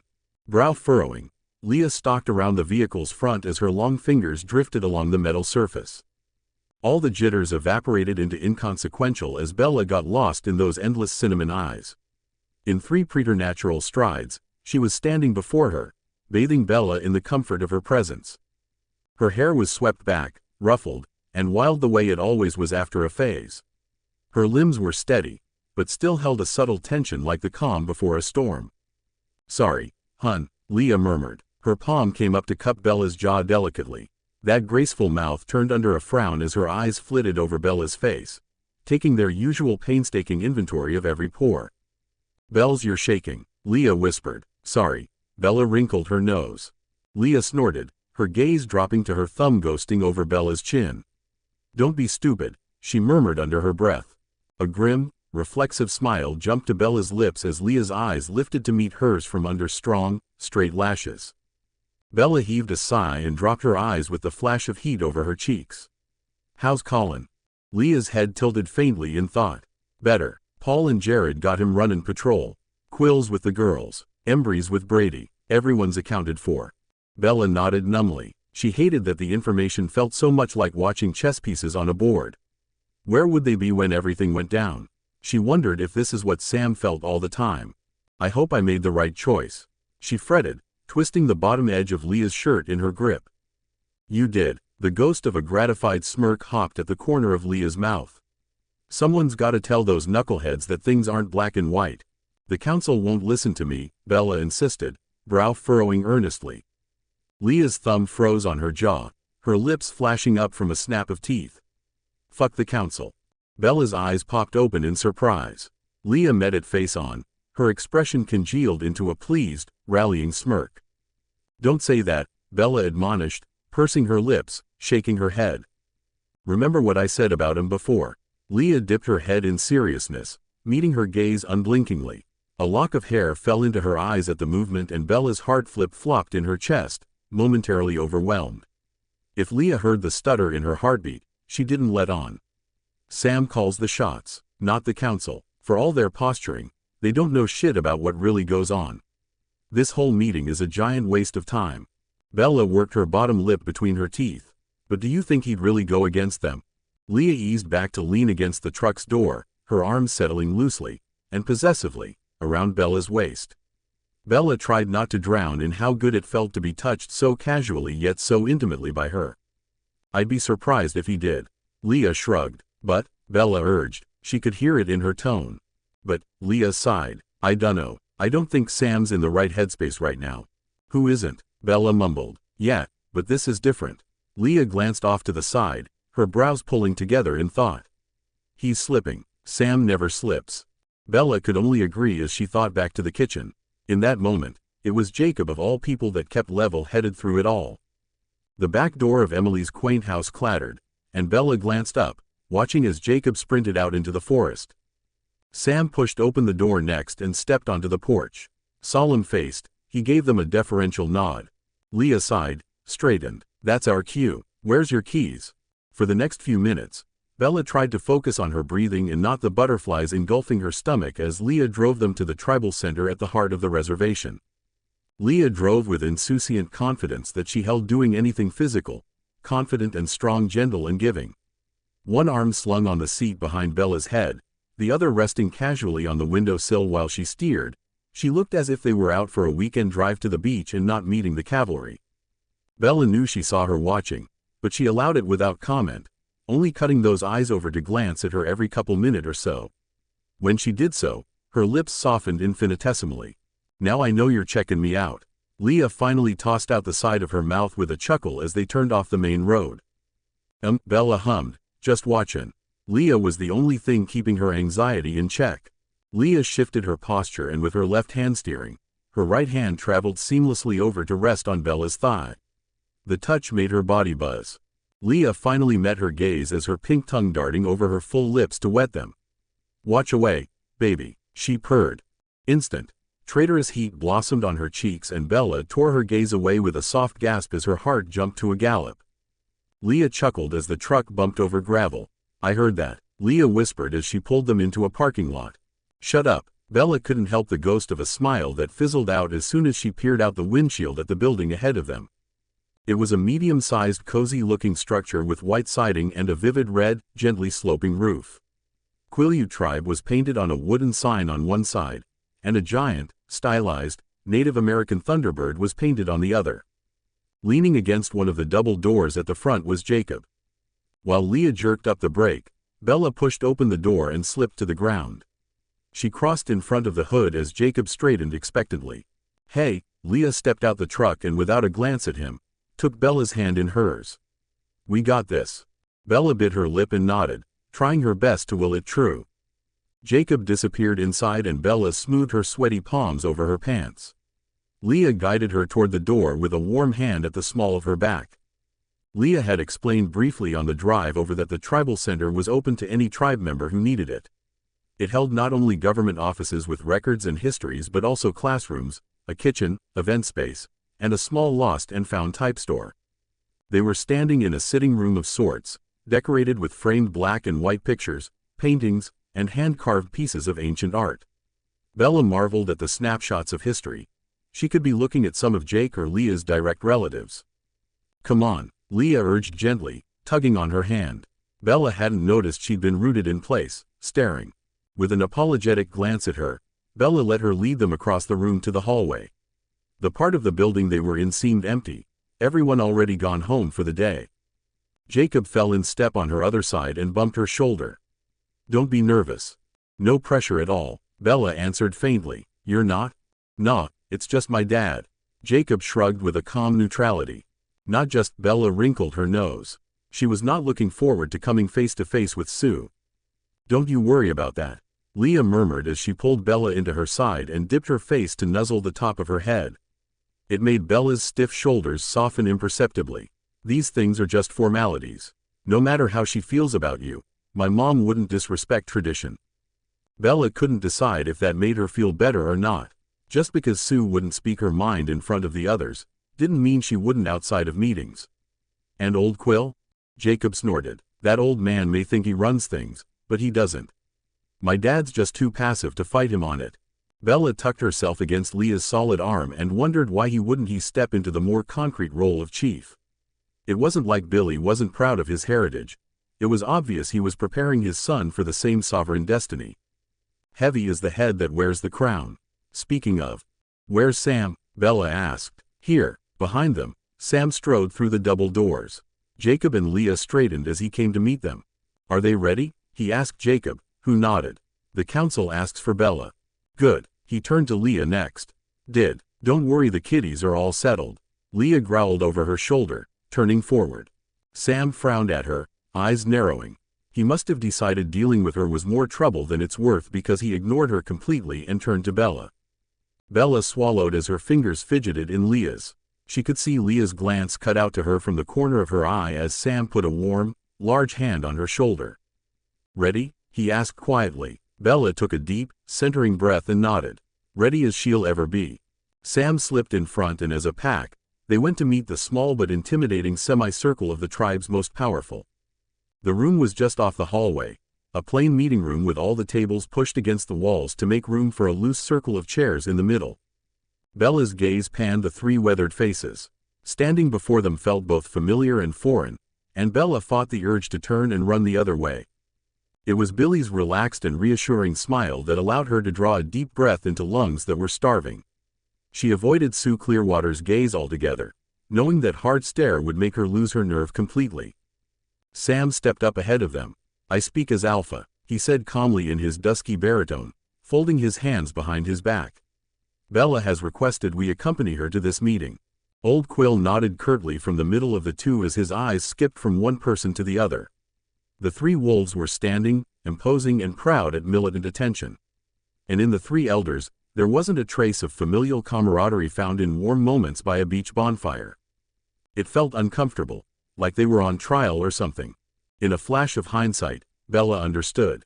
The council themselves were uneasy around the pack, and it created a rift between them and what it should have been like: sympathetic, unending support for their sons and daughter that shared part of their soul with a supernatural curse. There was too much fear of their nature, whether from the council, other pack members, even themselves. Indignant heat welled in her chest. They should know better. Old Quill gestured to the empty metal folding chairs ahead of them that completed the circle. "Sit," he ordered hoarsely. Bella guessed that Jacob probably filled them in on her request because no one looked surprised. Sam took the center-right seat. Jacob took the one on his right side, closest to his father. Bella squeezed Leah's hand again before letting go. She stepped forward and sat in the center-left seat next to Sam, which just left Leah the chair next to her, closest to Sue. "I'll stand," Leah bit out as she stopped right by Bella's shoulder, arms crossed saucily across her chest like a bodyguard. Bella saw a tick of shock on Old Quill's face that was echoed in a ripple around the circle and in her periphery, the stiffening jerk of Sam's spine. All heads snapped to Leah. "Leah," her mother hissed, eyes flashing. "Sit down." Bella watched Leah draw her shoulders back, her nostrils flaring as if she was trying to rein in her burgeoning temper. Sam shifted in his chair, as if moving to stand, when Bella darted her hand out to catch Leah's elbow without thinking. The touch instantly sedated the butterflies in her stomach as well as the tension coiling under Leah's brown skin. She felt burning hot, hotter than usual. Leah's head snapped down, her eyes instantly focusing on Bella's. Too quick, too focused. The wolf was lurking just beneath the surface. It didn't surprise her. "Sit next to me," Bella murmured quietly to those striking eyes, "please." Her fingers skimmed lightly over the beads of perspiration on Leah's skin. Eyes locked on hers, Leah ignored the rest of them as she coolly bent and dragged the flimsy metal chair across the hardwood. It screeched harshly, adding to the strain of unease in the air. Each member of the council shifted uncomfortably. With a flick of her hand, she turned it around backwards and straddled the chair as she sat, leaning muscular forearms on the back. Her splayed knee pressed lightly against Bella's. Jaw muscles clenching and unclenching, Leah lifted her head and speared Old Quill with her stare. "Isabella Swan," Old Quill spoke again, gathering all the tension between the two groups in the fist of his gravelly voice. "We understand that you have information that may aid our warriors. Here we go." "Yes." Bella sat up a little more, siphoning up Leah's touch against her knee greedily. "This afternoon, I received a call from Alice Cullen." The council exchanged glances. Billy's expression had unfolded from paternalistic into a poker face. "Guess that's where Jacob gets it from." Bella forged on, letting the momentum carry her words. "I'm sure you know about the red-headed vampire that has been breaching into Forks as of late. Well, her name is Victoria. And she wasn't alone. Last year, the Cullens killed her mate. This year, the pack took down their other companion, a black-haired vampire." Bella closed her eyes briefly. She hadn't prepared for the divulge of memories to come rushing back. The baseball game, the chase, the dance studio. Feather-soft fingertips caressed up her knee. "Victoria wants revenge." The words percolated like heated tar to her left. Edward Cullen killed her mate. Now she wants to kill his. Leah sniffed a humorless laugh. It was a cold, ruthless sound. "She built an army of newborn vampires. They're what's doing all those killings in Seattle. And she's gonna make them attack in about a week's time." Bella opened her eyes to her lap, and Leah's fingertips slowly tracing against the top of her thigh, as gasps and murmurs fell around her. "This cannot be. We need to prepare. The Cullens brought this on us." It was Sue who spat those last words disparagingly across the circle. There was a derisive undertone to her words. The sharp glance at Bella made no mistake of who she really meant. It caught Bella off guard. Leah stiffened immediately, lips pulling away from canines when, on the other side of Sam, Jacob sat up. It was the intruders who started this. Jacob's words were no more than a hiss pushed through gritted teeth. Bella was an innocent bystander. Old Quill began tapping his old, gnarled cane against the floor, like the slam of a gavel. "Jake," Sam petitioned. His head swiveled, throwing a warning glare at both him and Leah before turning to meet Old Quill's ancient gaze head-on. "We intend to finish this," he rumbled with authority. "I was informed that the Cullens would like to help us." "Help?" Billy's eyes narrowed as he laced his hands in his lap. "Truce," Sam bit out, his eyes moving across the three elders poignantly. "They want a temporary truce." Unease rippled again, and all three shifted in their seat and exchanged glances of disbelief. Sue's regal face contorted into a scowl as a burst of a liquid quileute fell from her lips hotly. How do we know they aren't working with the ones in Seattle? Old Quill rasped, the first notes of outrage creeping into his stalwart voice. Like the fall of dominoes, all gazes slipped to Bella. Alice wouldn't lie about this. Bella blinked uncomfortably as heat crept across her face. They would never work with vampires as dangerous as Victoria. She threatens their lifestyle. Despite the loaded stares, a flash of anger detonated in her gut. They didn't believe her. I spoke to the damn leech. Leah spat. She wanted to meet us on neutral ground away from Seattle. Warmth spread through her veins. At least Leah was on her side. Could be a trap, Sue muttered from the side of her mouth. They promised to abide by the treaty and one of their own broke it. And what of the one who attacked Bella and Leah? Billy asked evenly, just the edges of his voice roughened by chagrin. Bella cleared her throat. He's missing. Discourse rumbled as Billy waved the noise down. His eyes darted all over her face with unflappable calm. Missing how, honey? Bella grimaced uncertainly. She hadn't exactly absorbed everything Alice told her the brief time they were on the phone. They lost him in Alaska. Leah ground out beside her. Matter of fact. They were taking him to Denali. He slipped their grasp and somehow evaded them. Alice tracked him all the way back to the U.S. border. Then he disappeared from radar. Then he could be in Seattle. He could be in Forks. Jacob met Bella's gaze as the council dissolved into dismayed murmurs. His face was lined and serious, until a subtle eye roll gave her the impression it was just piqued annoyance. So we'll meet with them, Jacob suggested like it was the most obvious choice in the world. Bella's eyes shot up to her hairline in surprise. Wasn't he very against the idea not 45 minutes ago in Emily's kitchen? If they're right and Edward's gone, we outnumber them 9-6 with Brady, 10. He stated, the future teller can't see us. And without Eddie's mind-reading tricks, we could take them easily if the whole thing went south. And if they're lying and he's still working with them, Sam grumbled, crossing his arms over his chest. We can't afford any more mistakes. He glanced at Sue somberly and Bella thought of poor Seth. We still have the upper hand, Jacob said confidently, dipping forward to lean his forearms on his knees. There's a reason they cut that deal with my great-grandfather. We scare them. We did then, we do now. Don't underestimate their kind, son. Billy murmured, his eyes dark and foreboding. Our ancestors suffered great loss at the hands of the Cold Ones. Who are you willing to lose? The sentiment seemed to be echoed in every face. Bella looked around at the various layers of rebuff. Nobody's losing shit, Leah barked with a huff. Bella sucked in a wavering breath. She'd felt Leah's discomfort next to her rolling off her in waves almost as great as Bella's own. She knew it would be a matter of time before she snapped. Sue scowled disapprovingly at her daughter, but Leah plowed right over it. These are our lands. We've been here since the beginning of time. They're the guests, not us. She turned her dagger sights on Sam. We set the meeting place and time. We stake it out beforehand and position ourselves so there would be no fucking chance of an ambush. Sam's eyes narrowed as he tilted his head in counterfeit calm. Bella could see his hands clenching against his stocky thighs. Before he could answer, old Quill did.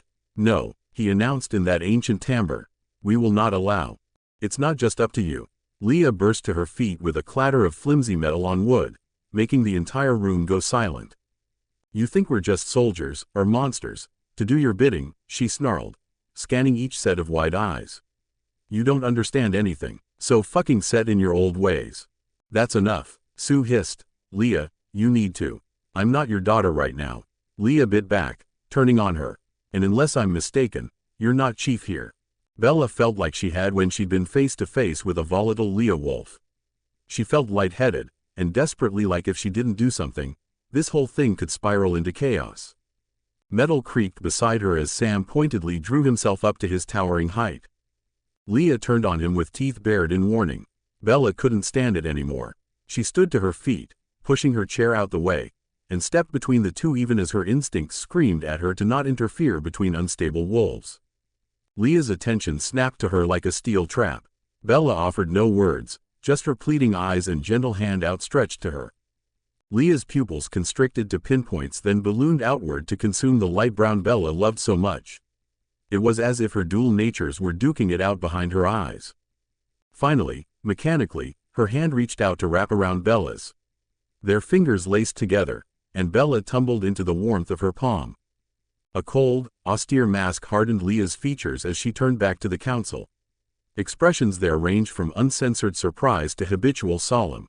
Bella's eyes darted out to where Sam was taking a deep breath beside her, a staying hand directed at Jacob, who looked ready to lunge to his feet next. Her eyes glued to Leah's sharp profile. Bella's words came quietly. "She's right, you guys don't understand." She glanced over both Sue and Old Quill to look into Billy's intense eyes. Despite personal turmoil and the sensitivity of the situation, he was listening. "Just like his son. Your sons and daughter are wolves. Some of them more dominant than the rest." She scanned each set of eyes. "They have to be able to protect this tribe from true monsters. Without conscience, without fear, you can't shame or regulate a wolf into submission, unless you want your throat ripped out." She stressed quietly, her voice gaining strength with every word. "So, when Sam or Jacob or Leah make decisions, they've already weighed a million different things. Half of them you don't understand because you haven't phased. But they've also weighed in what's best for the tribe, the pack, the imprints, new cubs, everyone." Bella stood in murky silence, staring down the leaders of the entire tribe. She struggled not to fidget while Billy's eyes darted back and forth between hers, unreadable. "So, Bella," he began evenly, leaning back in his wheelchair. "What do you think the pack needs from the council?" Bella released a sigh and rubbed her thumb over the back of Leah's hand. The wolf still stood motionless beside her like her own personal security. "Your support," she emphasized, "and your trust. For one, it's important you see their perspective before you make big decisions like this. Everyone should have a say in those decisions. And if anything, pack should have the final say.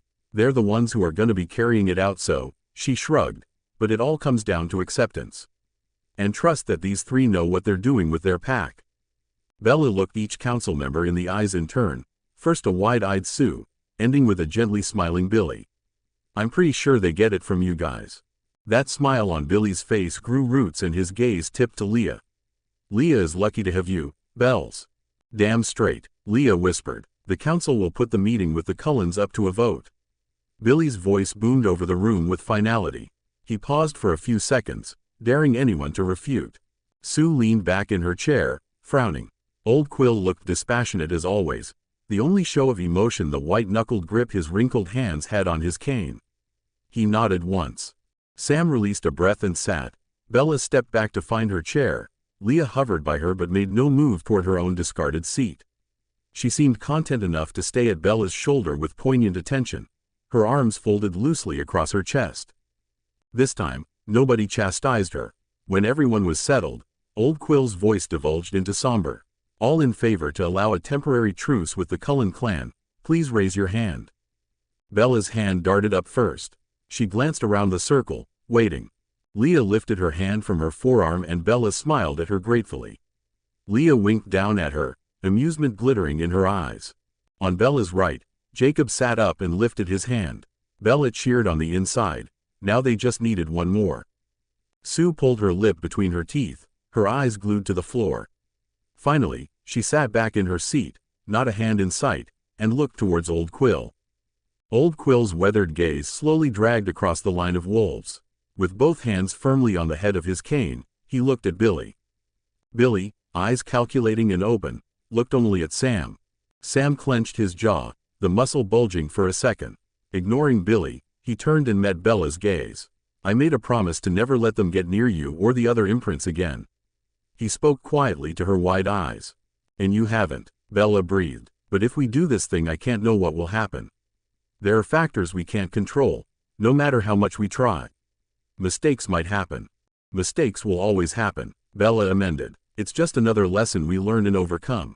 Sam searched her gaze with something like desperation and Bella suddenly caught on that he was fighting his own silent battle. The need to protect his tribe from the known, the Cullens, and fear of that unknown, the Seattle vampires. It was tearing him in two. Bella's hand darted out to Sam's, resting on his lap. The heated touch of Sam's hand wasn't even in the same universe as Leah's, but it was familiar and warm, and his steady strength calmed her. He felt like family, plain and simple. The obliged look in his eyes suggested it affected him the same way. Sam turned back to Billy and raised his hand. The corner of Billy's mouth dimpled in a private smile as he lifted his own hand with a final decree like the fall of a hammer. Then it is settled. I need to talk to you. At the tone, insolent heat stiffened Leah's spine as fury ignited in her chest. It didn't matter that Sue was on the council. It didn't matter that she was her mother. Sue had effectively drawn a line in the sand the moment Leah had imprinted, whether or not she'd admit it back then. As her daughter, Leah could maybe understand the protective, newly widowed mother Sue had become. But as counsel and safekeeper of the tribe's secrets and histories, she should know beyond anyone what imprinting meant to them. What Bella meant to her. I have nothing to say to you. Leah minced the words through a growl. Up ahead, no more than a few feet, Bella had paused halfway through the door, wide inquiring eyes thrown back at Leah. Leah couldn't stop herself from focusing on the nervous hitch of her breath and every glorious heartbeat as Sue drifted closer. In the hallway, Sam pierced her with a stare and a stiff jaw. He silently turned down the hall. Yeah, that's right, asshole. Chew off someone else's ear about manners. Blissfully unaware or purposely ignoring the fire in Leah's voice, Sue pushed on. Well, I have some things to say to you. Bella mumbled. She glanced at Sam then back at her. I'll meet you out front. With everything in Leah strained towards her, the center of her orbit, Leah forced herself to nod. With a tiny skip of hesitation, Bella turned away and let the door fall gently shut.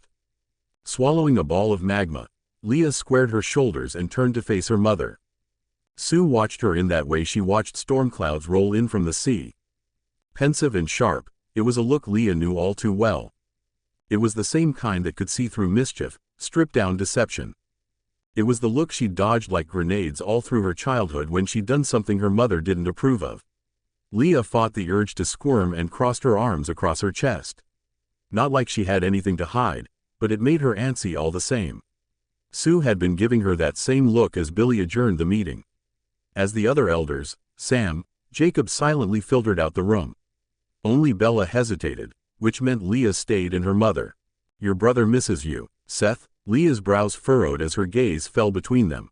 I saw him this morning, he was asleep. She hadn't wanted to wake him. Healing sucked every ounce of energy from their bodies. Leah was grateful for it. Their bodies burned too hot for painkillers or medicine. As much as she missed him and his infectious optimism, seeing him in pain probably would have broken her all over again. You should be seeing him more often. Sue shook her head. Too young to have this much on your shoulders. Yeah well, blame Sam. Leah grumbled, grasping a hand through her hair. What the hell was she supposed to say? Sorry, there's rampant bloodsuckers on the loose? Something flashed across Sue's face, too fast for Leah to read. Good thing Leah had stopped trying to read her a long time ago. Sue smoothed her skirt, looking down with a distasteful tilt to her chin. She switched tactics. You never came home last night. With a long exhale, Leah crossed her arms. So, where were you? Out. Where, Leah? Sue's voice sharpened. Leah ground her teeth together, trying to temper the furnace building in her chest. She had nothing to hide. And for fuck's sake, she was an adult. I stayed with Bella, Leah said, measured and cool despite the corner of her lip ticking up reflexively from her canine. Sue kept her face composed, but Leah knew her well enough to know what the twitch in her brow gave away. I see, Sue sniffed, and you were with her when Seth was injured? Blistering uproar detonated in her gut. Mother or not, anyone who used that tone to refer to her imprint was asking for trouble. Don't, Leah spat, her control waning as a low-grade quake shook itself free down her arms. There was nothing I could have done, and you're not gonna make me choose between protecting Bella and babysitting Seth. The carefully composed veil on her mother's face cracked right down the middle like fine china shattering on linoleum. There it was, the one thing Sue managed to pass down to Leah, her fire. He's only 14, you were supposed. Sam asked me not to. Go yell at him if you need someone to blame. Leah interrupted hotly, turning her back on her mother. Seth's not a fucking kid anymore. Sue huffed. I don't care what Sam says. I won't lose anyone else. Leah froze. The pain in her mother's voice was sobering like a bucket of ice water over her head. Suddenly Leah saw just how hard Sue was trying not to let the same thing that took her husband take her children, by force of the council or otherwise. But her fight wasn't with Leah. Bella was right. You still don't get it. Leah spat, her eyes burning a hole in the ancient wooden floor. Don't ever accuse me of not caring about Seth. I watched it through his eyes. I felt every fucking thing he felt when that leech, the words disintegrated into a growl. Leah, and don't ever make me choose between him and Bella. Leah shoved her way out the door with a bang of the ricocheting doorknob against the hallway wall. It hardly registered in her mind. Her wolf prowled dangerously, testing the seams of her control. She didn't hate her mom, not really, but something as complicated as human emotion and thought processes translated terribly in the wolf's simple language. Like everything else that transpired in the last 20 minutes, Leah shoved it out of her mind because there was only one thing she cared about at the moment. Bella. Sucking down the mellow scent of her imprint trailing down the hall, Leah rounded the corner and came face to face with Sam's pecs. Leah's breath stalled over a low growl as every muscle slithered and jumped. Sam, you have .5 fucking seconds, Leah hissed. Easy, sister, Sam rumbled, squaring his shoulders. Keep your head. She dragged her eyes up to meet a molten gaze from under that heavy brow.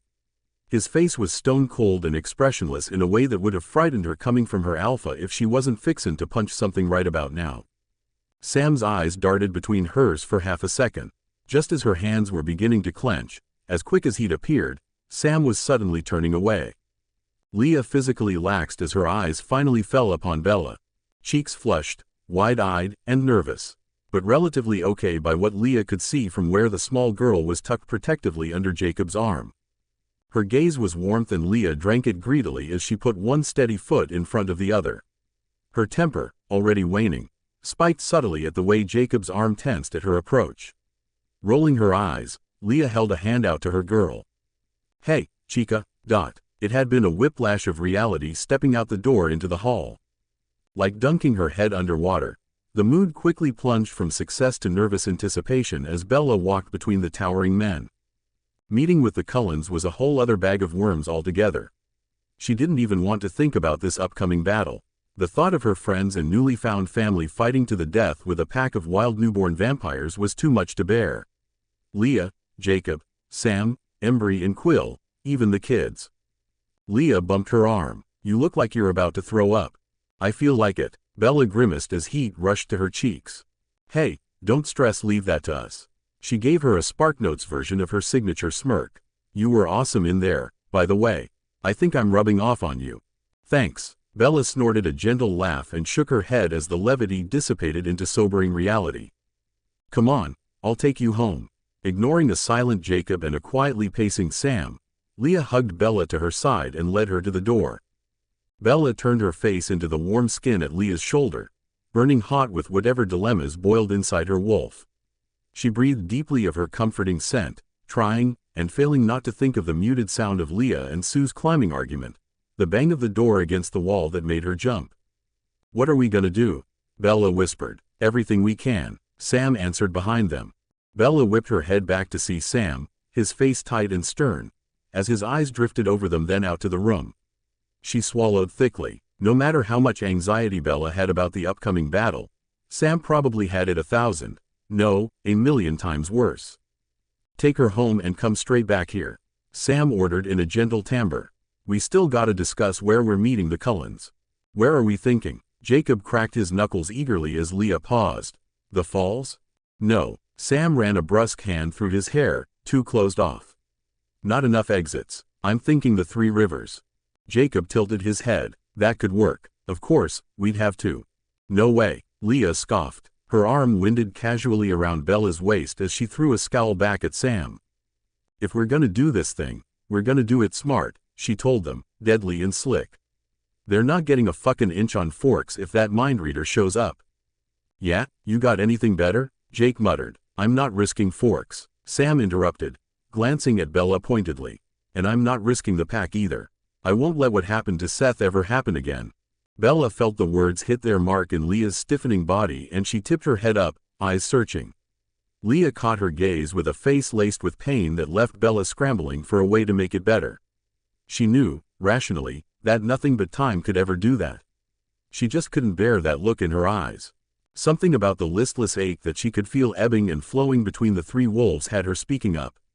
If there was a way to help, even a little bit, Bella would try. Sam, how much of the national park do you have covered? She asked quietly. Sam licked his lips, his head dipping back in thought as his eyes scanned ceiling. From the coast to about Elwha River. Why?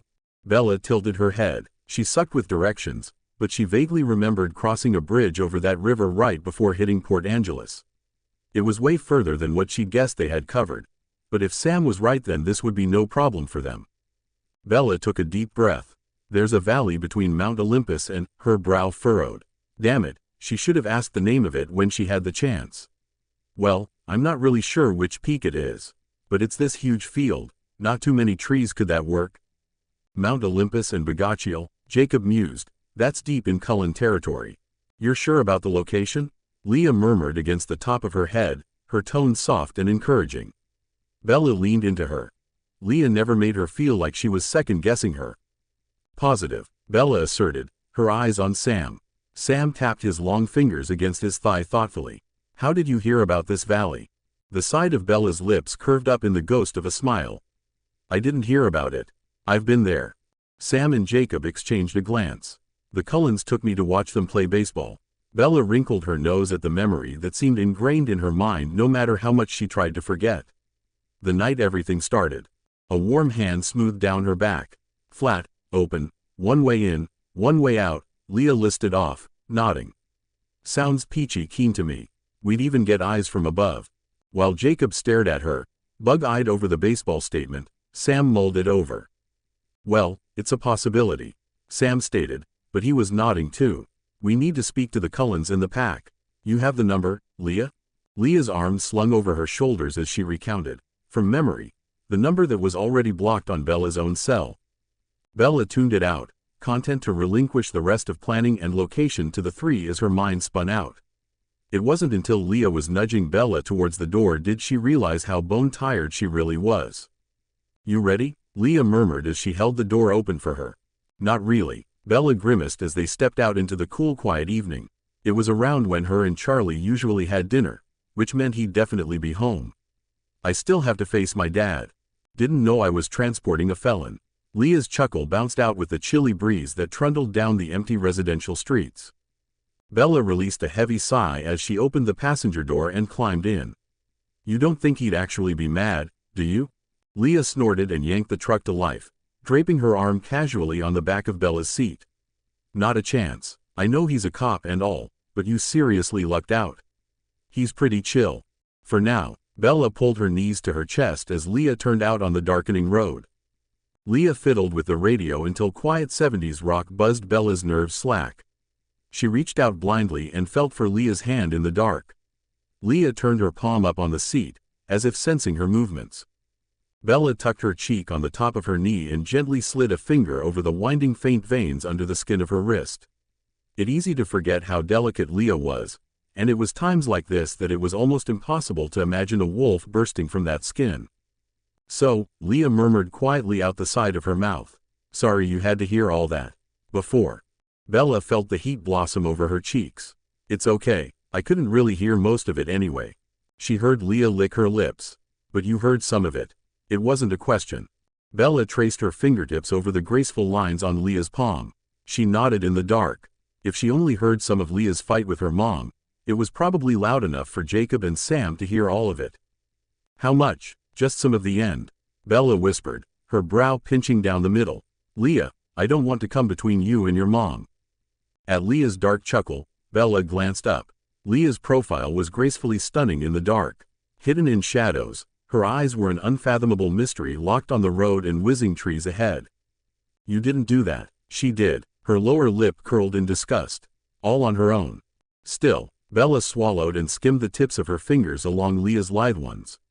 Would it be easier if I stayed away from the res? No, Leah's hand jerked, which in turn made Bella startle. Left hand tightening on the wheel, Leah used her other to grasp Bella's hand before it could fully, instinctively retreat. The res is your home too. Leah glanced at her with dark, fiery eyes for a split second and spoke directly into Bella's wide gaze. Your pack. End of story. Bella couldn't suppress the small smile at the searing heat in those words. She didn't just believe it, she felt it, like that stalwart, but sometimes grudging, loving acceptance of both quirks and qualms that came with unconditional love. She wondered if they all understood what a gift this thing was. Bella was certainly starting to. Well, Bella exhaled and leaned her head on Leah's shoulder. If Charlie kicks me out, at least I won't be homeless. Makes two of us. Leah sniffed. Wouldn't be surprised if I got home and all my stuff was out in the yard. Bella hid her frown and shook her head minutely. She loves you. You know. She's just worried. She can love me all she wants. Leah growled as a tremor vibrated her arm hard enough for Bella to realize it wasn't her old, bumpy truck's doing. But if she disrespects you, she disrespects me. That goes for any of those old foo. Leah, Bella admonished under her breath. Leah smiled blandly. Sorry. It's okay, Bella whispered. And thank you. I just wish it wasn't the case. There wasn't much either of them could do about minds that were slow to change. But tides were changing, even if at a snail's pace. One day all the elders would be gone, and Bella's generation would be the ones who passed on the pack's histories. She hoped they would be able to make peace before then. Leah was quiet as Bella rearranged their hands in her lap. She slipped her fingers between Leah's, interlocking and blending together as they rumbled along the familiar roads of Outer Forks. She could feel Leah relax, the muscle in her forearm softening as her fingers eased in her grip. Bella bit her lip, knowing her next words would break the solemn peace. When do you think Sam would want to meet the Cullens? Bella murmured to the dark wood flitting by. Leah sucked in a slow inhale. Well, they're probably scoping out that valley as we speak, she replied brusquely, and if talks go right with the leeches we'll probably be meeting them tonight. Tonight, Bella sat up straighter in her seat as both hands came in to grasp Leah's on her lap. I'm going, too, Bella stated, her eyes darting over Leah's face as a furrowed brow lowered over Leah's dark eyes. Bella braced for flat-out refusal, or at the very least, bargaining. Are you sure? Leah asked quietly, intensely, at the dark road ahead. Bella swallowed the knot in her throat and nodded. Please, I need to be there. I want to be with you. Bella closed her eyes, caricatures of pale terrifying figures flitting past her lids. And I want to say goodbye. A soft press of full lips to her temple had Bella opening her eyes to the truck easing off the main road and into her neighborhood. I'll tell Sam, Leah murmured into her locks as she kept her eyes ahead on the road. A spark of heat flickered in her chest.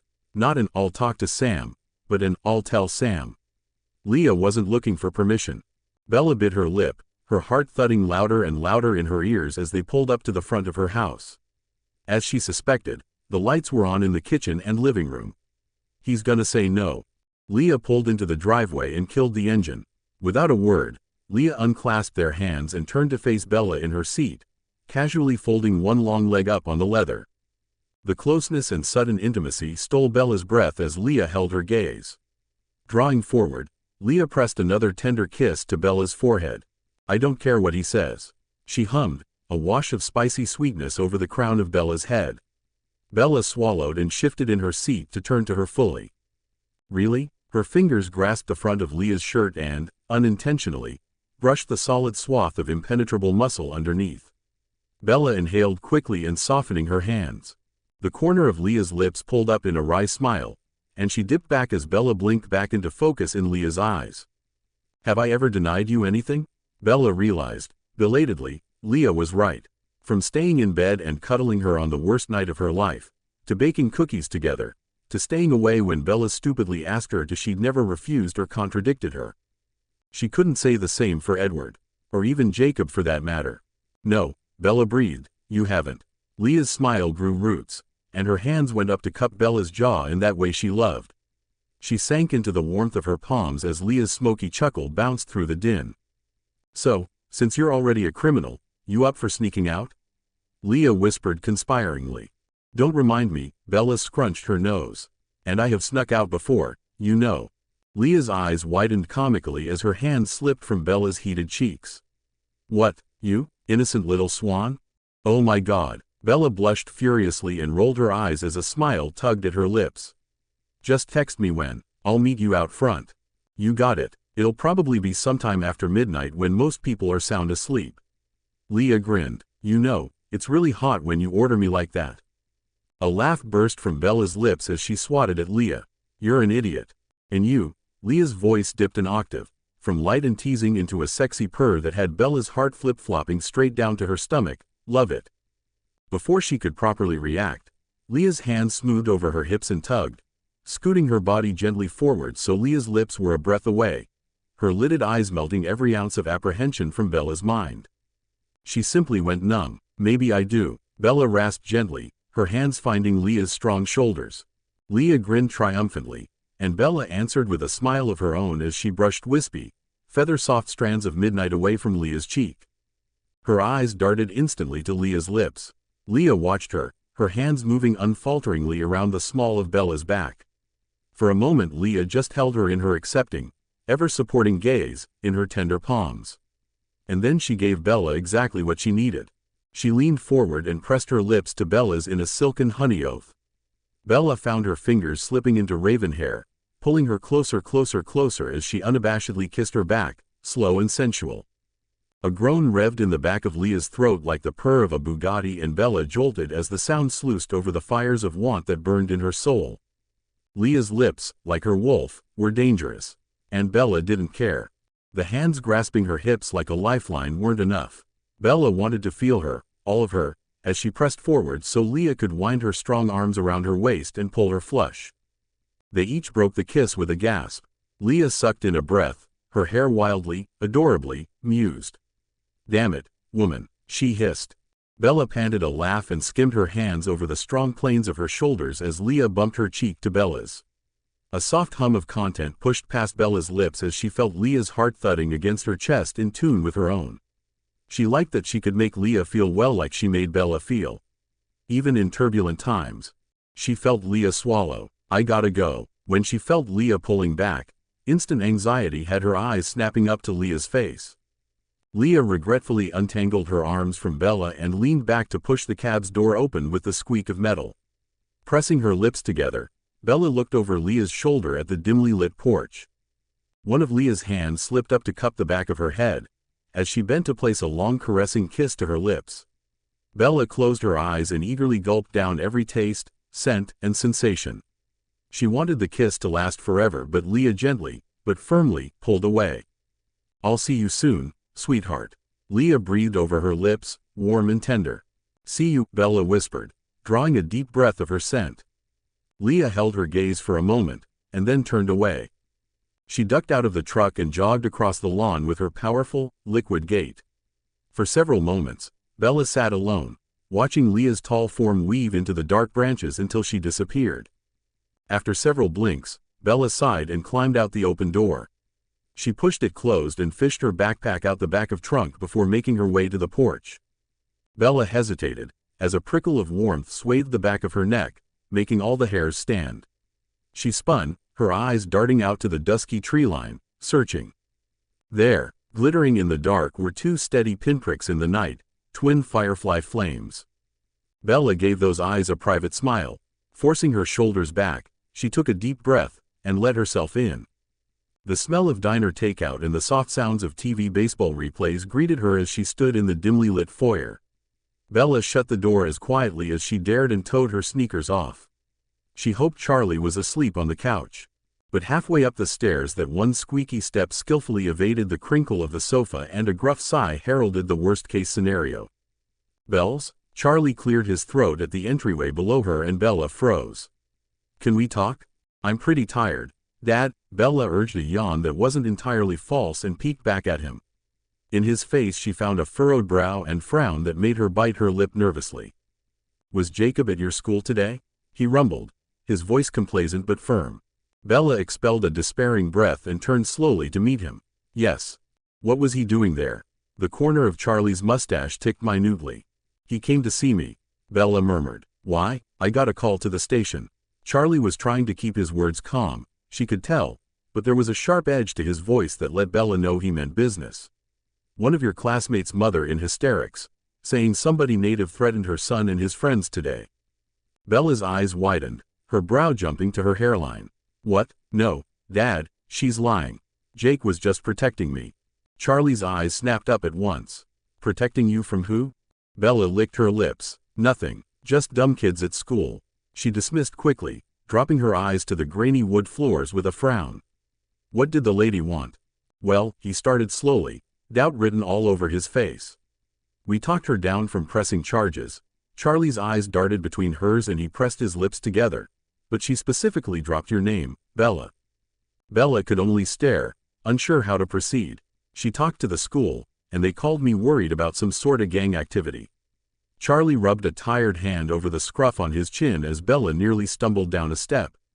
"No, you know, Jake," Bella whispered. "I know I do, and while I don't want to believe her, I'm inclined to see all sides of this." Charlie stressed. "What the hell is going on with you and Jake? I couldn't get a hold of you all day. Billy's ignoring all my calls." "It's not what you think," Bella rushed out. "He's trying to be a good friend, make sure I'm all right." Charlie watched her squirm for a moment, then released a sigh.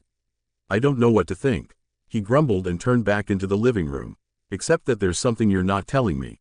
Bella stepped numbly down the stairs and trailed behind him, lost. What was she supposed to say? She couldn't tell him anything. She wasn't even sure if she should tell him about Leah. "All I know," Charlie rambled as he paced back into the living room, "is that you're a good kid. You keep your grades up, your head down, and you don't get in trouble." Bella stopped at the doorway as Charlie glanced up at her. "So why do they think you're involved in gang activity?" Bella shrugged, her eyes dropping like lead. "There is no gang activity." "Are you and Jake?" "No," Bella gasped, her head shooting back up as a blush painted her cheeks bright red. "No, we're not like that. He's my best friend, that's all." Charlie seemed just as mortified, his brows troubled, and his lips pursed as he nodded. "Listen, we only have criminal jurisdiction on tribal lands, so if there is gang activity—" "There isn't," Bella interrupted in a hard voice, her embarrassment metastasizing into a hot flash of protective heat. "Whoever put in that complaint is just plain wrong. And racist. What? Jake can't hang out with me without being accused of being a criminal just because he's Quileute." "No one is saying that, Bells. Maybe not to your face," she replied curtly. Charlie collapsed onto the couch with the creak of furniture as the muted TV flashed behind him. "Well, whatever is happening, maybe it's best you stayed away from the res." Bella's mouth dropped open. "Billy once told me Jacob was going through a hard time." At Bella's protest, he raised a staying hand. "Now, while I don't think it's gang-related, I thought maybe you might be a good influence on him." "It's clear he's not a good influence on. Jacob is going through a hard time, Dad." Bella gritted her teeth. "And what he needs most is his friends not abandoning him." Charlie's mustache buckled, a dent working its way between his tense brows. "All I'm saying is, until I talk to Billy and figure out what's going on, you're not going to mess up your last weeks of school over this." Bella turned to the stairs and rolled her eyes in disbelief. "Nobody is messing up anything. The res isn't dangerous, and neither is Jake." Bella shook her head and scrambled up the stairs. It wasn't until she reached her room did she realize how fast her heart was going. Bella dropped her bag and immediately went to her window, shoving the pane up and sucking in a deep breath of cool night air. She was tired, not in physical sense, but the bone-deep, soul-weary kind. Rubbing her hand absently over her chest, Bella sighed wretchedly as her eyes panned across the empty, dusky yard. When she turned back into the room, it was exactly as she left it. Bed unmade and rumpled, desk scattered with school papers and books, a wayward sock here or there from too many rushed mornings. For some reason, it felt foreign, empty. It had always been her room, but for some reason, it didn't feel like home. Bella's fingers twitched with the urge to dig out her phone and text Leah. It was stupid. She knew Leah was probably phased and wouldn't answer. She just couldn't help herself. Taking a deep breath, Bella settled at her desk and pulled out her schoolbooks. And waited. She was glad she had dinner back at Emily's. As she watched the clock tick into the evening hours, Bella bounced her knee and scanned her notes over and over before deciding her head wasn't in it. She couldn't sit still any longer. And besides, it was almost time. Charlie had already gone to bed. Bella listened closely to his heavy footfalls up the stairs and the distant rush of bathroom sink. He was giving her space, and Bella was glad for it. She was still upset at him for basically blaming Jacob without any other proof than a couple of angry moms. Bella crossed to her drawers and changed, exchanging her jeans and top for something less constricting and more inconspicuous. She settled on a pair of black leggings, with a black hoodie to go with it.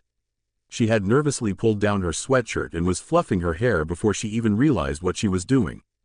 The shrill buzz of her cell on the desk had adrenaline charging up her veins as it crippled the quiet.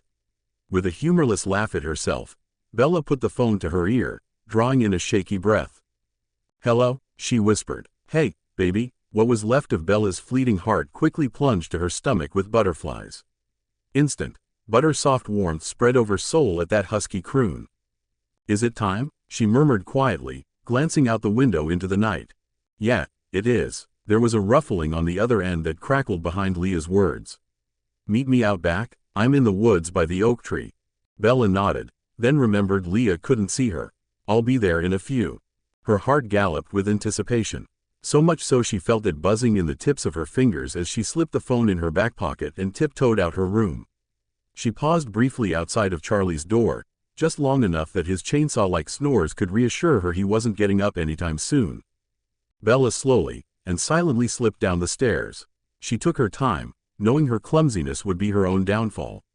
She stopped briefly to pick up her sneakers at the front door, then tiptoed again through the kitchen to the back. Slipping on her sneakers, Bella stepped out into the windy night. She latched the door carefully, making sure it would be unlocked for her when she came back, and wrapped her arms around herself. She had to be careful. Charlie's windows looked over the backyard. Rubbing her hands on the sleeves of her hoodie, Bella picked her way along the back wall of her house, careful to not trip over stray branches in the dark. She reached the corner that met the other side of the house, feeling very proud of herself thus far, and peeked out to the impressive tree that stood outside her window, and came to a halt at the sight of an empty yard. Her brow furrowing in confusion, she paced out to the tree, her eyes scanning the dark woods behind it. Psst, eep. Bella's racing thoughts broke off mid-sentence as her stomach dropped like a lead balloon, hand clutched to her chest. Her head shot up to the dark figure sitting hidden in the screen of leaves above. Leah, Bella hissed as the figure shifted, feet swinging playfully from one of the lower, thicker branches. Don't do that. Sorry, hun, Leah whispered down at her and then pushed off, casually dropping down the 10 or so feet to the ground next to Bella. Her body warmed appreciatively at the sight of her. A navy t-shirt that hugged strong shoulders sweeping into a trim waist and athletic shorts that molded to every muscular curve. I thought you saw me. Bella shook her head, her lips automatically fighting a smile at her startle-prone nature because it really was starting to get ridiculous. What were you doing up there? Were you spying on me? Bella arched a brow, taking in the soft, light expression on Leah's face and how her lips smoothed out to a subtle curve. Why, you want me to? Leah winked, leaning back against the thick oak bark, tilting her head in an undoubtedly lupine way that sent Bella's heart lunging into a sprint of an entirely different sort. I see you're not the type to close your drapes at night. There was never any need. Bella pressed her lips together. Her life in Forks had always been punctuated by nighttime visits through her window. She'd never stepped back to think about how bizarre it all was, especially in the light of the unknown they now faced. Well, I wasn't. I wouldn't. Leah shook her head, her face free-falling into serious as the words were expelled in a formless, rushing whisper that sliced down Bella's sudden anxiety with its sincerity. I'm not some creep. Bella smiled gently as she held that bottomless midnight gaze. You look good, by the way. Love the fit. Leah's eyes dipped appreciatively. Really? Bella wrinkled her nose. I was trying for stealth. A soft laugh burst from Leah's lips. In the darkness her eyes ran black as they flicked up from under the strands of ebony that had fallen in her face. I could hear you stomping down every step, and hitting every branch outside too. Warmth spread over Bella's cheeks as she swatted at Leah half-heartedly. Leah didn't bother to dodge it. Oh, please, we can't all be werewolves. Bella snorted and turned to the front. Where's your car? A warm hand gathered around hers and tugged her gently towards the tree line. Right this way, Miss Swan. Bella's brow arched as Leah led her into the trees. The woods, usually frightening and eerie, seemed to bow before Leah's presence. The branches weren't startling fingers in the night but sheltering hands that made way for them. So, Leah whispered as they stepped over gnarled roots, what do you think about letting me give you a ride to this meeting? Bella almost tripped, her eyes jerking up to Leah's. Leah's arm wound around her waist, saving her from a solid faceplant. On your wolf. The words burst over Bella's lips as Leah chuckled at her expense. Bella scowled at her as the taller girl valiantly tried to smother her laughter. It's the fastest way to get there and we're already late. She tipped her head, and it makes a point that needs to be made. Bella's indignation dissolved into interest. What point? Leah drew in a deep breath and released it on a sigh of resignation and Bella instantly snapped into attentive concern. That you're ours, she stated evenly, her hand tightening around Bella's. The Cullens need to see that we're not what they assumed we were. They see you with us. It'll draw an effective line in the sand. Bella whispered. The levity was suffocated by the sheer weight of their reality now. It was us and them. The pack, her family and the Cullens. The enemy. And if you're seen with me, it makes it pretty clear that you're mine, Leah continued. And Bella looked up to a fearlessly roguish smirk. Also that I'm strong enough to rip out any of their fucking throats if they cross me. Mine. The way Leah said it, soft as it left her lips, it's ridiculous. So ridiculous that warmth flooded Bella's cheeks, heat welled up in her chest. They'd stopped walking. The house was almost completely hidden from them now. They had complete privacy. Bella bit her lip, her little hands reaching across the dark to cover Leah's. Her touch must have been the blessed healing balm to that hair-trigger instinct. The tension in Leah's face instantly laxed, her eyes darting over Bella's as she drew in a deep breath and released it like steam. Bella could tell her wolf was agitated, but for now, lupine dominion submitted to the only force willing to contain it. Her imprint. I really wish you weren't tangled in all this shit, Bells. Leah muttered, one of her hands pulling free to tuck a stray lock of chocolate hair behind Bella's ear. Bella shook her head. She had so many wishes herself, but what good would it do them now to think like that? It doesn't matter. We got this. You and me. Her head instinctively tipped into her warm palm. Together, right? A gorgeous smile lit that beautiful face as her arms looped around Bella's waist. Bella's arms found its way around her neck. How could she resist? Hell yeah, Leah purred, covetously pulling Bella closer and smiling into the sprinkle of kisses she dusted along Bella's jaw. When her lips found that spot on her neck, right over her pulse, she gripped Leah's t-shirt in her fists as the taller girl's lips worked a bout of giggles out of Bella. Stop, Bella gasped, we're already late. Then we can be a little later. Leah crooned as her gaze flitted restlessly over Bella's face. Her brown eyes were fierce and wild. She took Bella's breath away. Every single time. We really can't. Bella's smile stuttered under sudden shyness, heat blooming in her cheeks at the thought of what could happen. If only there weren't urgent matters at hand. Okay. Leah dipped her head and pressed her lips meaningfully, tenderly to Bella's forehead. So, wolfback riding. Is it like riding a bike? Bella asked dryly. Kinda. You never forget. Leah wiggled her brows. And once you get on top, you never go back. Bella choked a laugh over the budding heat in her belly and met Leah's gaze with a half-hearted eye-roll. Leah grinned triumphantly. Don't be nervous, okay? I got ya, she murmured, then pulled herself reluctantly out of Bella's arms. Bella could only stare as Leah turned her back on her, and without any hesitation at all, peeled her shirt over her head. Every and all thought left her brain. It was 200% occupied by the muscles rippling down Leah's sweat-slicked toffee torso. And with each fluid, sure motion of her arms as she bundled the t-shirt up into a flat wad of fabric, her strong back bunched and flexed like a bodybuilder. Tall, athletic shoulders, narrow waist with the slight swell of feminine hips, muscular legs. Desire instantly rose to meet Bella like a tsunami, rushing over her and filling her entire face bright red. Bella hadn't nearly had enough time to gather herself when Leah's hands were suddenly at the waistband of her shorts. She really should look away, right? Bella debated with herself, automatically slapping her hands over both eyes. But then again, Leah could have changed behind a tree if she didn't want Bella to see her. Okay, maybe she could have helped it, she just didn't want to. Bella found herself peeking between her fingers. It was only a brief glimpse, and yet she had to stop herself from gasping at how the curve of Leah's back swept down to perfect, deliciously pert, muscular cheeks. Holy crap. Slack-jawed, Bella watched over hands as Leah dove forward like a swimmer off a diving block and blossomed seamlessly into a massive white wolf. The whole transformation was quicker than a heartbeat and ethereal like heat waves on hot pavement. Wow, Bella breathed, laughing at herself as Leah stretched deeply, pushing her huge front paws into the ground, and raising her tail. The wolf jumped up from her crouch with a couple of excited, huffing hops on her forepaws, then turned back to Bella before congealing to the ground. Leah stared at her in wolf form with unmistakably laughing eyes, her tail swishing to and fro. Show off, Bella whispered, not even attempting to hide the awe in her voice. Leah was beyond impressive, in either body, but what was so beautiful was to see her so free and confident in herself. And to see that she trusted Bella with both forms of herself. Completely. Bella's hands dropped from her face, and she went to her wolf. There was no fear at all, none of the hesitancy back in Emily's yard earlier that day, as Bella tucked her head under the wolf's long, dignified muzzle and threw her arms around Leah's huge neck. Sultry panting breaths, sweet and musky like the forest floor, billowed over her face before snuffling idly over her shoulders, tickling the exposed skin of her neck. Bella giggled into the soft, thick fur. Better than any oversized stuffed animal and infinitely cozier than the fluffiest blanket in the world. As a wolf, Leah radiated comforting heat like a furnace.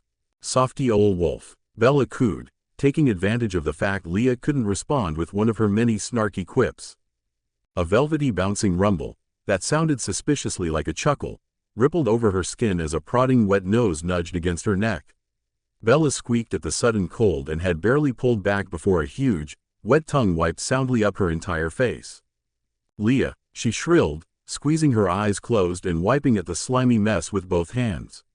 She squealed blindly as Leah's nose seamlessly started pressing into her arms and shoulders, nudging into her sleeves, and snuffling at the collar of her hoodie as if her clothes were an inconvenient barrier. Blinking her eyes open, Bella came face to face with a felt ear as the beast began her familiar frenetic sniffing inventory of every single pore. Smiling gently, Bella dragged her fingers through the thick ruff of Leah's neck. There was something so satisfying about watching her hand disappear into that shaggy white pelt. Stepping to the wolf's side, Bella combed her fingers down to the swell of Leah's impressive, robust shoulders. She expelled a sigh that was captured by a big triangle ear flickering back towards her. Leah had paused her sending to attentively watch Bella out of the corner of a big, cinnamon eye. Digging both fists into her fur, she was nervous even though she knew, logically, her human fists did nothing to Leah's pelt. Bella jumped up and ungracefully pulled herself up onto Leah's massive body. With a triumphant grin fueled by the intoxicating feel of Leah's ribcage vibrating with her deep rumbles of contentment, Bella smoothed her hands down the slope of Leah's long neck. "Okay," she announced shakily up to Wolf's ear standing at pert attention. Leah flowed up to her feet in an impossibly smooth and mercurial motion. Bella wrapped her arms around that dwarfing neck as she settled over her back. The wolf's powerful body rippled under her soothingly in smooth quicksilver waves as her soundless paws swallowed up forest, sure steps finding passage without so much as a branch disturbed in their wake. The wolf's huge, muscled body picked up speed, undulating under Bella with such grace and fluidity it felt like she was flying while her whole body hummed like summer locusts. Running with vampires had nothing on this. The wind pulled her hair behind her in a flowing curtain. Nestled in against her pelt, Bella barely felt like she was moving at all. She found herself leaning into every turn, their bodies moving and molding together around bends like a motorcycle or a galloping horse. She was extra glad she dressed comfortably. When she felt Leah's loping stride smooth out into a steady trot, she picked her head up and gasped. Through a break in the trees, Bella glimpsed the town of Forks nestled below them, bathed in the full moon that glowed dully through a shroud of overcast. Tiny lights twinkled and shimmered from tiny street lamps and tiny houses, and the forest hugged the small town, a blanket of black on every side. They'd reached one of the hills overlooking her quaint town in what seemed like seconds. Without a pause in her aggressive pace, Leah tipped her head up and loosened a deep and thunderous howl. It made the night seem to quiver with a power that shimmered back with the whipping winds over her body, settling, invigorating, commanding all at once. Very much like Leah herself. A chorus of greetings welcomed them in the far distant night, flagging them to family, and Bella rubbed her face over Leah's thick fur with pride. Surprisingly, Leah didn't sprint off to meet the pack like Bella thought she would, and she glanced up in confusion. The wolf's head was turned to one side, one soulful eye focusing back on Bella as a soft, timbre whine leaked from her snout. Her ears tipped back to Bella curiously. "I'm okay," Bella answered Leah's silent question without quite knowing how she'd even understood it. Drawing in a deep breath, she sat up on the back of Leah's wolf, fisting her hands in her snowy fur while her feet kept their death grip on the wolf's ribcage. It was a lot more intimidating to be sitting up while being over 6 feet off the ground. Squaring her shoulders, Bella swallowed thickly. "I'm ready." If the anxiety-inducing meeting with the Cullens hadn't been rushing to meet them, Bella might have fallen asleep. Right there, nestled in the thick pelt between rolling shoulder blades, and with her eyes closed against the sickening speed, Leah's wolf body surged in waves that could have been the lulling bobbing of a boat on untamed waters. Her brisk loping sprint was intensely visceral and silent despite her sheer size. It really brought to mind the fact that Leah and the wolves were predators, built to stalk, fight, and kill. No, not predators, protectors. The real predators were still at large. One of the wolf's ears flicked back with a comforting rumble that vibrated like thunder under her thighs. Bella reflexively threaded her fingers through the ivory fur over Leah's neck. "I'm okay," she told the wolf silently with soft pats against her fur. She smiled against her pelt. For the past 15 minutes, every now and then, Leah had been devotedly checking in with Bella this way. As if, at the center of all the madness of the lupine mind, there was a myopic focus on Bella herself. Despite the drastic transformation, that part of Leah hadn't changed and never will. Bella blinked hard and squinted against the rushing wind to see swirls upon swirls of green and black whipping by. They'd woven into the shadow of Mount Olympus, the tree trunks around them growing big enough around in size they could have swallowed Bella's truck. Leah expertly bounded through the terrain, leaping over gnarls of roots and boulders covered in endless fairy tale green moss. And through the trees, a set of glowing eyes bobbed eerily out in the dark wood, keeping pace with Leah's speed. Bella gasped and struggled to draw the whistling air into her lungs to scream when Leah chuffed softly with a toss of her head. Frozen in place against her wolf, Bella fisted her pelt as she gauged Leah's reaction to the stranger's set of eyes. Her wolf body was slightly stiff with what Bella could only guess was nerves, but she didn't so much as growl or turn defensively at all. Swallowing her fear, she peered sideways as a giant wolf fell in closer from his parallel course in the woods. Against the dusky light of the clouded moon, she could tell this one was gray, the fur on his legs and underbelly almost as light as Leah's fur. The color was stark against the deep smoky gray that splashed down his spine and muzzle, with lighter tones over a sleek lupine face. Recognition tickled her mind. She'd never seen this wolf before, but some strange instinct told her it was Embry. "EMB?" Bella whispered, the wind stealing her voice. The wolf tipped its muzzle up and loosed a short doleful howl. Bella smiled, collapsing against Leah's undulating shoulders as answering intertwining howls rose up to pull at the night. Chills raced down her spine. They were close. She picked her head up again as they slowed to a smooth trot, the trees around them thinning out familiarly. A velvety contented rumble awoke underneath her and wrapped around her like one of Leah's magical hugs. Bella basked in it like the last rays of sun before a cold night. A soft yip of greeting from Embry next to them had Bella's head swiveling forward. Between Leah's bobbing pert triangle ears, Bella spotted two figures on the edge of the thinning trees. One stood at attention, feet planted, and shoulders squared, while the other leaned casually against a thick tree trunk, his big arms crossed across his chest, head cocked with a wry smile. "Runnin' with the big dogs?" Jacob chuckled derisively and ambled over.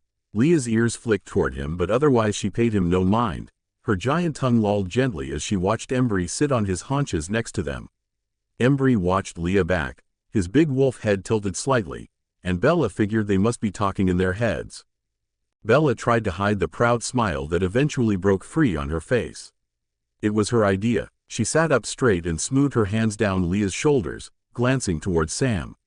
The alpha watched the clearing with an impassive face, shuttered and serious. "Turns out I'm better at this than motorcycles." "Ah, you're not that bad," Jacob dismissed. "It's a learning curve for everyone." "Yeah, maybe everyone else," Bella murmured, her cheeks tinging pink as she remembered her catastrophic first solo motorcycle ride back before Jacob had phased. "For me it's more like a learning cliff." Jacob gave her a shit-eating grin. "Cliffs are meant for diving." Memories jackknifed through her brain as anxiety swept through her stomach. "When Alice told me that you jumped off a cliff, I thought, finally, things can go back to normal. But no, you had to fuck that up too." Bella squeezed her eyes closed to try and block out the memories, the sharp sound of Rosalie's snide voice echoing down the halls of her head. A sharp barking snarl boiled the air and the world lunged into action. Leah's sights settled on Jacob right before he disappeared in a flurry of gray fur. Bella spontaneously froze, her fists gripping tufts of fur as she cowered into Leah's prickly hackles with a shocked gasp. She had only glimpsed the sight of Embry's wolf, who'd bravely leapt between a suddenly aggressive, volatile Leah and Jacob who'd stumbled back with wide eyes as Sam shoved Jacob behind himself. Even Bella knew that was a bad idea. Leah would have attacked Sam in a heartbeat. Embry was another story. The giant gray wolf hunched to the ground, tail tucked, ears flattened in a show of submission Bella had rarely ever seen. Embry's soft eyes stared intensely at Leah's growling wolf in a paragon of passive aggression. Bella swallowed hard in the pregnant pause, and forced her fists to relax, smoothing down Leah's hackles with her shaky hands. "Lee, stop," she urged in a whisper, her eyes glued to the wolf who'd made it starkly clear that if Leah wanted to thrash Jacob, she'd have to go through him to do it. "Easy," Sam's insistent, neutralizing voice sliced through the tension like a hot knife. "Let's all just calm down." He ordered the words at Leah as he moved slowly, deliberately, around Embry's hulking side. He held a hand aloft as the other ruffled through the Embry's coat in absent affection and gratitude. "Bella," his dark gaze softened as he regarded her, "you see now why I wanted you to stay home," he said, not unkindly as he watched Leah bare deadly fangs at him. Bella frowned, her focus on soothing the residual growls into rumbles as her fingers worked over Leah's sloping shoulders. "Please back up, Sam. I got this," she murmured, leaning down and wrapping her arms around that huge neck. She burrowed her face in Leah's thick ruff and drew a deep breath of spicy sweet wildness. Bella hummed softly, letting scent and touch wash away the world. She needed to calm down. It was the only antidote to Leah's own stress. In moments like this, it was easy to think of the wolf and person as separate, but she understood now that they were just different parts of the being, like the heart and mind. Sometimes in conflict, sometimes unified. "My Leah," she whispered into her fur, the words slipping out on their own. They were the right ones, because immediately, she felt the rumbles bloom into a comforting purr that vibrated her thighs. Bella squeezed gently, smiling happily. It really was the best sound in the whole world. "Everything's okay, honey," she crooned, her hands gliding through velvet fur. Only when the tremors had stilled under her soft words and caresses, did Bella lift her head. She almost startled with surprise. Somehow Leah had lowered them both to the ground, laying calmly on forest moss, so smoothly Bella hadn't even felt the movement. Her wolf's regal white head tilted to the side, one giant cinnamon eye softened to sweet as it gazed back at her. Bella smiled warmly and risked a glance around them. Sam had wisely given them a wide berth, both Jacob and a still-phased Embry by his side as he murmured to them quietly. When he noticed Bella watching, he cleared his throat. "We don't have much time," he told her solemnly. Reality crashed down on Bella as her heart geared up to race right out of her chest. She straightened and gave him a nod, bracing against Leah as she began pulling a leg over her broad back to dismount. Her knees were wobbly, her legs felt like jello. "You look like you're gonna throw up." Bella glanced up to Jacob, slowly moving in a big circle around Leah to get to Bella's side. He expertly avoided Leah's piercing gaze as she silently followed his every move. "I'm fine." She buried one hand in Leah's thick fur to steady herself. "So, what's the plan? Where is everyone?" As if on cue, tandem howls, short and yipping like puppies, heralded two oversized wolves that leapt into view on powerful, mute paws. Bella stiffened on reflex, watching them weave between the trees towards Sam. If they hadn't announced their arrival, Bella just knew she'd startle half to death at their silent, sudden appearance. One was a dark, almost black in the night, with a lupine face as serious as a heart attack. The other was a silvery beast that Bella recognized immediately. How could she forget? The huge, dark silver wolf caught her eye, and his face split into a big wolfen smile, every sharp, triangle tooth on display and his tongue lolling out. It was terrifying, or should have been if Bella hadn't known better. Bella lifted her chin, her lips pursing. "Hi, Paul." The wolf lifted his head with a soft huff before bounding ahead, bumping shoulders with Embry. Bella watched Embry greet them both before sprinting past them into the dark wood. Despite his lighter color, he was gone in moments, melded into the darkness. Bella frowned and glanced at Jacob in confusion. "He's running an inner circle around Forks," Jacob explained, watching the two wolves take up position at Sam's sides. The three watched the clearing ahead with eerie anticipation. "Quill and Colin are running the outer borders and La Push. If the leeches try anything, they'll know. We have them surrounded on all sides." Bella nodded. She was glad Colin wouldn't be alone out there like Seth had been. "Are you going to phase 2? Jacob sighed and shook his head. "I wish. Me and Sam are staying human for this one." Bella nodded thoughtfully. "Will you guys be okay?" "Please, I can take him with one hand tied behind my back." Jacob snorted a laugh. "Besides, Jared and Paul will be with us. They're no match for the four of us. Embry will be there for backup whether Ferris or Quill. It was a good plan, Bella conceded. Let's hope it won't come to that, she murmured, leaning against Leah's side. Yeah, but what's the fun in that? Jacob grinned. Bella rolled her eyes. Boys. A distant howl threaded the black sky and sent a shudder through Bella's body. She curled into Leah's side as the wolf stiffened beside her. The howl was followed by another baying cry, and then another. They're here, Sam hissed, as the wolves beside him darted to the tree's edge. They practically bounced on their paws in excitement, tails going a mile a minute. Jacob, with me, Sam ordered, jogging up to move between the wolves. Bella's heart caught in her throat and her frantic eyes sought Jacob's, and found his gaze had gone stone-cold serious. We won't let anything happen to you, Jacob told her, his voice low as his lingering feet began to move towards Sam. Stay in the trees, Bella, Sam called to her, snapping Bella's eyes ahead to his calculating gaze and the empty clearing beyond. We'll be between you and them at all times. If all goes well, they might not notice that you're here at all. Leah will keep you safe. Okay, Bella forced out between shortened breaths. Her fingers dug into Leah's pelt as her wolf began to stand, deliberately slow. A low vibration buzzed through her fingertips and under her soles like thunder. Leah's deep continuous growl. Jake, Sam barked, his eyes never leaving the clearing. It's gonna be okay, Bells, Jake asserted. Then he sprinted ahead, reaching Sam's side in a few, long bounds. They stood together for a heartbeat, the wolves flanking both men. And then, as one unit, they all moved at the same time, marching out to meet the enemy. Across the darkened space, Bella could see them coming. At first they appeared as white dots set into blackness, and then they glided forward, their skin glowing white and ghastly. There was no need to, but her brain counted anyways. 2, 4, 6. 6 pairs of vampires. No Edward. Bella sucked a deep breath in through her nose in an effort to quell her anxiety as Leah's muscles twitched and slithered under her fur. Bella pressed herself into Leah's front leg, hugging the forelimb tightly with both arms. We're okay, she whispered, unsure if the words were for Leah's benefit or herself. Sam, Jacob, Paul and Jared all stopped at the same time, eerily coordinated, a few paces behind the boulder that stuck up like a sore thumb in the middle of the expansive space. She remembered that boulder. She sat there once, watching the Cullens play baseball. The Cullens stopped too, arranged in a V formation with the uneasy stillness of statues. Each and every golden gaze was on her. Bella swallowed hard as her eyes flickered over their familiar features. So much for not drawing attention to herself. Carlisle stood at the apex and center, Jasper and Emmett just behind him, flanking each side. Esme, Rosalie, and Alice falling in line behind them. It was no accident that the strongest were standing in front of the women. If things got ugly, they would be ready too.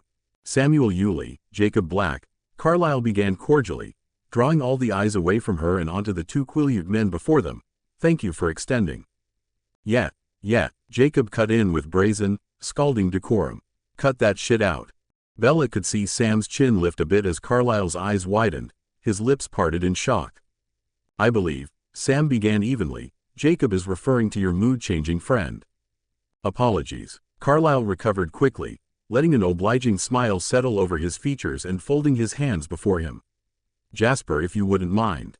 It was only then that Bella had noticed the lulling sense of safety and calm that had tugged at the back of her mind the moment the Cullens had stopped moving. When she looked at them, the only associated feelings that popped up were memories of warmer days past, baseball and chess games, dinner nights in the Cullens' fancy kitchen. It was an illusion. All of it receded at once. Anxiety coiled in Bella's stomach as the caustic tension jacked up viscerally on the field. Each wolf shuffled with low growls, a baseline that eerily cut off when Sam spoke next. We don't consent to your manipulation. You try that again, and this will be your last night on Earth. He bit out lethally. No games, no tricks. Of course, we do not come seeking conflict, I assure you. Carlisle conceded wisely. The faces behind him didn't so much as flicker with emotion at Sam's words. Except Rosalie, who always looked some shade of pissed off at any given moment. So you say, Bella could hear the barely contained anger in Jacob's taut voice. And yet, you allowed Edward Cullen to escape your grasp. Bella pressed herself closer into Leah's fur as the wolf stiffened ever so slightly. Our deepest regret, Carlyle lowered his head solemnly. We underestimated how far Edward would go to deceive us. I know I cannot erase the hurt my son has caused, but I feel responsible nonetheless. Jacob snorted. Please allow my sincerest apologies. For him and Rosalie both. Bella's gaze lifted with surprise to find Carlyle's solemn eyes on her. Rose acted under false information, in an attempt to protect our family. What she said to Bella was misguided and wrong. A guttural snarl ripped through Leah's barrel chest. Her huge white-coated head dipped as black lips peeled away from gleaming fangs.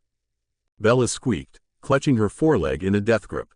Sam stepped into Carlyle's line of sight. You don't talk to her. You address me and me only. As you wish, Carlyle continued in that low hypnotic croon. I only meant. I don't care about your apologies. Sam spat. You let Edward go, and you claim to have no idea where his trail went. Just over Sam's shoulder, Carlyle nodded brusquely. Edward is our best tracker. He used those skills against us and disguised his trail, leading us in a different direction while he went in another. By the time we realized what he'd done, it was too late. His scent disappeared near the border of the country and we've been combing through the surrounding area since, giving Seattle a large berth of course. He broke the treaty, Jacob muttered. He should have been taken down that very day. I understand the treaty's terms. Carlyle carefully shifted his weight. But Edward, he is my son. Not by blood, but he's been by my side for nearly a century. I thought I had hoped it wouldn't have to come to that. Just like we hoped Bella's life would never be in danger. Not like it's the first time, huh? Jacob snapped. All you bloodsuckers care about is your damn selves. Bella sucked an inadvertent breath through her teeth. Sam's head turned cuttingly towards Jacob as Carlyle tried to appease with both hands palms out. All human life is precious to us. Especially Bella. Carlyle professed, like you, we are forced into this life and hardly wish to inflict our pain on others. Bella frowned. The phrase itself was contradictory. It was the vampire's presence that forced the wolves to their fate in the first place. Enough, Sam ordered with finality. Carlyle, I'm disappointed but not surprised by your reluctance to dispose of Edward. The pack holds no such feelings. If we come across him, we will act swiftly and without mercy. I see, Carlyle murmured regretfully. Then allow us to aid you in your search. No, Sam cut him off again. You won't get a chance to. I'll make sure you never come face to face with him again. Those words seemed to finally pierce the veil of passiveness the vampires wore. Emmett and Jasper exchanged a glance. Esme's face crumpled with sorrow and Alice frowned. Rose looked unconcerned with her brother's possible demise. Bella blinked, a little surprised. Rosalie seemed very spirited when she confronted Bella at school the other day. What changed? Sam's eyes roamed down the line as well. The only reason the pack doesn't strike you all down where you stand is because of the phone call Bella received today. Carlyle's chin dipped in acknowledgement. Let's cut to the chase then. Sam dictated impatiently. Your witch told us Bella was in danger. Carlyle nodded again, and gestured with one hand to the side. Our Alice is gifted with clairvoyance. She sees visions of things that may happen. I say, may, because the future is always changing. Every choice and action has a consequence. He paused, glancing at Alice before continuing. This afternoon, she saw a female vampire by the name of Victoria make her move on Forks with around 20 newborn vampires. Displeasure rolled through the wolves, tough facade, and Sam held a staying hand out beside him. We've already been briefed on Victoria's history with you. And her motivation. Bella could see the muscle clench in his cheek. How many exactly? The numbers change day to day. The average amount remains at 20. A bright voice suddenly rose up as Alice skipped past the vampire's formation to stand by Carlyle. She seemed oblivious to the tension. Her eyes glazed over unseeingly. They often fight amongst themselves. How are they different from you? Sam asked, crossing his arms over his chest. They are all very new to this life, only months old. Like toddlers in a way. They have no skill or strategy, only brute strength and bloodlust. Carlyle explained. Even worse, the blood left over in their systems from their human lives makes them even stronger than the most seasoned of vampires. He nodded towards Emmett's hulking form, the closest one to the wolves' own staggering size and bulk. Sam and Jacob exchanged a look. And you have experience dealing with them? Sam asked at last. Carlyle gestured to where Jasper stood, tensed and ready. Jasper has experience in the area. He can teach us how they fight, how they can be defeated. I'm sure you can apply this to your own hunting style. Jacob and Sam exchanged a look. Jacob nodded once and Sam turned back to Carlisle as an enthusiastic rumble passed through the wolves. When will they attack? Carlisle turned to Alice, who blinked rapidly, staring at invisible images. The timeline isn't solid yet. They haven't decided. Right now, I see them coming across the mountains in 11 days. We can intercept them from there. 11 days. Next Saturday. Bella snorted softly. At least she'd be able to graduate that Friday before everything went to hell. Fine. Show us how to fight them. We'll watch and listen. But that's it. Sam told them curtly.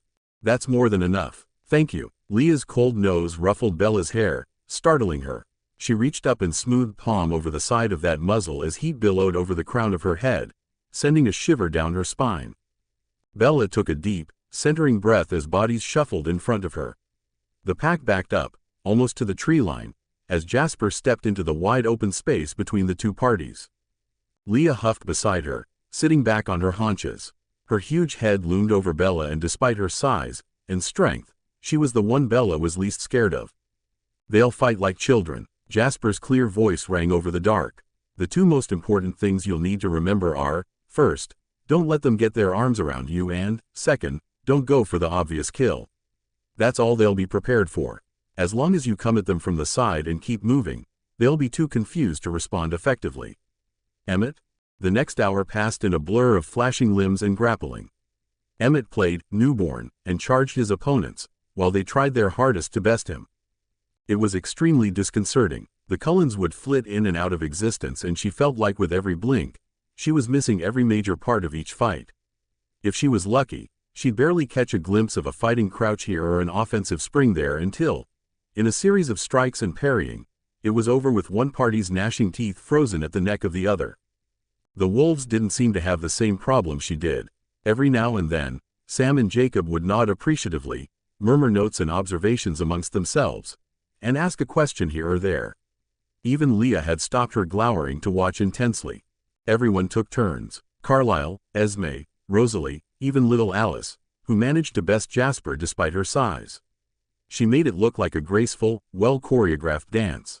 Out of all the Cullens, she was the one Bella worried about the most.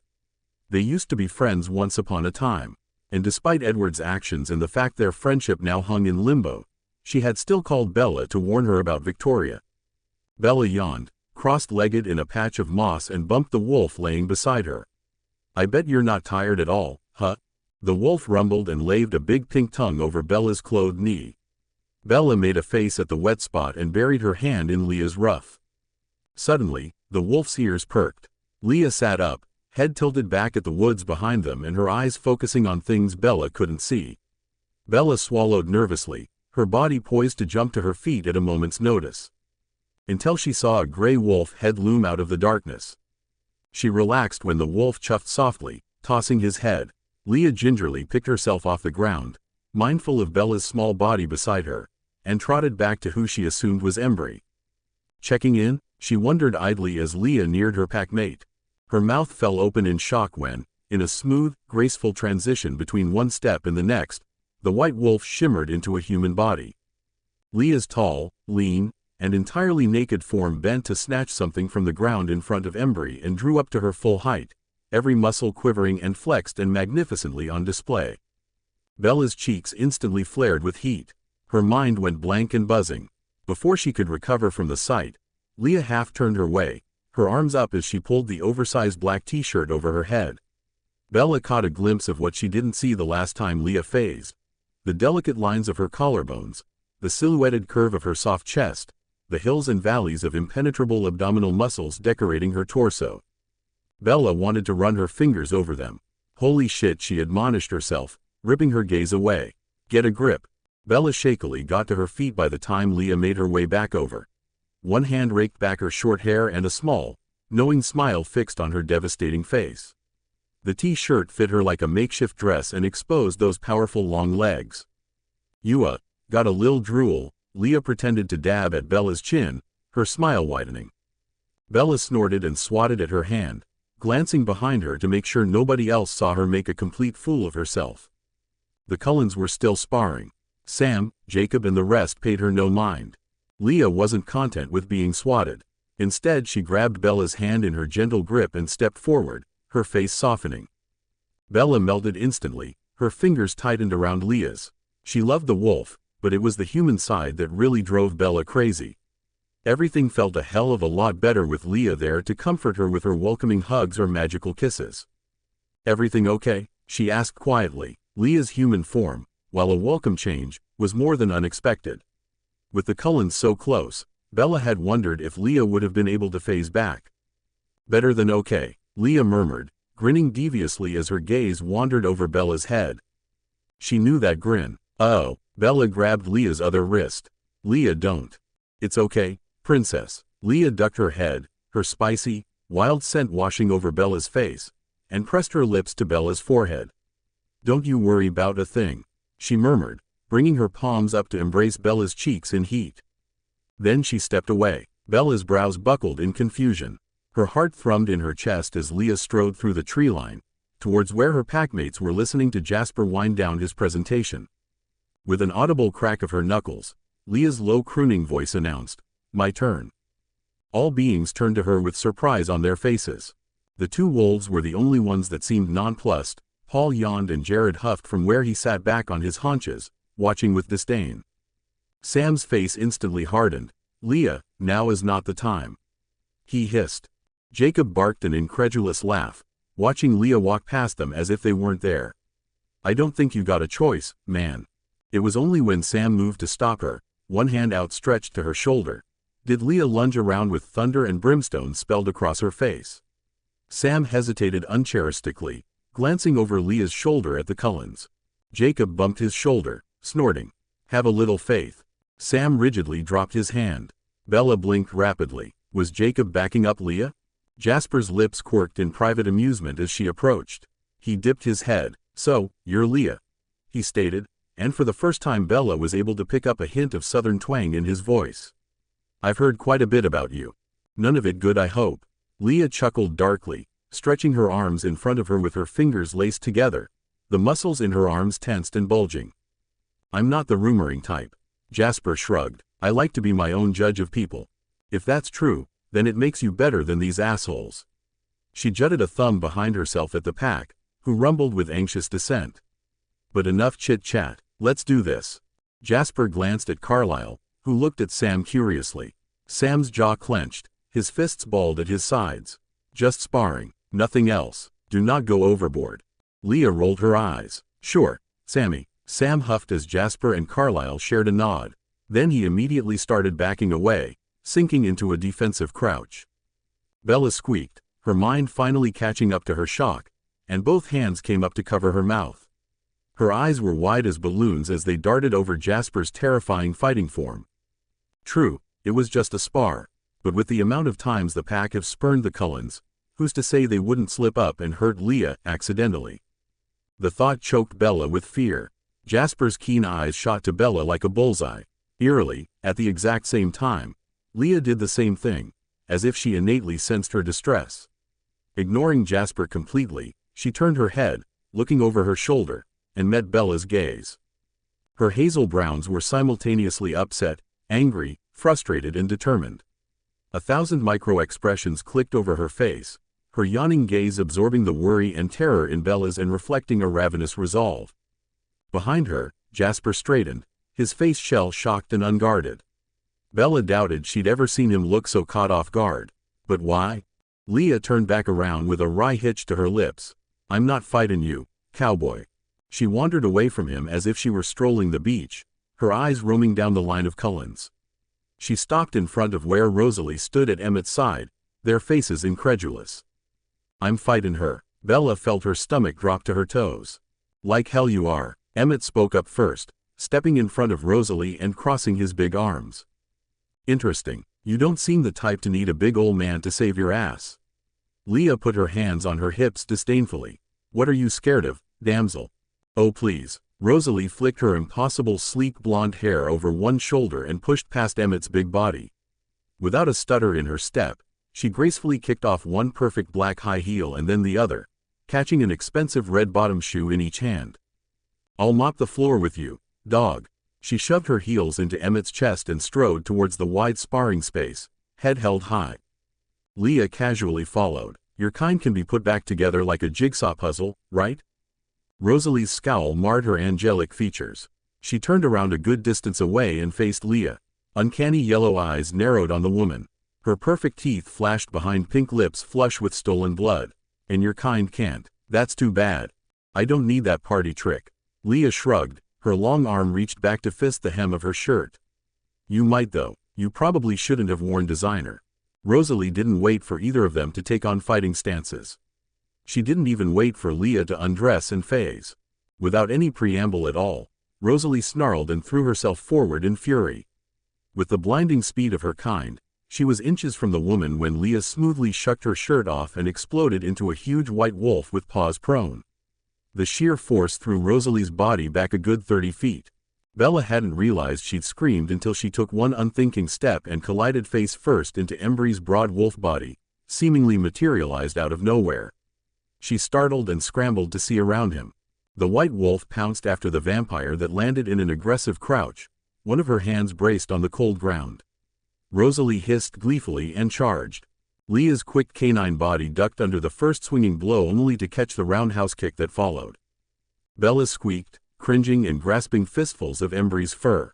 Leah caught the hit in her jaw. The blow snapped her giant head back, her body breaching backwards into the ground, canines glittering in the dim moonlight. In what seemed like less than a second, the wolf burst up from the grass, leaping into a sprint. The kick barely hindered her, if at all.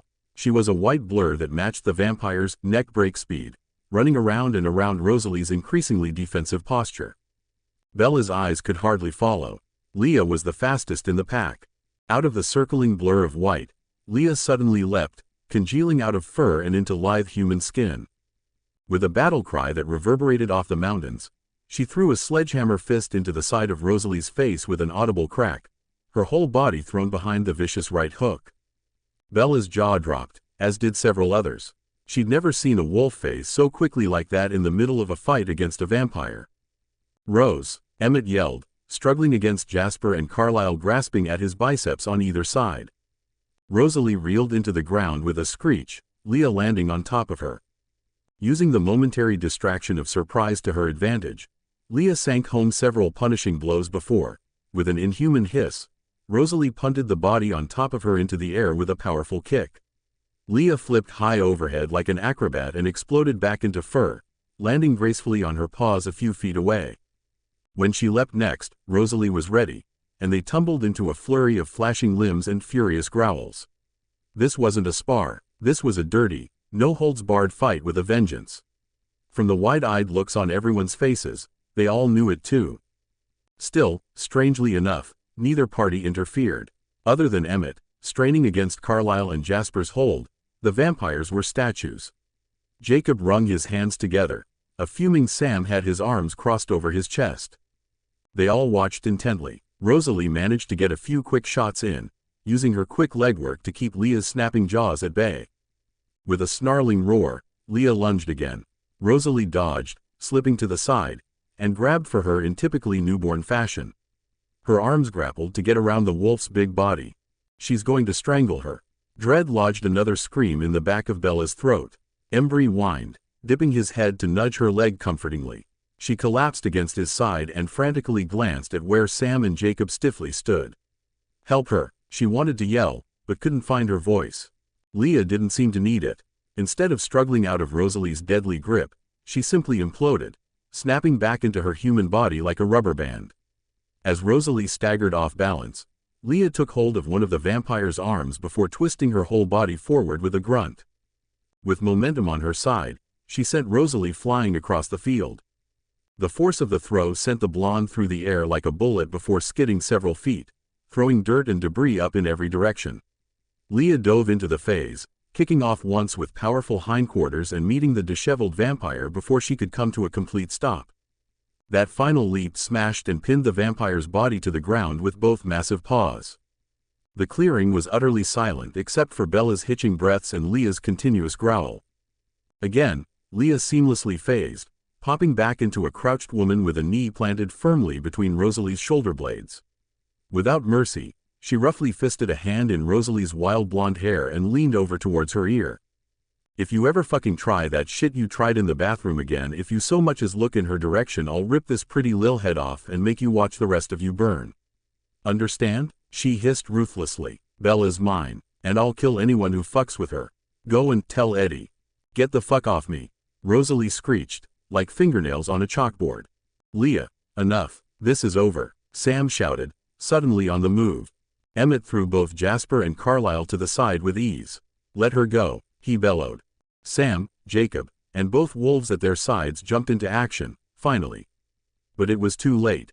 Despite his size, Emmett disappeared with speed. He reached her before the pack did. His muscled body dipped down and tackled Leah off Rosalie. Leah tumbled into the grass, a bloody, macabre smile painted over her face. Jacob darted for Leah, shoving her behind him as the huge wolves braced and crouched at his side, snarling defensively at the coven. The Cullens jumped in to surround an enraged Emmett, helping a worse for wear Rosalie off the churned-up earth. Back down, Sam demanded, bursting in front of Jacob and giving each wolf stern look. Jared's growls quieted, ears darting backwards reproachfully even as he speared the Cullens with an intense stare. Paul's wide maw split further into a terrifying wolfen grin, his hackles bristling down his spine. What was that you said? Leah's cheerful voice lifted above low growls and spine-chilling hisses both. She pushed up onto her knees and spit an arch of blood into the grass. Something about mopping the floor with me? Leah, shut up, Sam snapped. Sam, I believe me and my family should take our leave. Carlisle soothed in a serene voice from the apex of the group. We can reconvene whenever it is convenient to you. I think that would be best. We will contact you, Sam growled, spreading his palms behind him. At the signal, Jacob and the wolves began to slowly back away. You are allowed back to your house. However, you will not be permitted into the surrounding lands. The previous treaty is dead. The pack patrols forks now. If you need to leave town, you check with us first. What? A flat voice whispered behind him. Are we prisoners now? Another muttered. Why do you put up with this mutt, Carlisle? Rosalie spat contentiously from the back of the group. Rosalie, Carlisle warned, his palm jerking up to silence his family. Of course, Samuel, but me and my family do need to hunt. You're allowed to hunt in the area south of your home, after the forked waterfall and before the national forest. There's a river on your property that leads there, correct? Carlisle nodded serenely. If he had been disappointed by Sam's answer, there was no give on his features. Understood. We will speak soon. At a silent cue, the 6 vampires abruptly disappeared, flitting across the clearing and into the trees beyond without a backwards glance. Was it finally over? With a soft huff, Embry shifted out of her way with an apologetic lick at her hand. Bella tripped over her feet, almost face-planting into the moss. Leah, she gasped, and took off running. Leah was still kneeling, watching the last of the Cullens disappear when Bella collided into her from behind. Oh my God, Bella quavered, pressing her face into the back of Leah's neck and throwing her arms around her shoulders. Leah's brisk, warm hands wasted no time, twisting to pull Bella's body into her lap as they slumped towards the grass together. And then she was everywhere. Warm skin, spicy sweetness, puffs of moist air pulling at the delicate skin of Bella's neck when Leah pressed her face there. Her arms were a steel grip around Bella's waist with no intention of slacking anytime soon. She was okay, relief thundered through Bella, and her hands slithered up the planes of Leah's shoulders and into the tussle of black hair. Leah radiated heat under her palms. She could feel her heart was beating frantically against her ribs opposite Bella's own. Bella breathed, honey. Her hands finally found her cheeks and she gingerly grazed her fingertips over Leah's rock-solid jaw. Let me see. Leah lifted her face and gave Bella a tired, sappy smile. The bottom half of her beautiful face was splotchy with a darkening bruise. A line of red spilled from one corner of her swollen, busted lip. I told you not to worry. I'm fine. You're not fine, Bella admonished and carefully patted the blood away with the edge of her sleeve. Hold still. But even as she did, between one swipe and the next, Leah's busted lip seemed to patch itself together before her eyes. See, Leah hummed, catching one of Bella's fingers playfully between her full lips. All kissable again. Bella shook her head minutely. Leah was just trying to cheer her up, but she was still too shaken from the ordeal. She closed her eyes and took a deep breath through her nose. Leah smelled of earth, sweat, and violence. I was so scared. Leah's lidded gaze caught her eyes and their caustic sarcasm stripped away from an intensely vulnerable core. Bella quietly sucked in a breath at what she saw and carefully cupped her cheek. Underneath that rage was bone-breaking pain. The thought that Bella could ever be in danger or worse was unbearably excruciating. She would fight every single nightmare that even attempted to show up in Bella's dreams. Starting with Rosalie. Sorry, baby, her wolf whispered in earnest and pulled Bella's body tighter against her own. Bella squeezed her in a wordless vice grip. Mine. Without a word, Leah smoothly unfolded to her feet, lifting Bella along with her as if she weighed nothing. Her sneakers dangled at Leah's shins. Jake, gimme that shirt over there, Leah murmured quietly. Bella's heavy lids blinked back open, and a fresh pink bloomed across her cheeks. In her worry, Bella had forgotten that Leah was still entirely naked. In fact, she'd forgotten anybody else even existed. She had been focused only on Leah. She squirmed a bit. You can put me down now. Leah let that smirk unfold on her face. Bella was still pressed firmly against Leah's front when she was slowly lowered to the ground.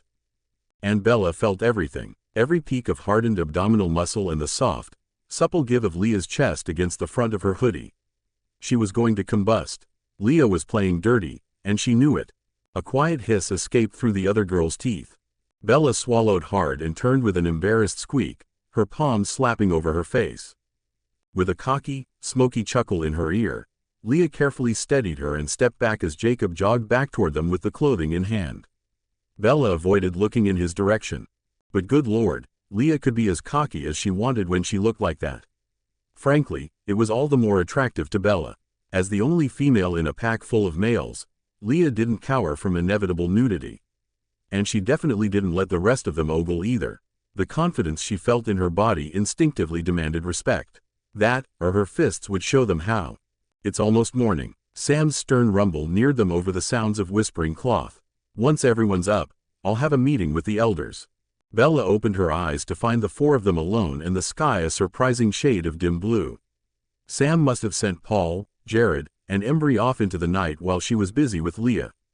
Her wolf threw an arm over her shoulder possessively and pulled her back into her side. Bella lifted her hands and gripped Leah's hard forearm, thankful to be surrounded by that warmth again. Sam charged up to them. What the hell were you thinking? I told you not to go overboard. Leah scoffed, dipping her head to nuzzle the top of Bella's. What do you mean? It's not like I ripped off a limb. Your little stunt almost brought us to war. Sam's lip lifted from his canines. We both know that wasn't just a spar. If either of us had jumped to your defense, it would have turned into a free-for-all. Like they stood a chance. Leah grumbled. Guys, stop. Jacob groaned tiredly and slapped Sam on the back. You gotta admit what she did was smart. How, exactly? Sam tucked his teeth behind the bitter line of his hard mouth. We just tipped our hand. Leah sniffed, the corner of her mouth curving up. Whether he wanted to or not, Sam just implied Leah's skills were worth saving as a nice surprise to their enemies down the line. Now they know not to fuck with us. Jacob shrugged, easygoing as usual. Sides, what do you think they were thinking during that whole thing? That we're not a united front. Sam hissed. It makes us look weak. Sure, but I meant her. Jacob regarded Leah curiously. She looked out of control, wild and ruled by her emotions. Bella frowned. She hated that implication. It was starkly clear to her that Leah was in complete control. She had switched forms without a single, hapless shudder in her limbs. A truly out-of-control wolf couldn't hardly change like that, let alone hold back from ripping a vampire to pieces no matter how friendly the duel was meant to be. But she wasn't, Bella murmured. She knew what she was doing. Leah's eyes hadn't been crazed, they had been focused. I know that, we know that, Jacob soothed. They don't. They see a vicious wolf, switching forms out of desperation. He met Leah's steely eyes above Bella's head as the wheels began turning in both their gazes. If they got it in their head that Leah was losing control, that she wasn't sane enough to keep Bella safe, Jacob began cryptically. If that thought were to be picked up by any mind reader lurking nearby, maybe on the very edges of our territory. Bella stopped breathing, realization restarting her heart in her chest. Sam cocked his head, speechless for once. Then there's a chance, Leah ground out, fire-hot lupine rage blistering in her eyes. Jacob nodded, his gaze dancing between those relentless feral eyes. He's gonna get sloppy. The end. Thanks for watching. Don't forget to drop your reviews and new story ideas in comment section. I'll surely try fanfiction suggested by you guys.